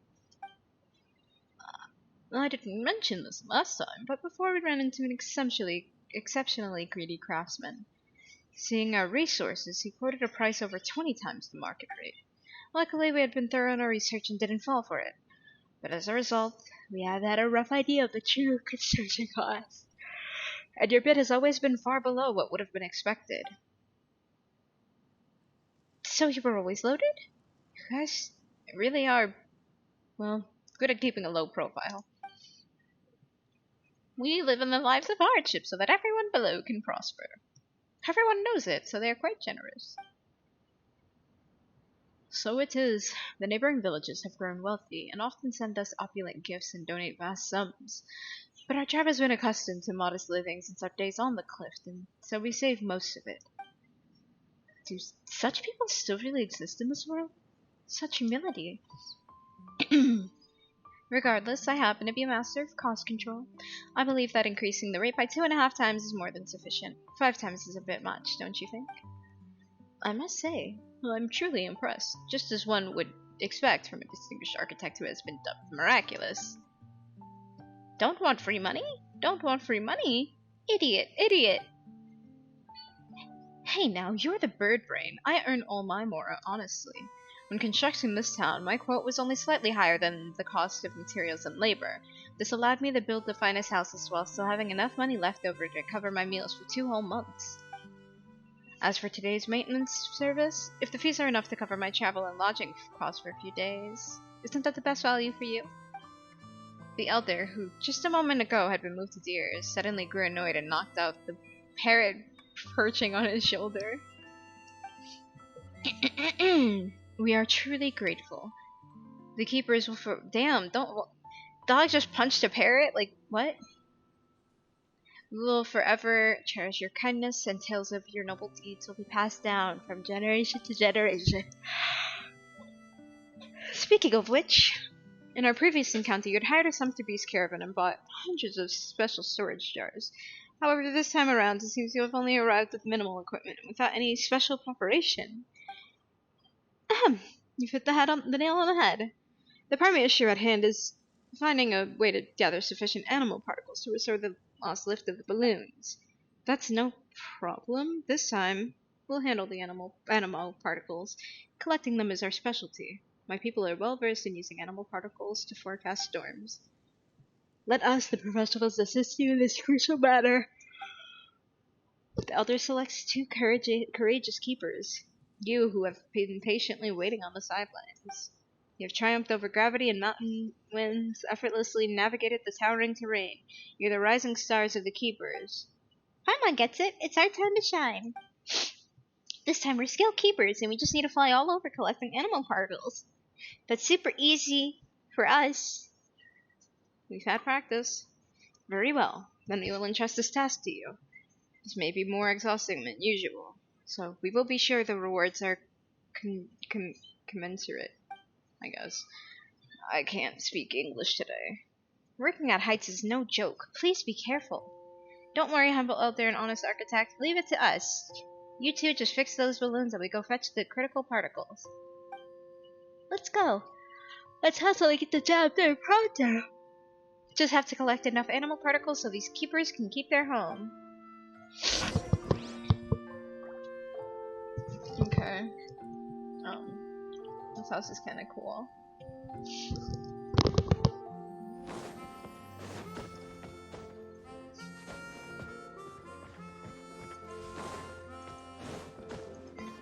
What's the hurry?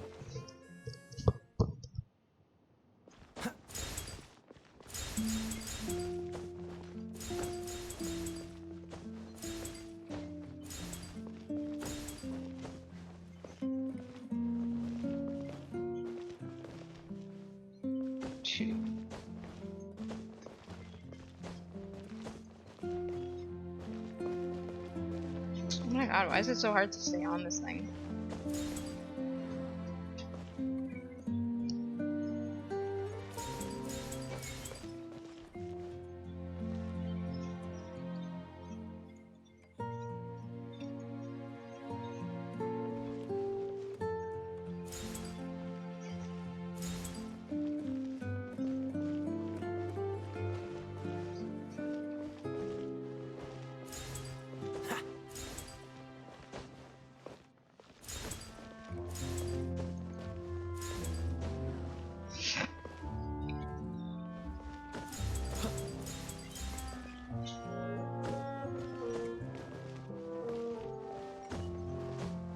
Whoa, what the hell?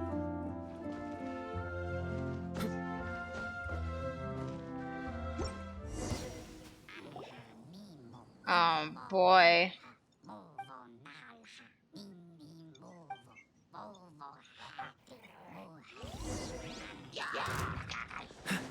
Freeze! One with the force. Oh wait, damn. See the error of your ways now? No more sabotage in the future, got it. But something feels off. Have any of you seen those three before? Could they be actors that Actaholic hired? Where's Engineer? Did Engineer fix the sea monster's mechanisms? Hurry up and get the emergency team to the scene to handle cleanup. Wait, what? I'm still in the air? Oh, my bad, I'll turn it off now. Thankfully the guests were able to handle the sudden emergency themselves. We definitely can't make this mistake again. After overcoming all kinds of challenging trials, pretty much all the animal particles were successfully collected. The two keepers were so focused that they didn't realize that more than half a month had passed. The miraculous architect comes through in a big way, swiftly repairing the lift balloons and the town's foundation. narrator on the speaker sounds a bit anxious, do you think? Was it part of the show or did something go wrong? Paimon's got no clue, but it's probably not important. Let's get back to the play. The narrator mentioned that we've jumped ahead like a half a month in time, which saves us from waiting for the architect to fix the balloon. Let's go and meet them now.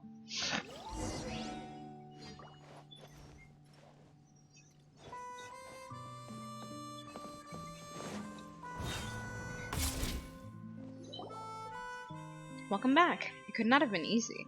Please enjoy a hard-earned rest. Bravo, bravo. You look around and notice that the miraculous architect has already repaired all the damaged balloons. Once the animal particles are ready, the disaster will have been completely averted. The elder calls upon the other keepers who arrive with steaming hot food and refreshing drinks. Your efficiency has also left the miraculous architect stupefied, staring in awe. You already completed the collection?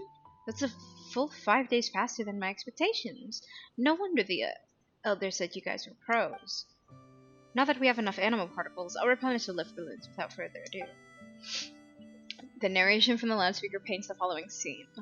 The miraculous architect whips out a nifty gadget and dashes around, spreading the animal particles you gathered through preset interfaces to devices scattered all across the foundation. With the lift provided by the balloons restored, the abnormal vibrations suddenly come to a sudden halt. The village ceases its descent and gradually ascends back to its original altitude, while the powerful air currents disperse the vast expanse of clouds. The once somber sky clears, and the town is once more embraced by radiant sunshine. The keepers erupt in celebration. Awesome! The town won't plummet to the ground, and the crisis has been solved. Time for a round of applause. But why are we staring up? It's all in our imaginations anyway, and we're still on the floating town anyway. Paimon's neck is sore. How about this? When we get the chance, let's find an expert to illustrate the story, or better yet, turn it into a film. Paimon has a hunch that it's going to be a major hit. Maybe Daya has the same idea. I bet it's mainly budget issues. As the ground beneath his feet finally stops shaking, the elder takes a long breath, feeling so moved that he begins to tear up. The town is safe! The town is safe! Fantastic! Fantastic! Now we keepers can carry on with our duty.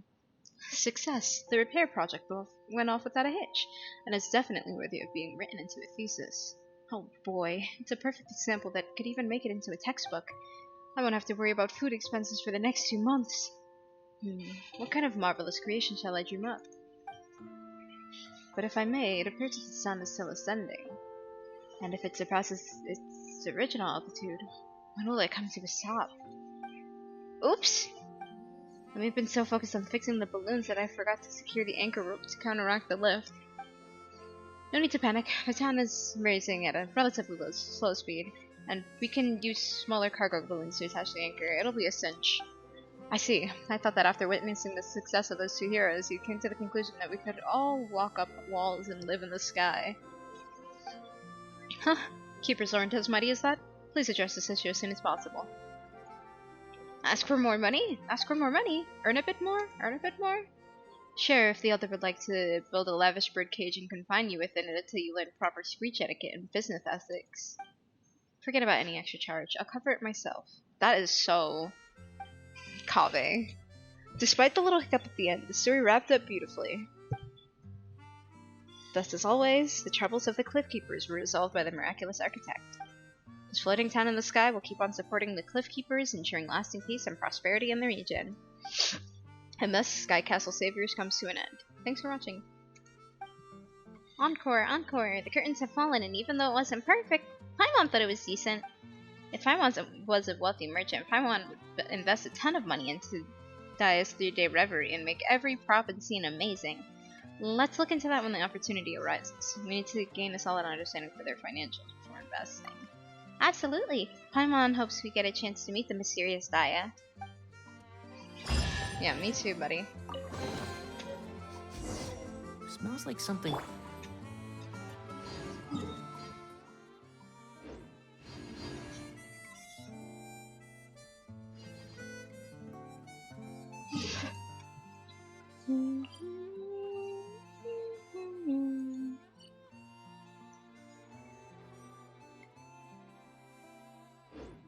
Come on, let's get moving. We're not frozen in place after all.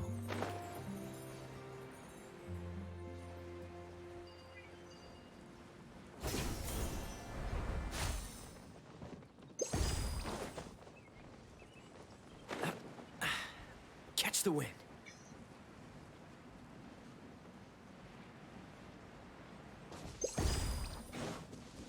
Did I get what I needed here already then?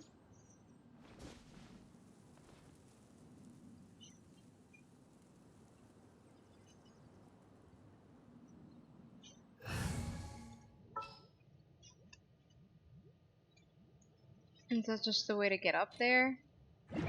I'm assuming that's just the way to get up there, 'cause... or a way to get up there. But whatever, who cares? What's the hurry?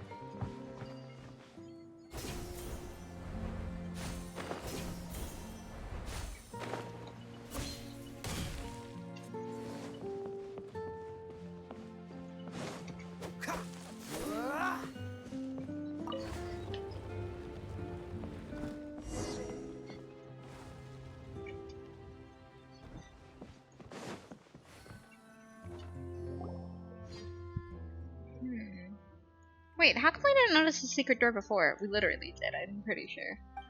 Oh, Paimon knows. Let's do the passphrase again, and then new path will open. Together now. Okay, we did it to register, and times like this are perfect to have a little ceremony. The clinking of machines, the door opens, revealing a tunnel.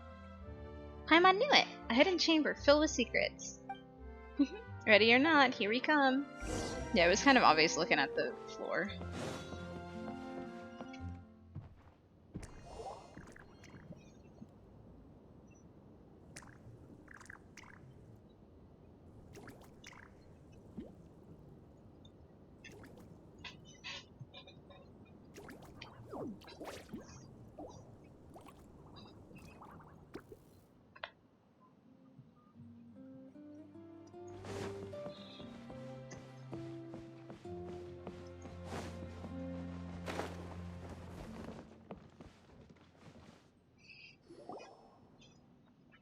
Whoa, why are there so many water droplets here? What are they doing gathered around that giant machine?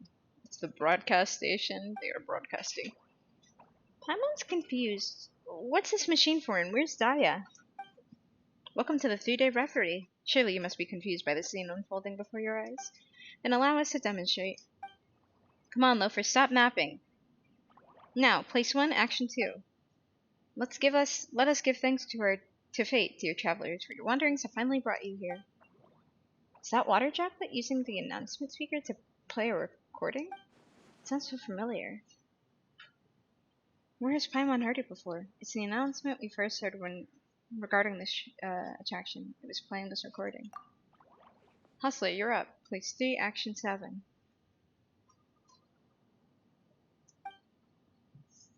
The chief mate that appears in front of the new recruits is dressed raggedly and covered in bandages from head to toe. It is readily apparent that they barely just survived an intense battle not long ago. Paimon remembers, this is from the Black Knacker and the all-devouring Kraken. This is the part right after we meet Chief Mate. The narration we heard was also played like this. What amazing timing. The Harum Skarum and Black Knacker are about to reach the pass where the treasure is hidden. Hurry up and prep the scenery and props. Don't you dare screw this up. Water Droplet is operating that device? Paimon can't see how. Monitoring, broadcasting, and operating the mechanisms. Those are capabilities enough. Correct. The function of this massive device is to control the timing of all the mechanisms in every play. Our diligent Hydro Eidolons are constantly monitoring the progress of each show, so that whenever tourists arrive at the designated spots, they hear the proper narration and each proper device is activated on time. As long as guests follow procedure, a fantastical 3-day reverie will play out before your eyes. Of course, if guests try to leave partway through or behave too unexpectedly, it'll really impact their enjoyment of the show. We just don't have enough staff to handle things like that right now. Anyway, I think all the guests will behave themselves, right? That's so amazing. We were having so much fun, we never realized how much was going on behind the scene. So many props and mechanisms have to be carefully controlled. It must be really hard to pull off these shows. The design is brilliant, great timing and teamwork. So, is this Daya talking to us now? Are you using these Hydro Eidolons to control the 3-day reverie? Why not just come explain things yourself? Paimon still has so many questions for you. Correct, but there's more to it. Everything you have seen and everything inside this broadcasting station, including the chief director, fake playwright, loafer, hustler, and the harem scarum, as well as the other unseen and unheard Hydro Eidolons, maintenance staff, of course. Combine all these, and that is Daya. Not a person, but the entire system itself, creator and controller of the show. Daya's not a person, but a system? Wait a sec, that's overloading Paimon's brain.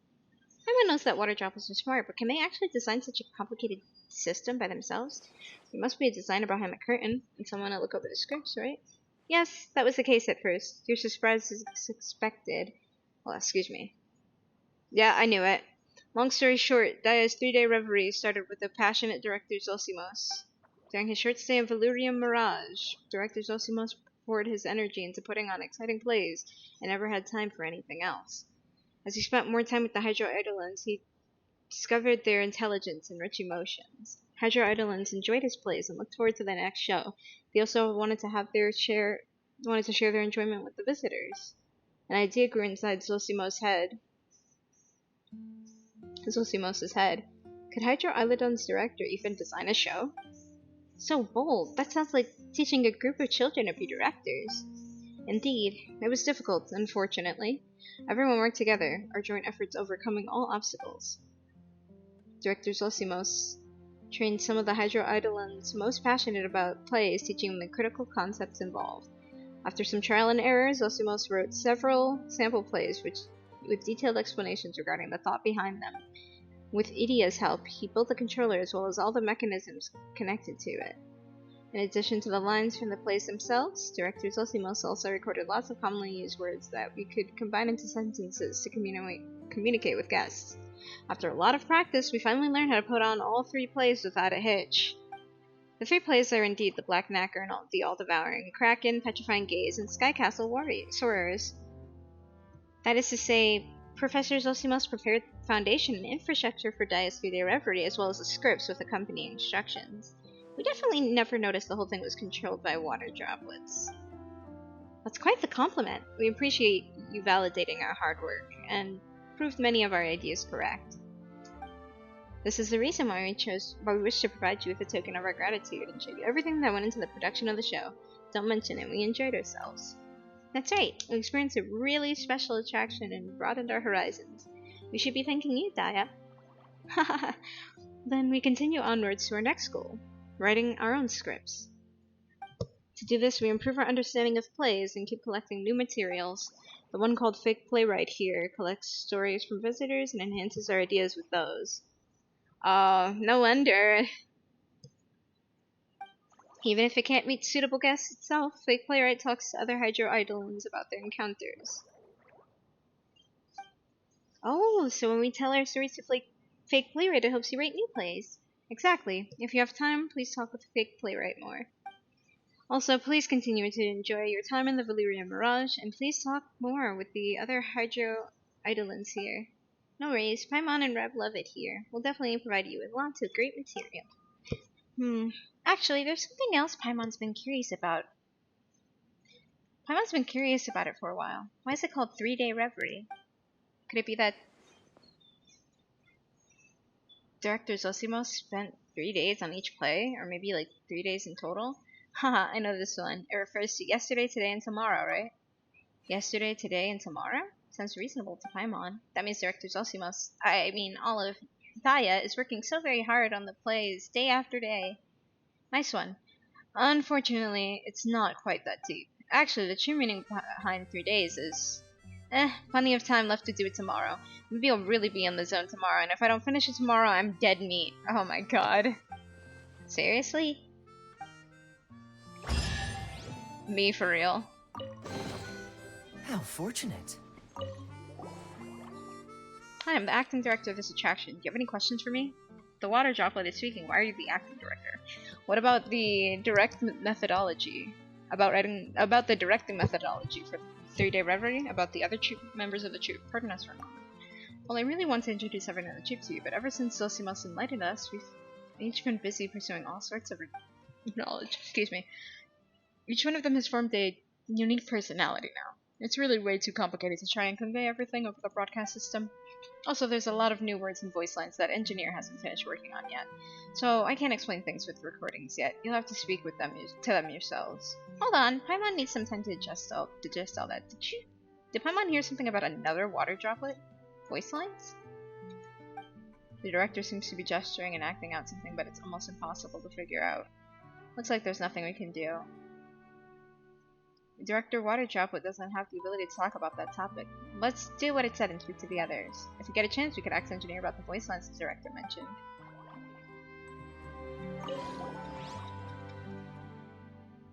About the directing methodology. Methodology? What methodology? Oh, right. Paimon was wondering about the decision behind using narration and dialogue to help guests imagine the scenes in the play. About that, if I'm being honest, it's actually pretty simple. It's mainly, we're broke. Huh? Actually, everything you've experienced is the result of compromise. I've only seen a few of Director Zosimos' films, so I have some hazy ideas, but we encountered great difficulty trying to realize them. During planning, each scene only had a few lines, but many actors, props, and backdrops, all of which cost a lot. In the words of Zosimos, money could solve any problem back in his homeland, but in Veluriyam Mirage, the only currency to spend is the labor hours of us Hydro Eidolons. Consider the Black Knacker and the all-devouring Kraken, for example.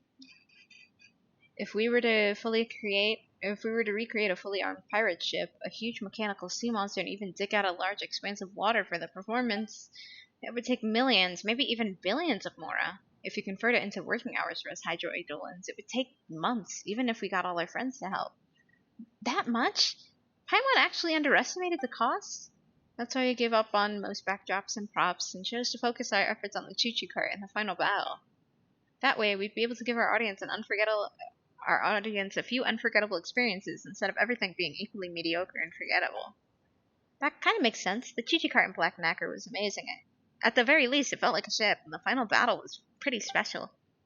Sounds like something we heard in the UA. What was it again? Prioritizing? Making compromises? Right, that's right. It's about focusing on what's important and necessary. Is that also why there weren't any actors for the dialogue? Or a narrator on stage and just speakers? That's purely because we don't have enough actors. Originally, we all agreed to go on stage as actors once we had completed our other responsibilities. The friend you saw in Petrifying Gaze was our star actor, trained by Zosimos himself, Actaholic. Actaholic even planned to give a surprise lesson, but since none of us finished our work in time, Actaholic was left as the only actor on stage.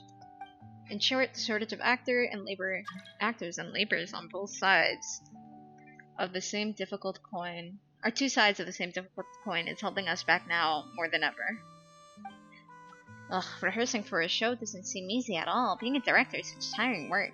That water drop looks lonely. Let's go comfort it if we get a chance. Okay. Why are you the acting director? That's a good question. I think it's because I don't think I'm the best candidate for the job. My partners and I were more or less influenced by Director Zosimos, and we're equals in terms of talent.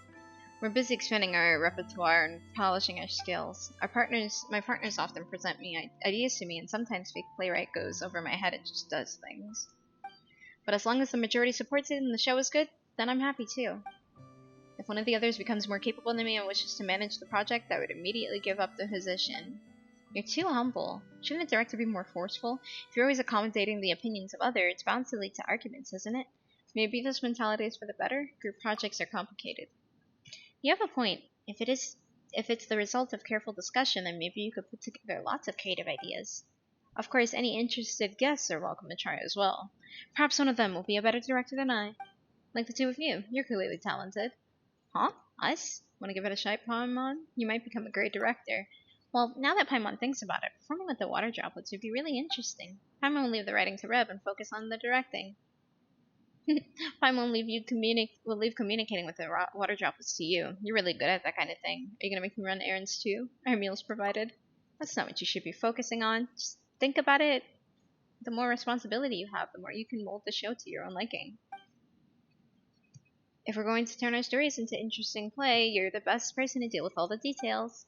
Shall we start discussing things now? I'm so fired up. However, producing a play is no easy task. You'll encounter all sorts of challenges. I suggest that you speak with the others and mentally prepare yourselves. Director Waterdrop, that's so considerate of you, but, you know, there's no need to be so modest. I'm certain you're a great director. Alright, last thing to talk to you about. The water droplet is speaking. Whoa, the water droplet is speaking again, and its voice is slightly different. Huh? Why did Paimon say again? Haha, your reaction is exactly as I expected. Don't be so surprised and listen carefully. The sound is coming from the speaker by the wall.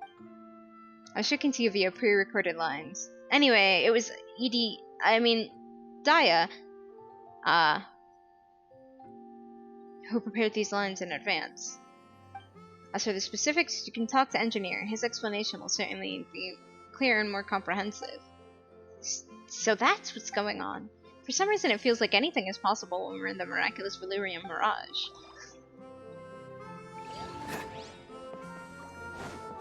Hustler, loafer, engineer, fake playwright. Hi, esteemed audience members. I'm Fake Playwright, one of the staff working on 3-Day Reverie. Can I help you with anything? Why are you known as Fake Playwright? That's a good question. It seems I have some explaining to do. Long story short, if I can't write anything appropriate soon, I'll be fired. Whoa, is it that bad? Make it sound like water droplets have strict rules too. Appropriate? What do you mean? No, not at all. Dialogue is the easiest part. Writing beautiful lines too, fooling the audience into thinking the lines are something profound. That's something any Hydra idol learns with a few months of intensive training. No, even a Spectre could do that. But to transform a splendid section of the play into the scene before your eyes? Now that cannot be done without a careful division of labor and cooperation. That is the essence of being appropriate. Clear as mud. How abstract. Clear as mud. Could you explain it in a way that Paimon can understand? No surprise there. It takes a certain amount of creative experience to resonate with this topic. But I'll slow down enough to give you time to catch up. A good playwright must understand the troupe's limits and resources and write the script with those in mind.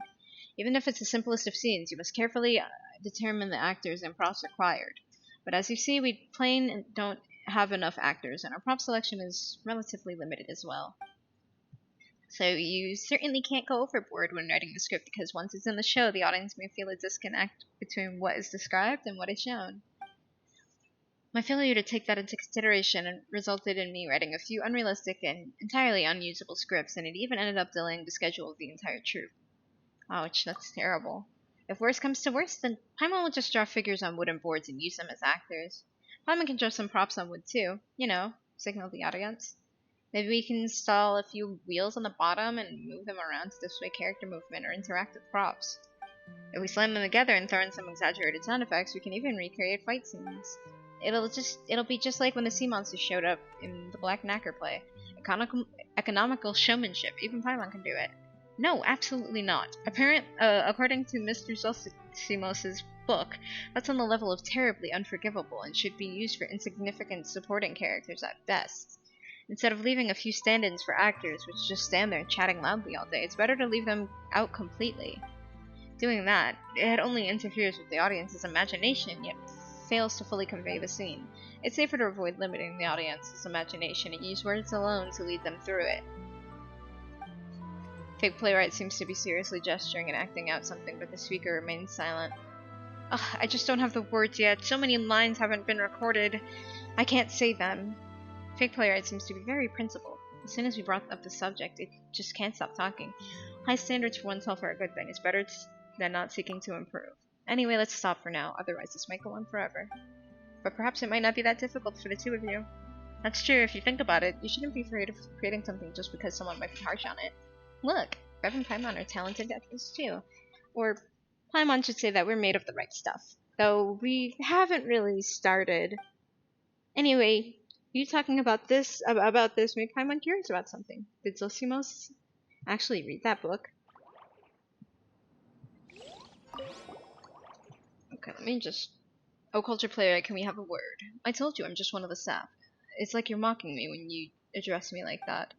Hey, aren't you being a little too sensitive? That's not what Rev meant. He's always sincere. Forgive me. Being sensitive is something that comes naturally to us artistically gifted playwrights. According to Mr. Zosimos, it's sometimes people in the industry have been misunderstood or even ruthlessly attacked because they were careless with their wording. While such a demanding audience may not appear in the Veluriyam Mirage, Mr. Zosimos also said that whenever we create something, we must be prepared to receive the attention of a larger audience and never leave it up to luck. We may have gone off topic a bit, but those are more my own personal expectations. You could consider them suggestions. Those expectations are way too strict. Are you going to quibble over every single little word? If so, create a show based on your own experiences, like the story of the Animo Archon in Dvalin. Would people come forward just to fuss over things like, something like, how disrespectful, how dare you make the Animo Archon seem so carefree? That's far too presumptuous.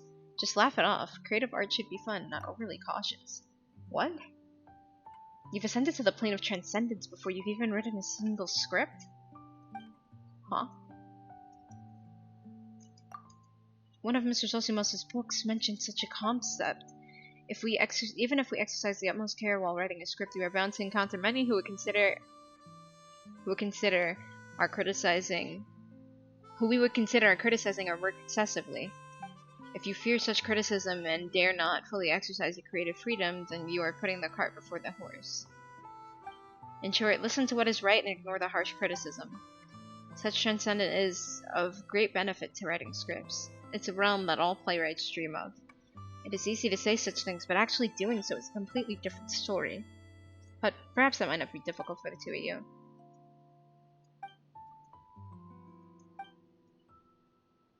Okay. Damn. One break in the neck. We're here to provide material for you. Dai's said that we should talk to you and tell interesting stories that can help with your script writing. Oh, so Chief Director heard about your adventures from media. Yes, your assistance is necessary, but as you can see, the process of writing a script is very long. I'm worried that your stories will be so rich and detailed that I will fail to remember them after a time. Please use the device in front of me to make a recording. That way I can review it whenever I want. We're experts at that. Reb, Paimon will allow you to decide what kind of material we should provide to Dai's 3-day reverie. After a short discussion with Paimon, you select some of the most outlandish things you've encountered. Wow, that's such a long recording. This is more material than I ever expected. I shall specially write a line to extol the great deed you have performed here today in sharing your stories. Paimon wonders what kind of show the super professional water droplet would turn our stories into. Paimon can't wait.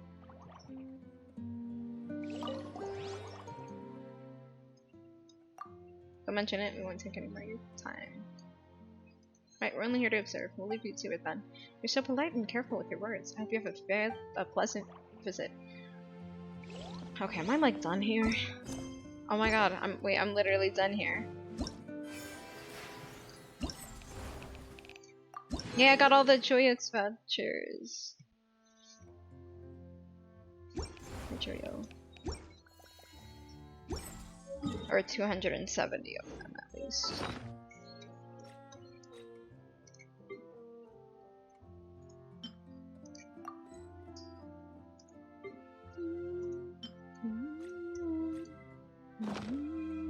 I didn't know you were such a slacker. Oh boy, that's a lot of chests.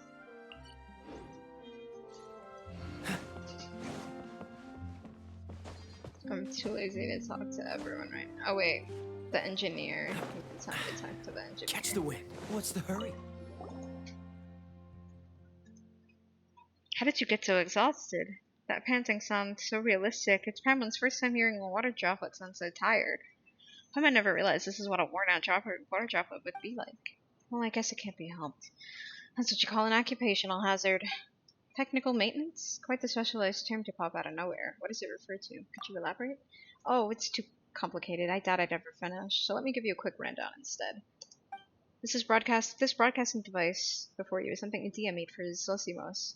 I heard it was made based on some new research out of the academia. However, due to some design flaws, it works very well at times, but it often has serious bugs and can be quite troublesome. We Hydro Eidolons are incapable of speech, so we rely on pre-recorded voice lines to converse with you. All the narration used in the show is pre-recorded as well. I'm sure you understand why. Yeah, we understand the concept, but all of you still react really naturally. Speaking with you often feels as smooth as speaking with a normal person. That's because Idea did everything she could to find us a lot of audio materials, and she broke apart the recording so each word could be broadcast and used independently or in any order. Thus, we gained the ability to use this device to form sentences from individual pre-recorded words in response to you. Of course, we have pre-recorded answers for certain questions. Predict potential questions and prepare answers in advance for a smooth conversation. That's what fake playwright practices in its free time. You could say it's its hobby. Fake playwright felt it would help with its writing, but it later realized that it wasn't the issue. But that's another topic completely. Whoa, so some things you say are made up on the spot?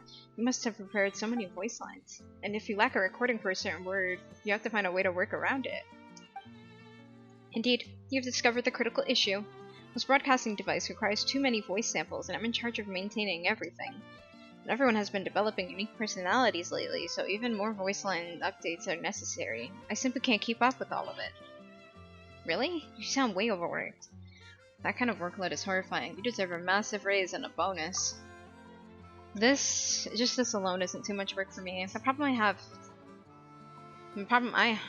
is I have to maintain all the other equipment and mechanisms, like the device for the sea monsters minions you saw. Just getting to the set of each play takes so much time, and yet I still have to repair everything that broke. It's all Zolsimos' fault. He's the worst. Just because I showed the tiniest bit of interest in the equipment, he trained me to be the one and only maintenance guy. Oh damn, that's tragic. Why couldn't you have gotten a few more Hydro Eidolons? No matter how fond you are of something, you get tired of it when you have to do it every day. Calm down, don't be sad, cheer up! Maybe your troop will recruit other water droplets, and once you have more members, they'll be able to take some work off your hands. I hope so, but I wonder when we'll be able to find any qualified new members. I should go ask Idea when I get the chance. Okay, I spoke to you. The guy suggested. Scarm.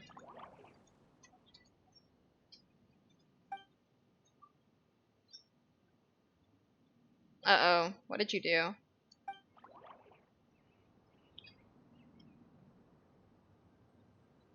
Yeah, where did those hilly trails even come from? Alright, whatever, I'm gonna teleport over. Also, I love the library things, all the bookshelves. I'm just gonna climb up. I don't even have that many left to grab. I got everything from this side, it's only stuff on this section that was like locked out.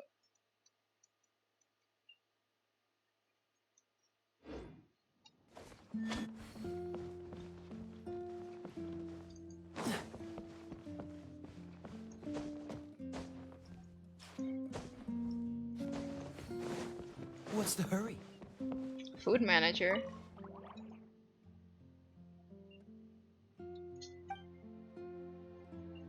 Apples. They like apples.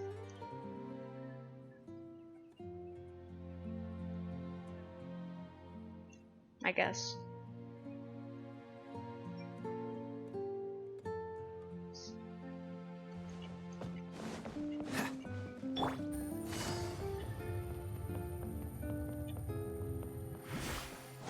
Take it easy.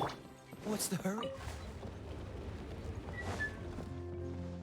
I hate getting confused that like my brain keeps registering that as a face.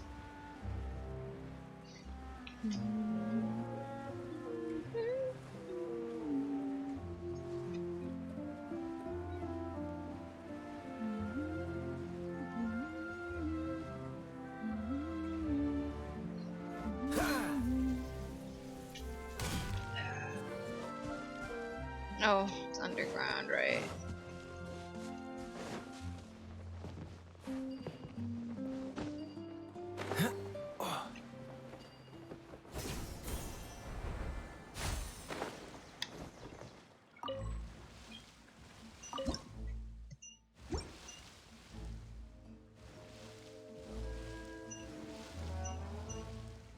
Huh? What are you talking about? You wish you could just dance on top of the Kamisata estate.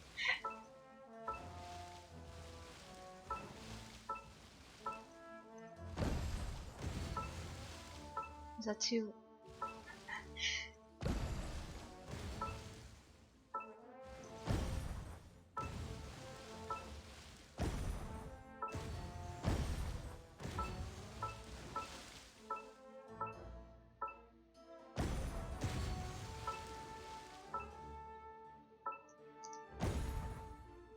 too far?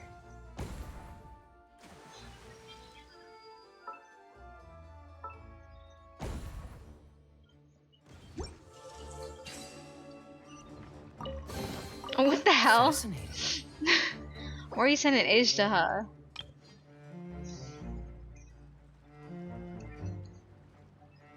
I'm sending this one because it's called Flop.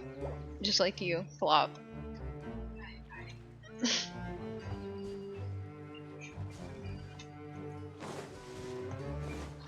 Ew, not the mucky poopy water.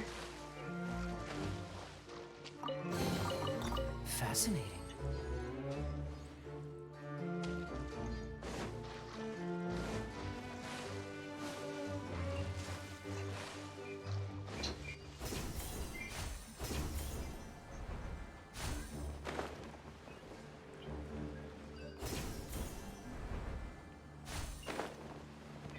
Why does this look like Inazuma ship? Probably is an Inazuma ship. It looks exactly like that one guy was on. Bow, bow, bow, bow. Where do I get onto this from?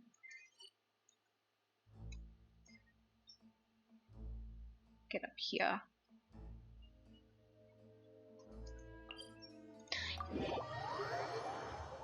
Oh my god! Okay, I'm gonna keep doing this.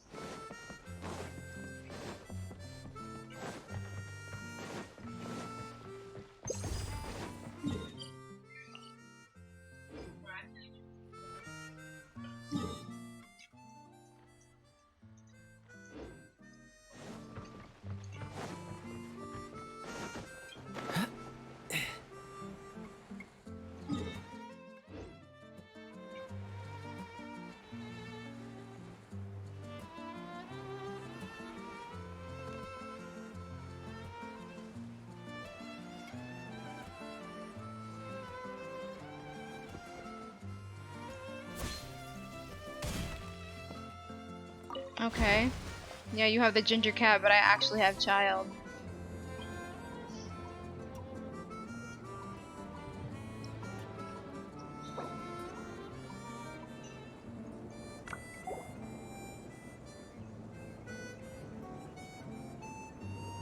You gave the cat rabies. You know you're popping up on stream too, right?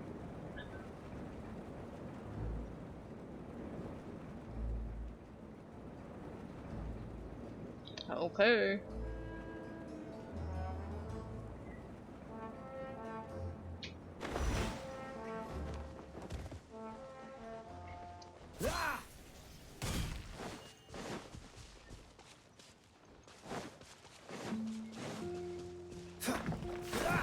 Cool it.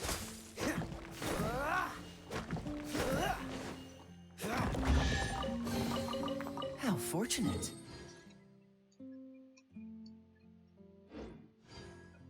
Now all that's left is this one side for the center and up here.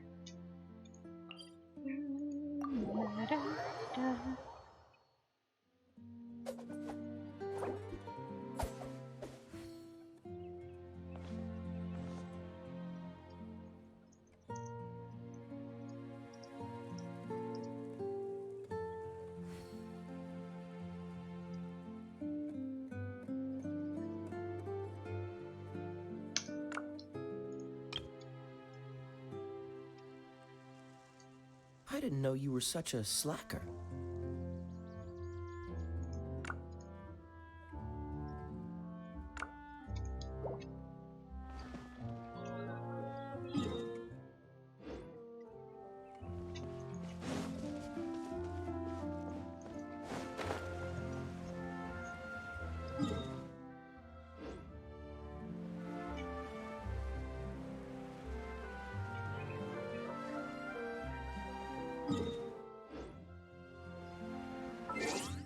Are you calling me delusional? Yes. You freak.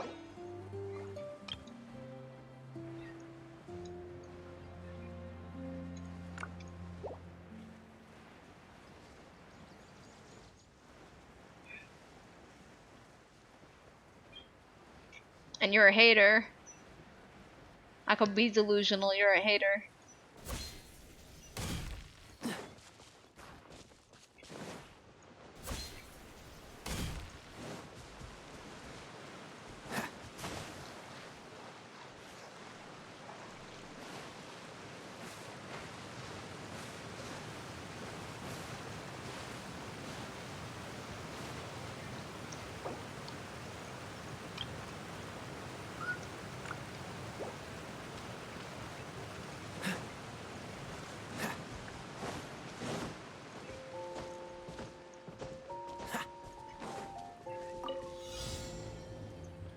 What's the hurry?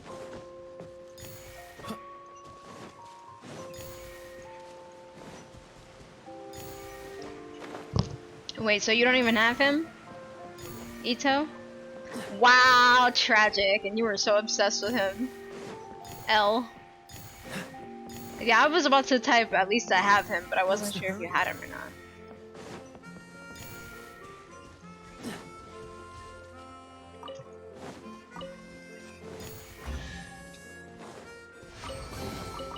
How fortunate. Huh? You're telling me I'm the one with the character who's scared of beans. You're the one without him.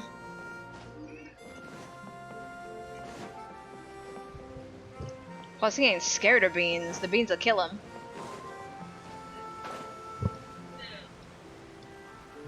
Or it's like me saying, like, oh, you're scared of peanuts while you're allergic, and then throwing them at you. Like, what's wrong? No, this literally, like, I remember, Busted. Freeze. Oh, so sorry. Can't see. I hear everything. Whatever. I mean, not everyone runs when they're in fight or flight. They just freeze. Well, some. Gotcha. Let's light it up. And shroud. What's the hurry? Busted. Game's up. Time's over. Cool it. Can't see.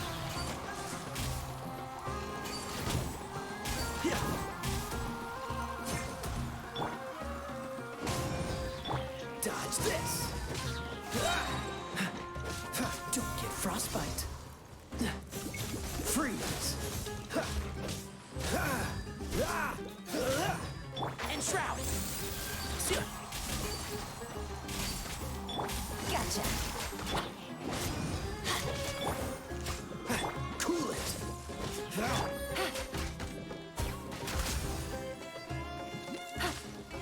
Oh my god. I'm going in. Are you kidding me? Go to hell. Busted. Let's light it up. Freeze. Let's nip that in the bud. One with the forest.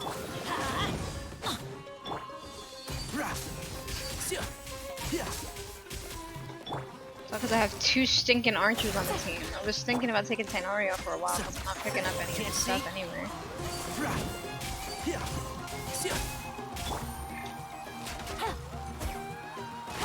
Gotcha.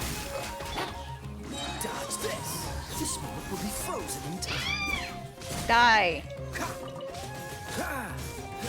Freeze.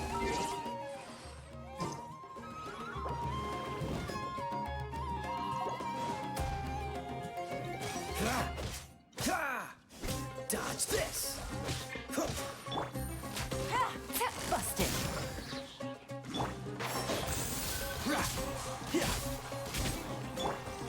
Teamwork is dreamwork. I don't know. Damn. Annoying. Quite the find. Do you even know what dogs sound like? Because clearly that's not a dog.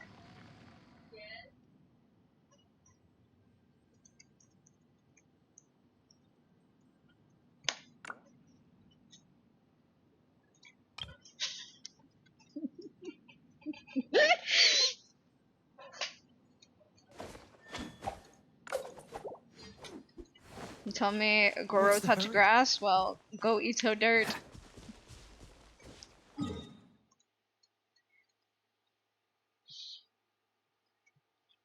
I'm literally almost done getting everything from the Veluriyam Mirage, and there's 20 something days.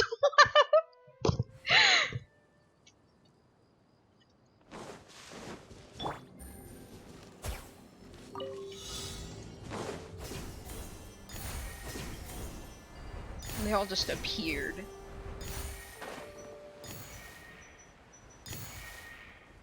What you mean pause? That was the point. I was telling you to eat dirt.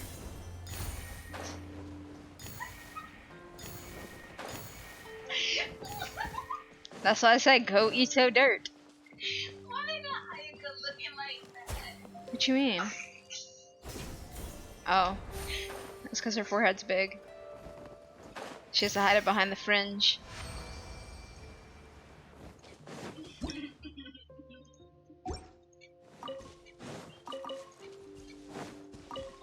Take it easy. Oh well, neither do I. Because I have a bunch of them set for the Sure. unusual hilly trail, but I One can way take to those draw off your so I can target have out of more. hiding. Huh?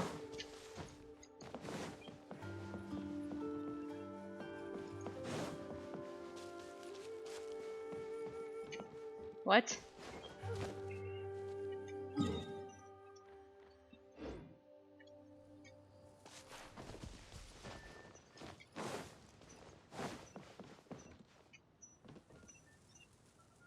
What do you mean? Where's the chest? Oh, I'm on the wrong side.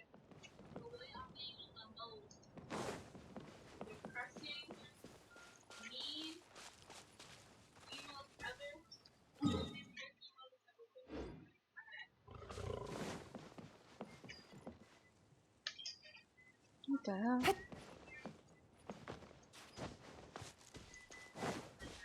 Oh.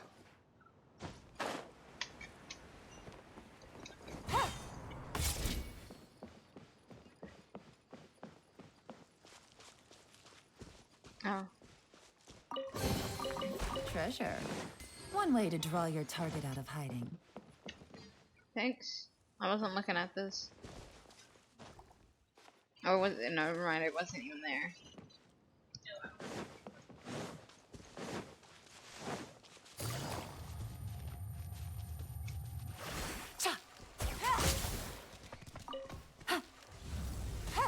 Ah, whatever. That's mad work.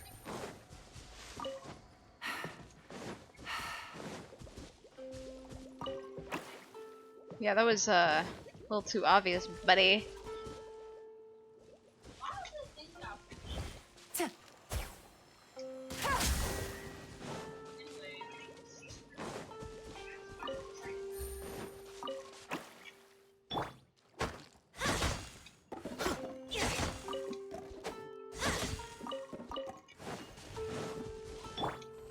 Oops, wrong one.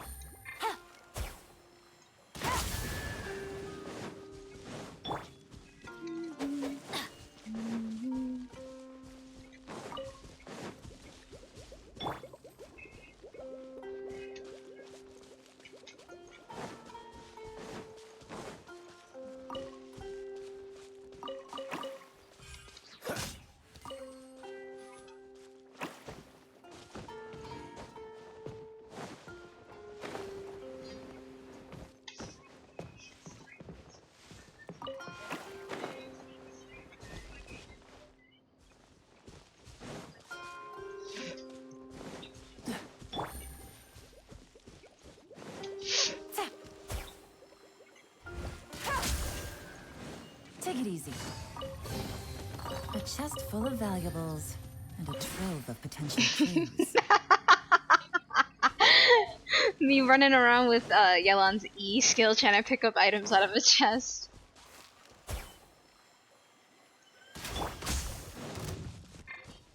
And Shroud, I hear everything. Don't push your luck. Don't get frostbite. Things are about to get dicey. Let's light it up! Oh, you dead, buddy.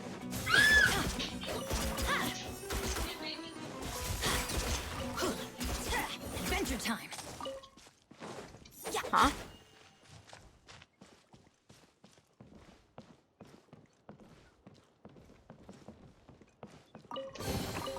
Now that's what I call treasure.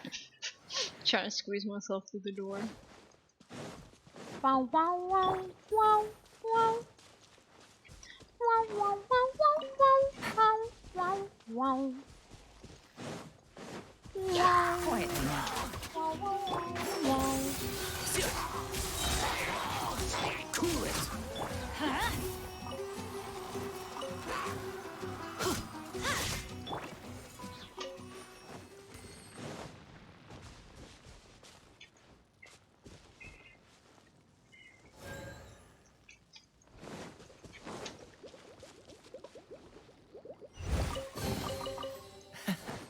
Quite the find.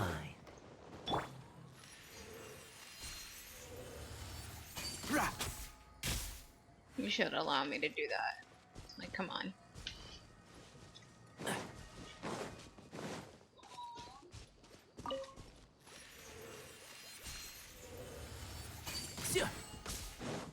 Keep up. One with the force.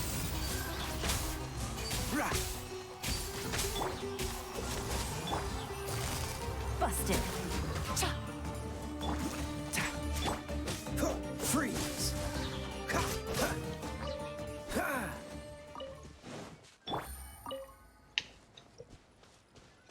la la la la la la la la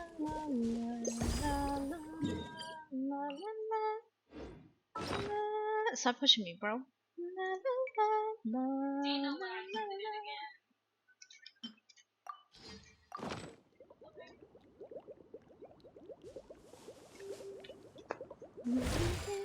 Okay, never mind.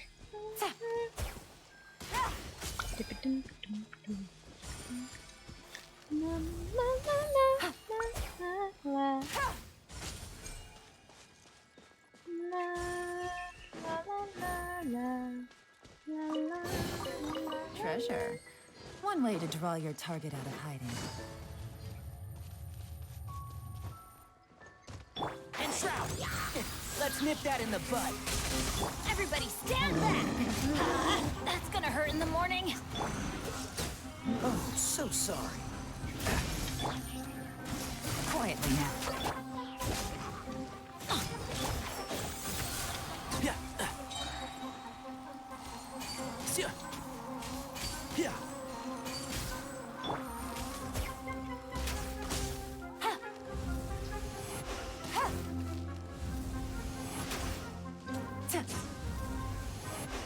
Dame.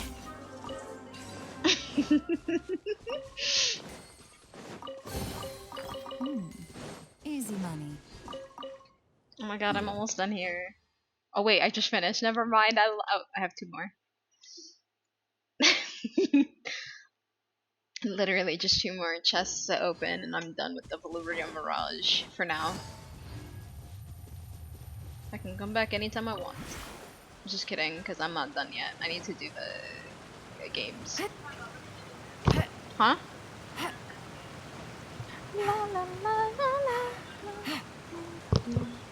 What? What about D-Luke?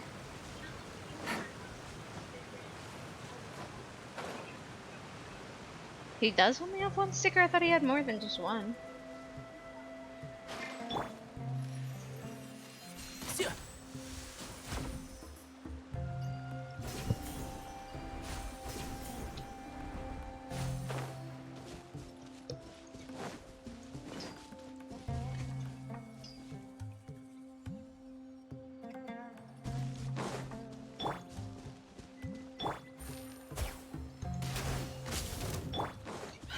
Dodge this. Let's light it up! I hear everything. Yeah. Rah.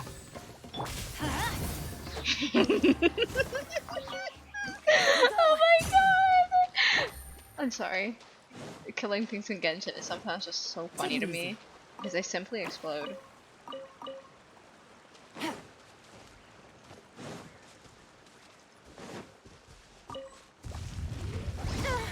Bro, I swear I press E. Gotcha. But you can explode then. Game's up. Fun's over. I'm going in.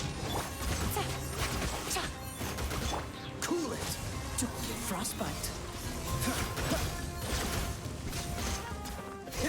Dodge this.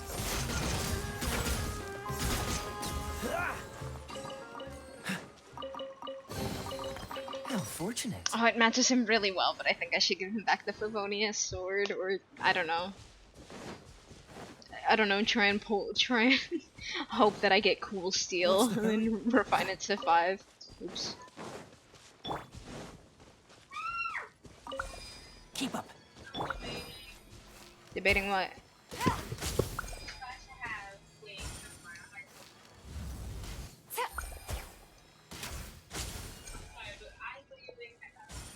This is it! There we go! It's over! A chest full of valuables. No more. I did everything.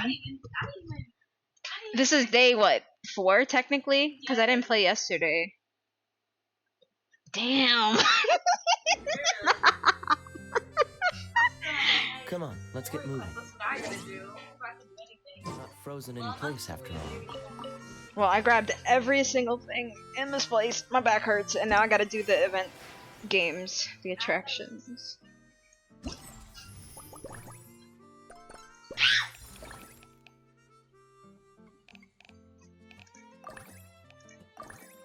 Oh, I have to wait another day.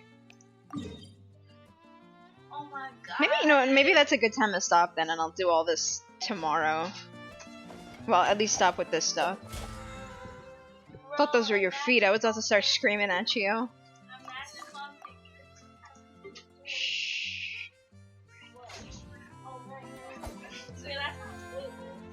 Still, they're most likely gonna have stickers when they do come out.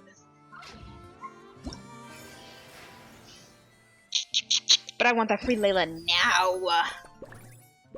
How much do I need? 1,200 to get that free Layla. And also I get this and a crown. You know what? Screw it. Primos. Primos! Primo gems. La la la la la la la la la la la la. Hey, this is where we buried our thing. Whoa, the Mora pocket watch. La la la.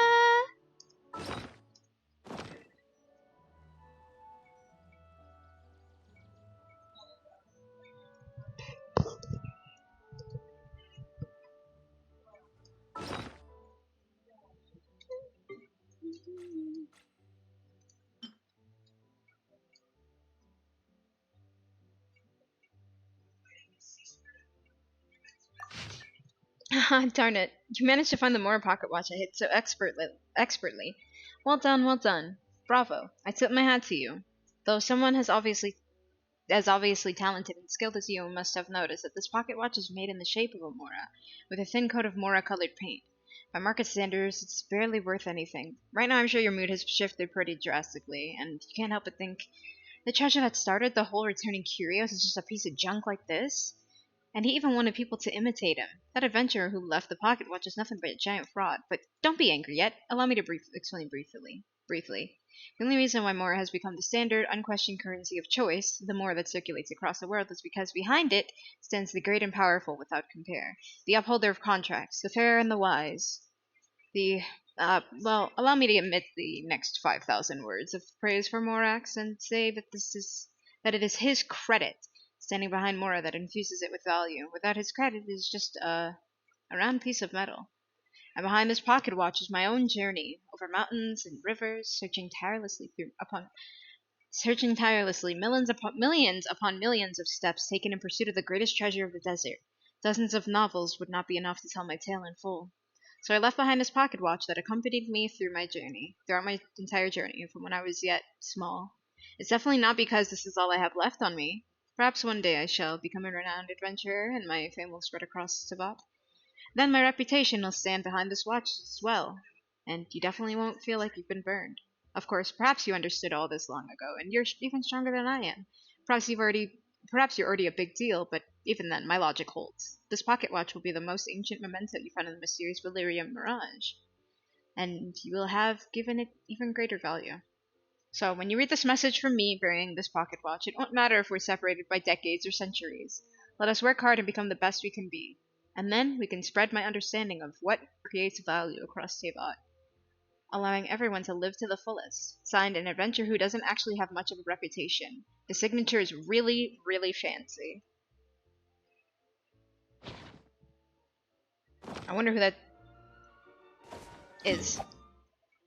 I guess we should go bring that to Itia and talk to her about it.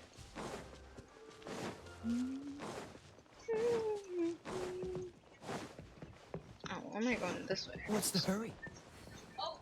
I don't know what the hurry is, Kaya. How about you hurry up?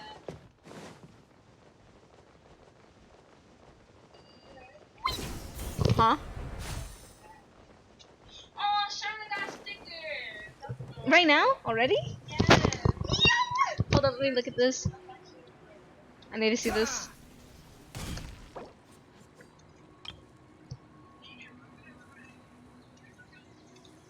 Hirara. Aww.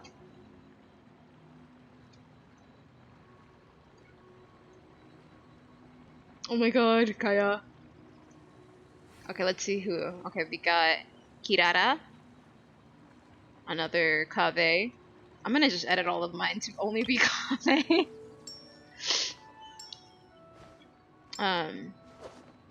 Working on it. Good Nara, bad Nara, do go on. Amazing. Friendship comes first. Amazing. Don't hold back. Art and are you scared? And you're scared.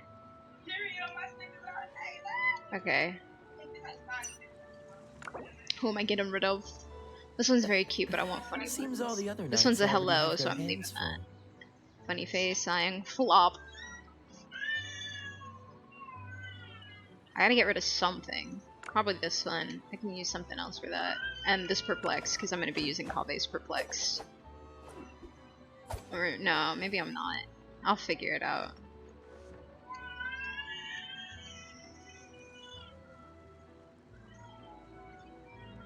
I'll use this one because it's funny.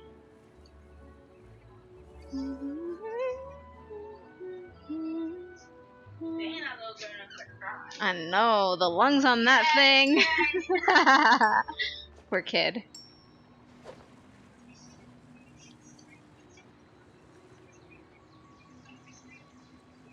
Cries in poverty. Oh my god, we got another broke astrologist question mark. She's not real.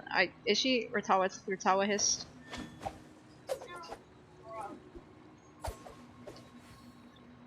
I was gonna say, what is Mozzie squat supposed to mean? Never mind, mosquito.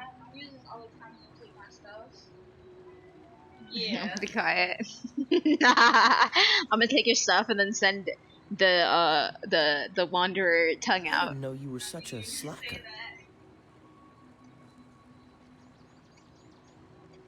Kyle, be quiet. I'm looking for something. Just show up.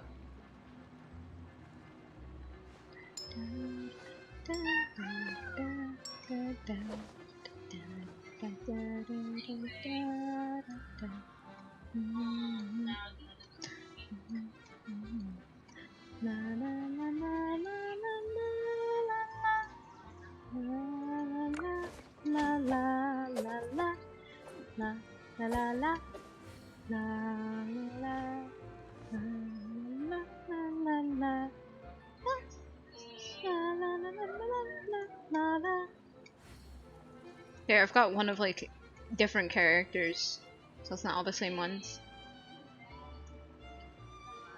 Come And on, if these are let's get moving. Paimon's We're paintings, not frozen in Paimon place got good after art. all. Better than the Traveler. That's what I was That's what they're thinking. called. They're called Paimon's paintings, but like, damn. Wait, let me see. That's what these are called. Paimon's Oh. paintings. That's like the Oh, emoji set, the whole thing. Oh, that's what she does. That's But that's why I'm like, if this is Paimon's paintings for real, damn, is she skilled. right. She is. She got better. She need to redo those traveler ones, though. What you talking about? All the ones at the beginning ones, yeah, they're kind of scuffed compared to these ones. I mean, they're cute. They're very adorable, but They don't fit with these. And Wait, I lied. Did I? No, I lied. I have. Did I add the other Kave one? Probably not. Here, I'm gonna just save it and then check. yeah, a lot better. I didn't. Who? Who? Paimon. Oh. Well, they started with Paimon, I think, like the Paimon, Paimon picture. It did the last one. Yeah, girl. Okay, the one like. Okay, you want this? It's a ham sandwich. Or turkey. Thanks. You want half? No. Why is it mad wet? It's like you took it with you into the water park. I have this right next to it. Oh. How was it? Ooh. I didn't know you were such a slacker. Hello? Here. How was it? That's for you. It was fun. Can you give me a plate? We went to the indoor one because it was raining. Yeah. What did he say? Did he say PA? They went to Pennsylvania? Damn! That's where we're going.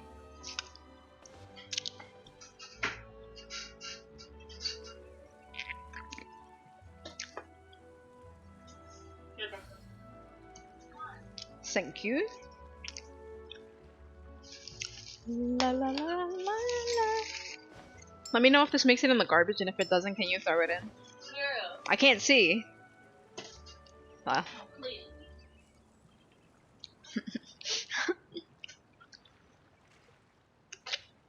Did I almost make it?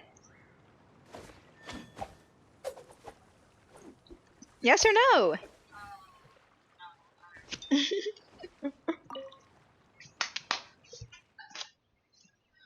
what are you doing?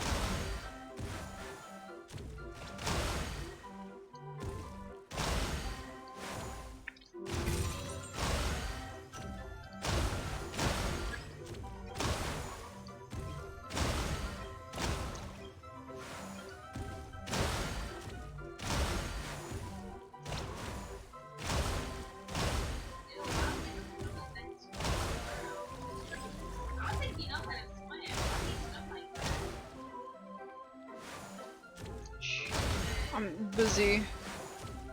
I'm busy gaming. I can't listen to you. I love the music. I swear it's so good. Oops, I missed it.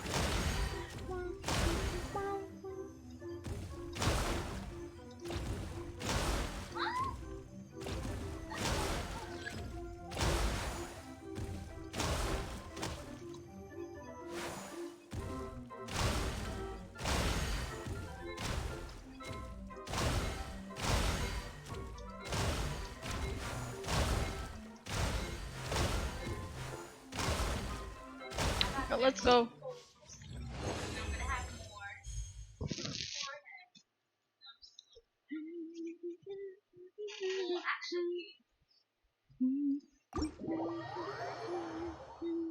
Guarantee I'm getting him, bro. Like, Who? Oh, never mind. but not only him, he's a Fontaine Warden. Yeah. Oh. Oh my god! Unless it's been posted on the Twitter, don't talk about it. I forgot that. Anyway.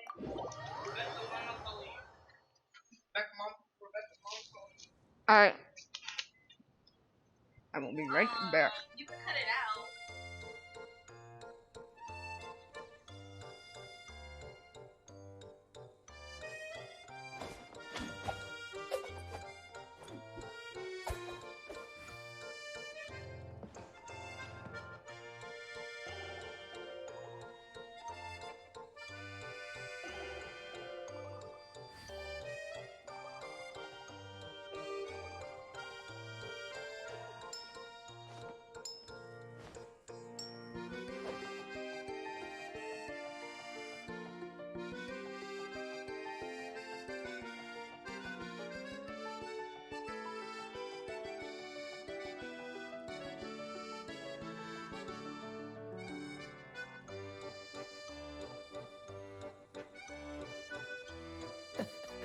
Seems all the other knights already have their hands full.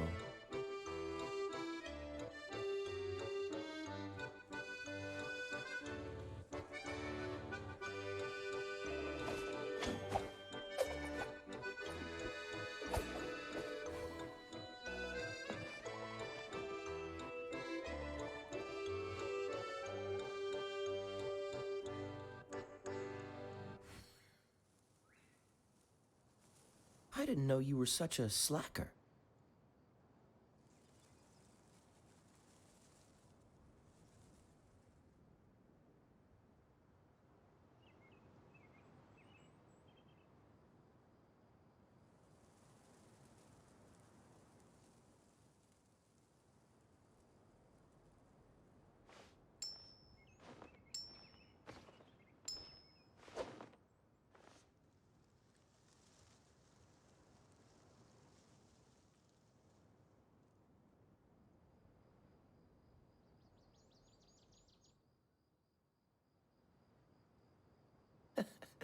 Seems all the other knights already have their hands full.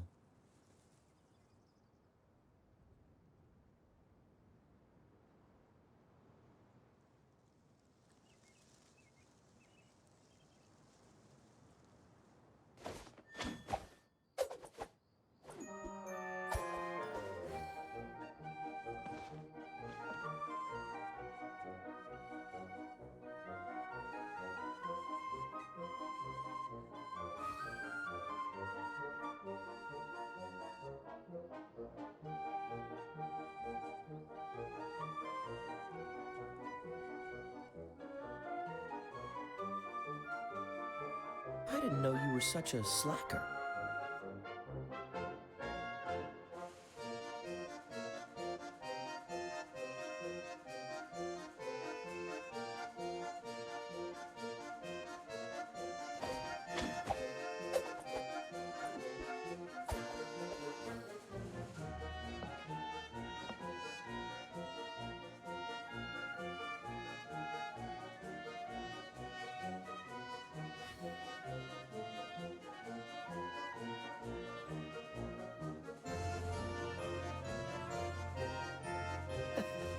Seems all the other knights already have their hands full.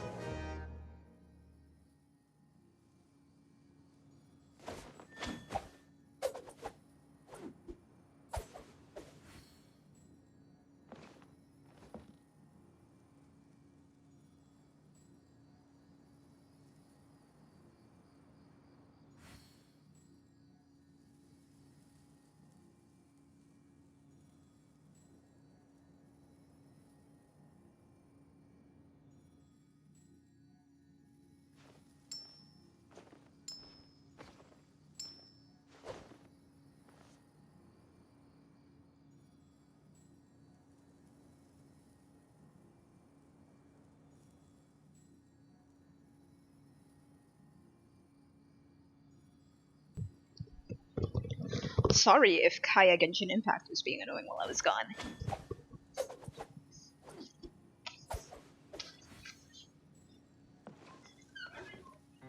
You put in the high chair? I mean crib, yeah.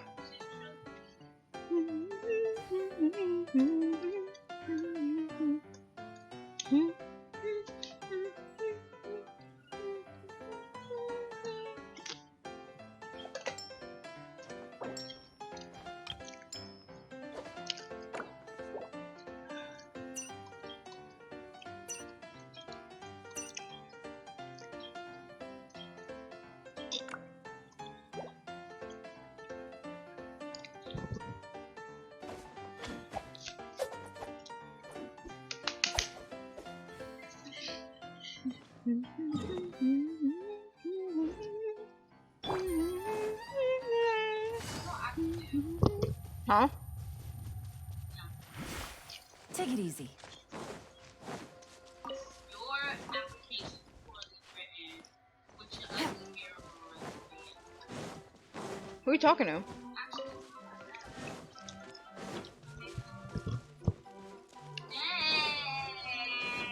You out here making fun of his hairline. You should be making fun of the, pretty much what's a feather on top of its head. I'm not making fun of you.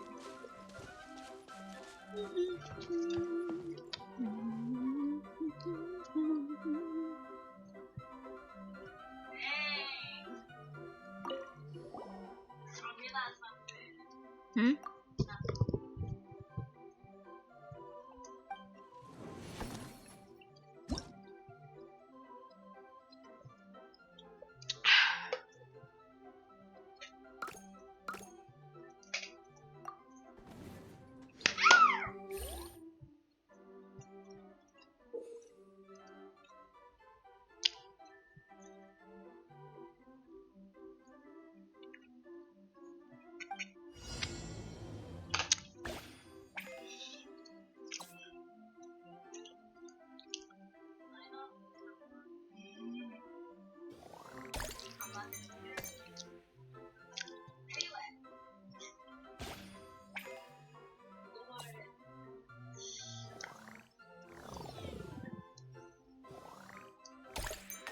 Oops. Yeah, please let me reroll.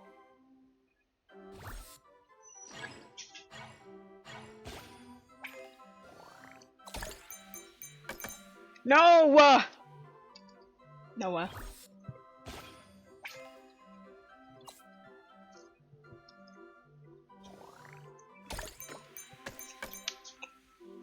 Damn it, I just ruined my score. Unless it's too hard.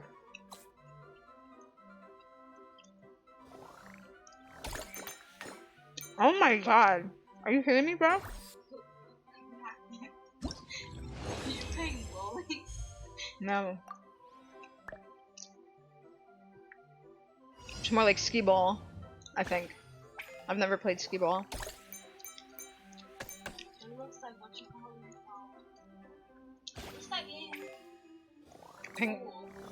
Oh, I thought you, yeah, I was saying earlier, it looks like a billiards table. I'm gonna scream, bro. That's stupid. Oh, not yet. Anyway.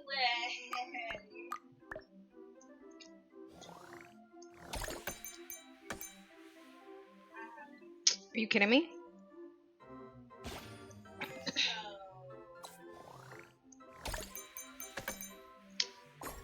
Are you kidding me? Whatever, I better have technically gotten it.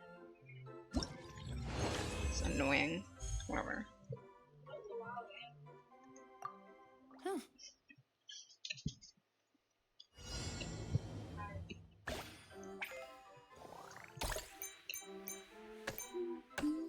Are you kidding me?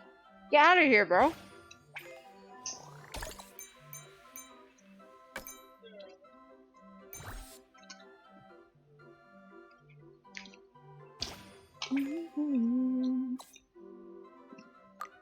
Oh, see me.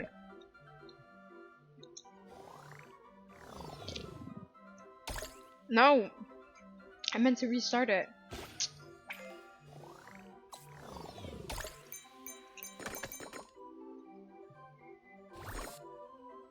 I did it, yay. Whatever. Good roll.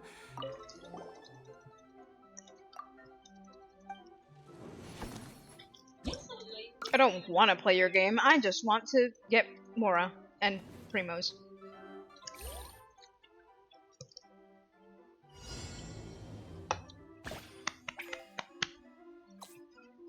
Whew.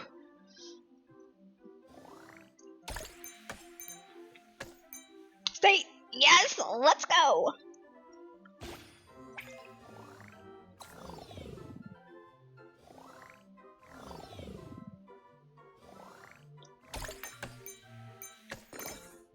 Oh! Come on, bro. That's so dumb.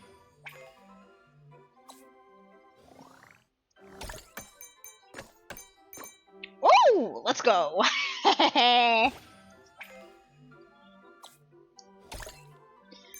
As long as I get over 10, it don't matter.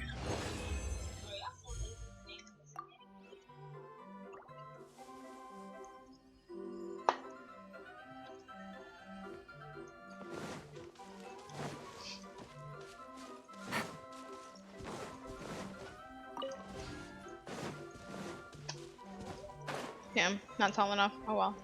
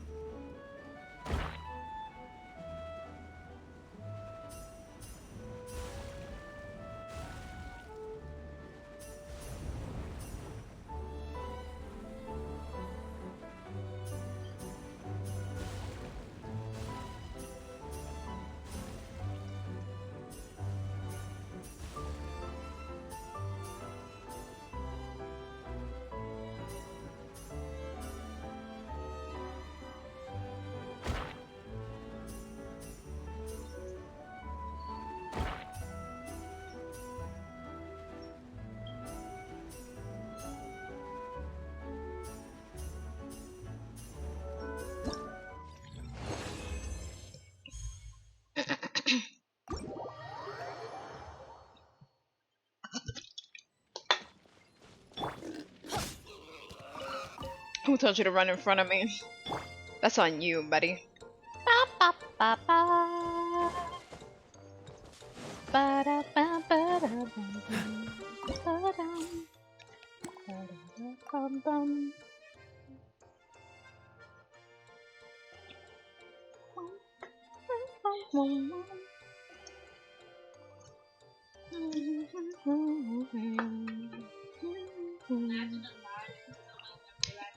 Damage dealt by Catalyst characters will be increased by 30, you say? Okay. Okay, where is ba ba ba ba? There you are. And then we bring in the guys. Where are they? Kaya und Mika. Na na na na na na na na na. Na, na, na, na. I could have just done a full Catalyst team. What?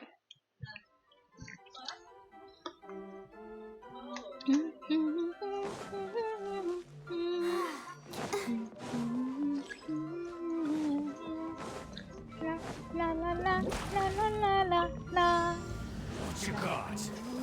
La la. This one will be frozen in time. Freeze! Now's our chance. We're fighting cover fire.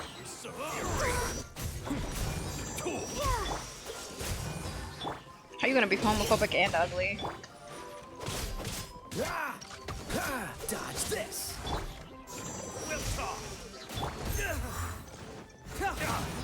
Oh, so sorry. Cool it. Maybe I should have brought Mona too. Let the show begin.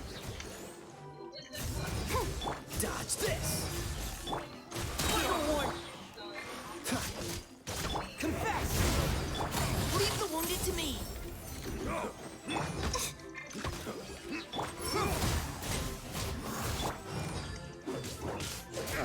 This moment will be frozen in time. Cool it! I should have brought Kazuha.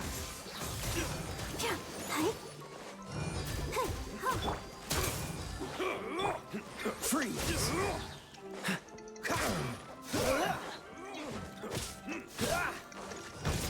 Cool it! Oh, so sorry. Get moving! I'll protect us. Yeah.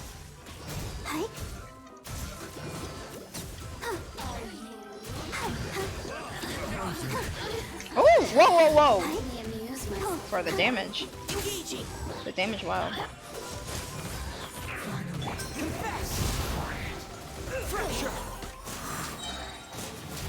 Freeze! Don't get frostbite. Don't push your luck. Let's keep going, team. We're fighting cover. Get moving. Let the show begin. Cool it. You need a Veluriyam. Are you kidding me? Bro, shut up.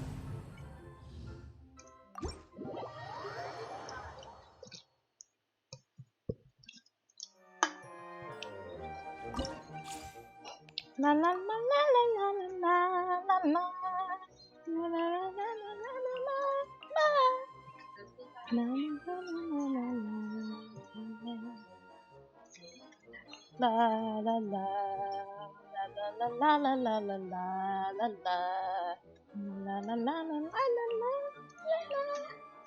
La la la la la la la la la la la la la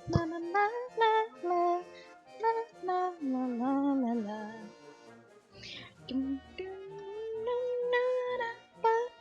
I'll just do my DPS, old DPS barber team.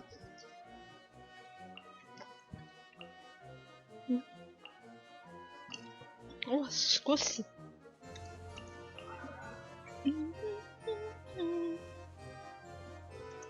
I don't remember the setup of that DPS barber team though. Mona, you, definitely Bennett, and then Barbara.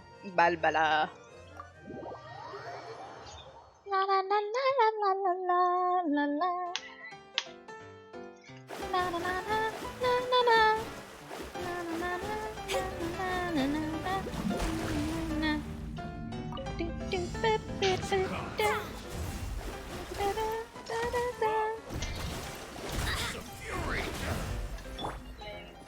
The wind knows me. Clouds high. The birds. Written in the stars. Teamwork is dreamwork. Let's dance. Yeah.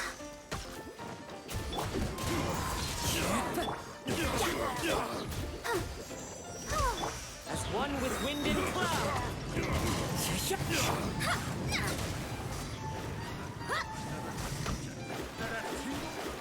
Fate is upon you.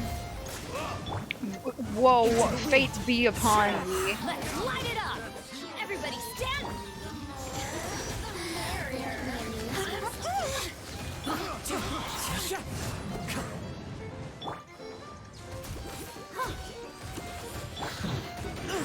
Time to go. Fallen leaves. Adorn my night. Teamwork is written in the stars.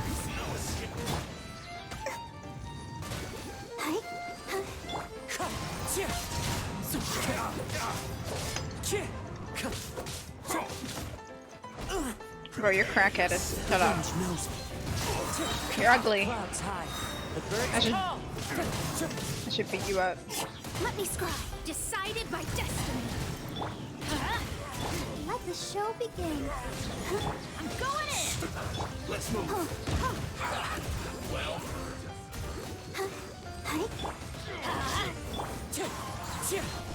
As one with wind and cloud.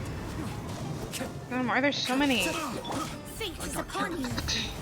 Shadows of fate. I should have just brought my most powerful team. Oh, shut up, because I dodged between both of you and somehow still got hit. Into the wind. Clouds high. The birds call. Time to go. Wind strike. Decided by destiny. Let me scribe. Fallen leaves. Adorn my... Oh, get the hell out of here. Shut up.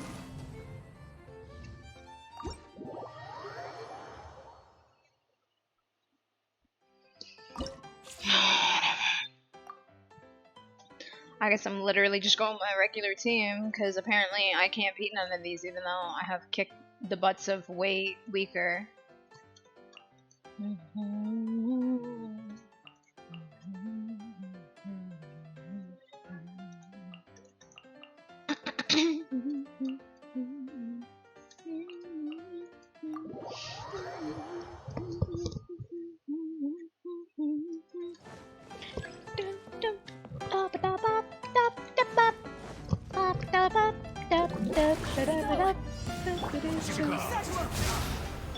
Going in!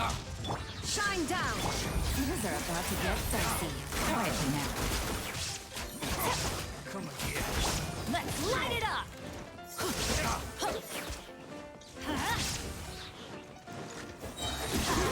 Teamwork is dreamwork! Confess!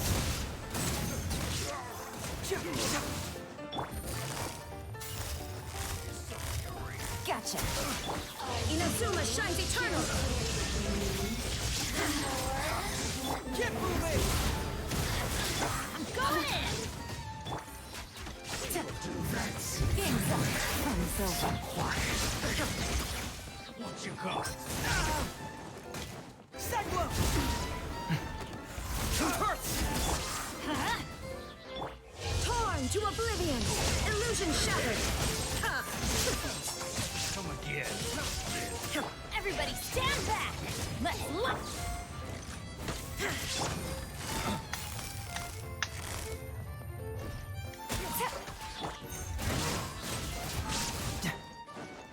Confess!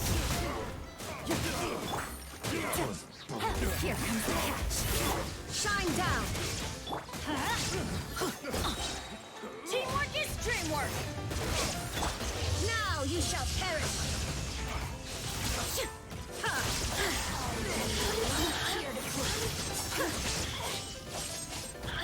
Bring it on! Cyclone! Game's up! Fun's over. I'm going in! Let's light it up! Quietly now.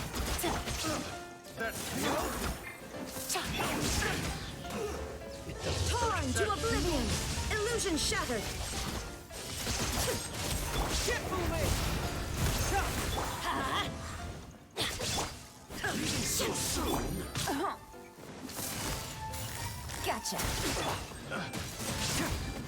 Teamwork is dreamwork! There is no escape!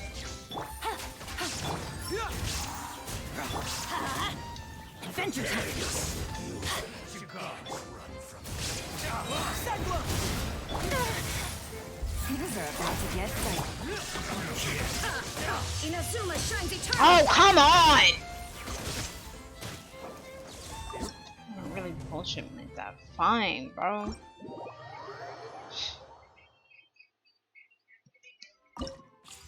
Fucking god.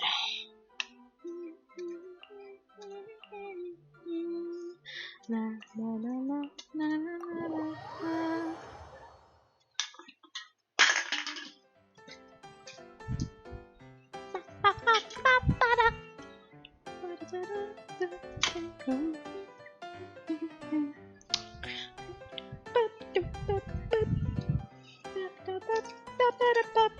Oh, ow!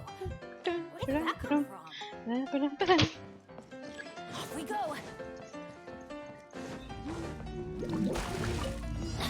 What you got? Clouds high. The birds call. The wind knows me.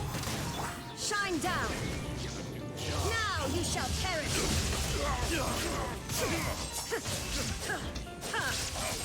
Game's up. Fun's over. Let's light it up! Teamwork is driven! As one with wind and cloud. Shut up. Time to go.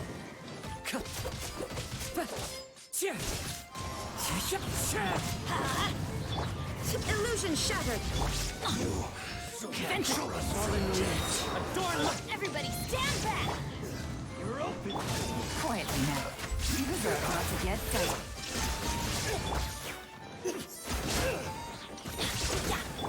Inazuma shines eternal!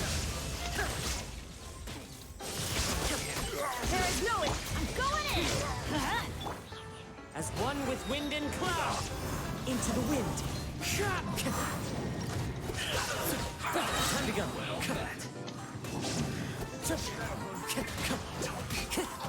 Wind strider. Fallen leaves. Adore. Everybody stand back! Let's look. Here comes your catch. The no. Torn to oblivion! Shine down! Teamwork is true! The wind knows me. Clouds high. The birds call. User about to get dicey. Gotcha! Wind strider. Come on, come on, come on. One more, two more, two more. One more, one more. Oh, thank God. I was not ready to keep doing that.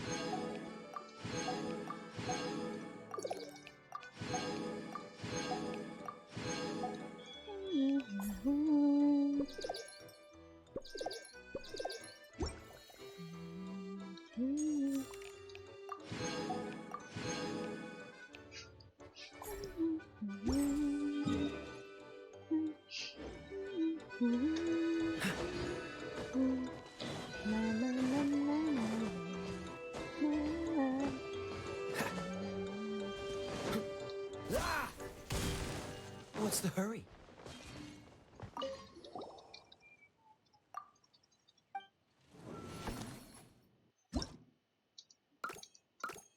Okay, tomorrow.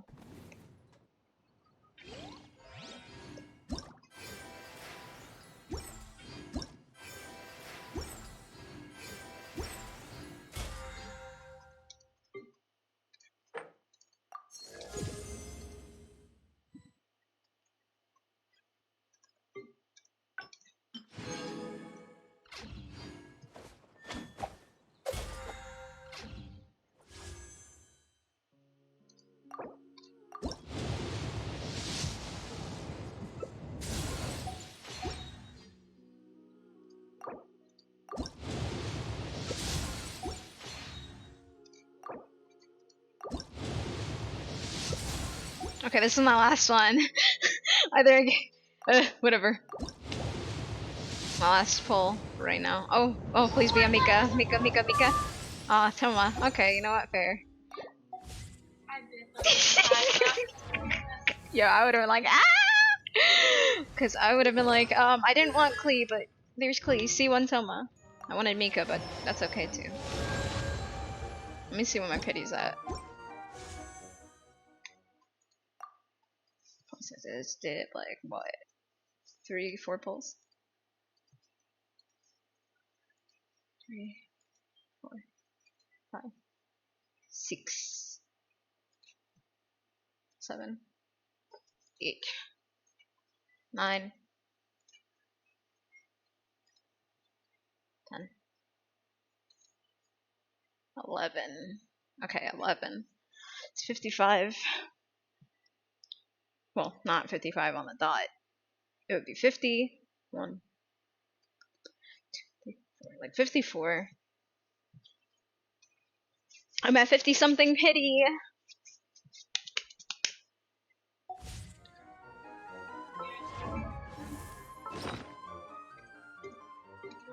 Huh? Yes. So I'm risking my guarantee either for. Come on, let's get maybe moving. I should stop pulling. We're not frozen in place after all.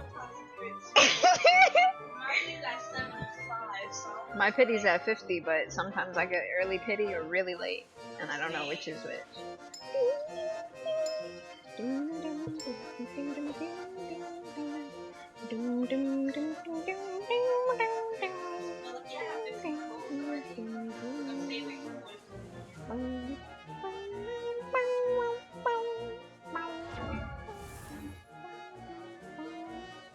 Why is Kaya standing like that? He had his leg like, okay, hold up. On this board, he keeps, it's not that much higher. He's like got his leg up on it. Wait. It's not that much higher, come on. Come on now. Well, he got his whole foot up. And then earlier, I was up on top of the circle thing, and he had his foot, and his foot was like all the way against his leg. Hold up. Let me see, can I get back up there real quick? You wanna see it? Yes, no? I mean, I can get it, I just have to get back up there. I was just looking at it. How did I lose sight of it that quick? Oh, it's this way. Silver Battle Courtyard.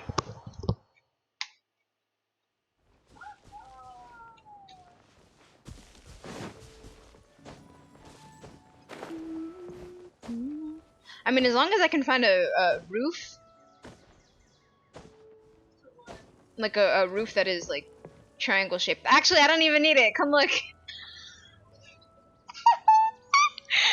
Yo. Girl, that's what she was talking Yeah, about. but his feet were all the way up against his legs from the roof he was standing on. I had to pick here because it's the closest. Yeah, he Michael Jackson standing. He really got the Michael Jackson. Okay.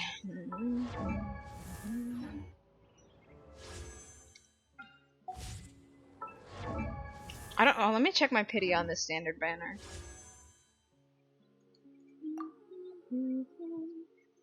Oh, right. I just pulled Jean, so it's not high at all. I'm on 1. My pity's 1.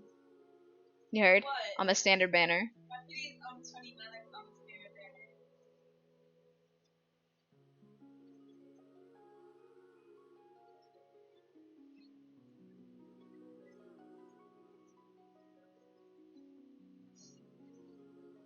I wonder who's on here. I'm pulling for Wanderer.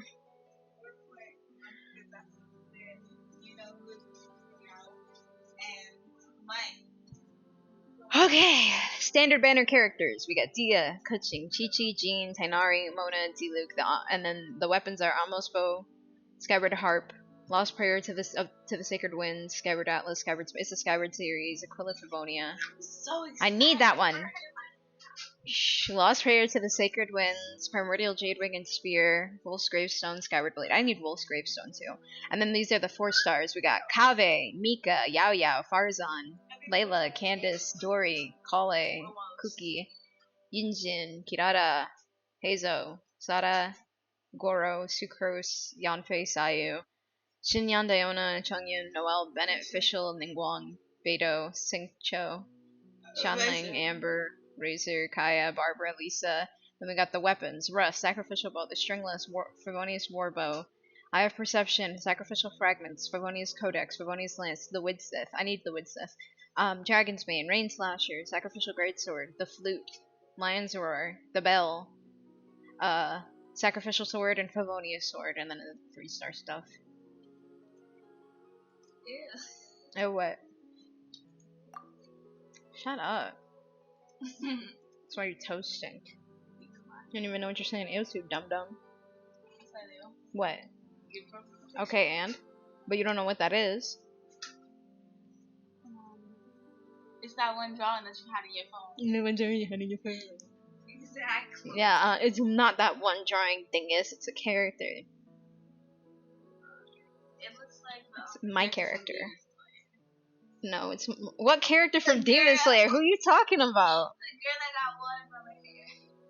Not even close. It's just pink and green. And she don't got watermelon hair. She's got dango hair. She's like at the tricolored. Oh yeah. I was about to say without the something. I mean, no, she really does. She Seems doesn't all have it the in her other knights hair, already but she have their has hands the what is it? She has white in her design. She's literally just Dongo. Okay, I gotta level up someone. Why did you turn? I'm trying to scroll. That's crazy. They really rip. I'm trying to get standard thing more. Pew pew pew pew pew.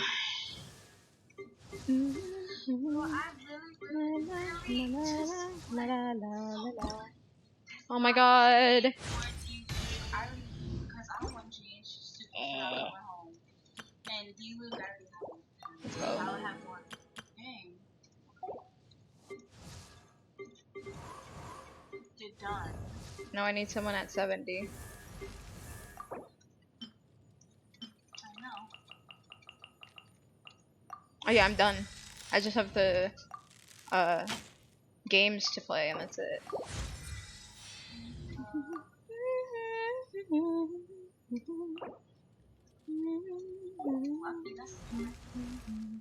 What?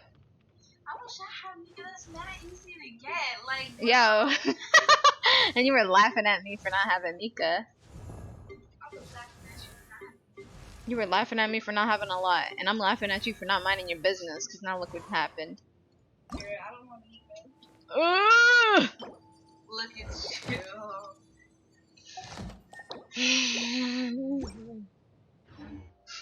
Don't lick me. I wasn't looking. Oh wait, I should probably get on. Can we do that later? Please, together.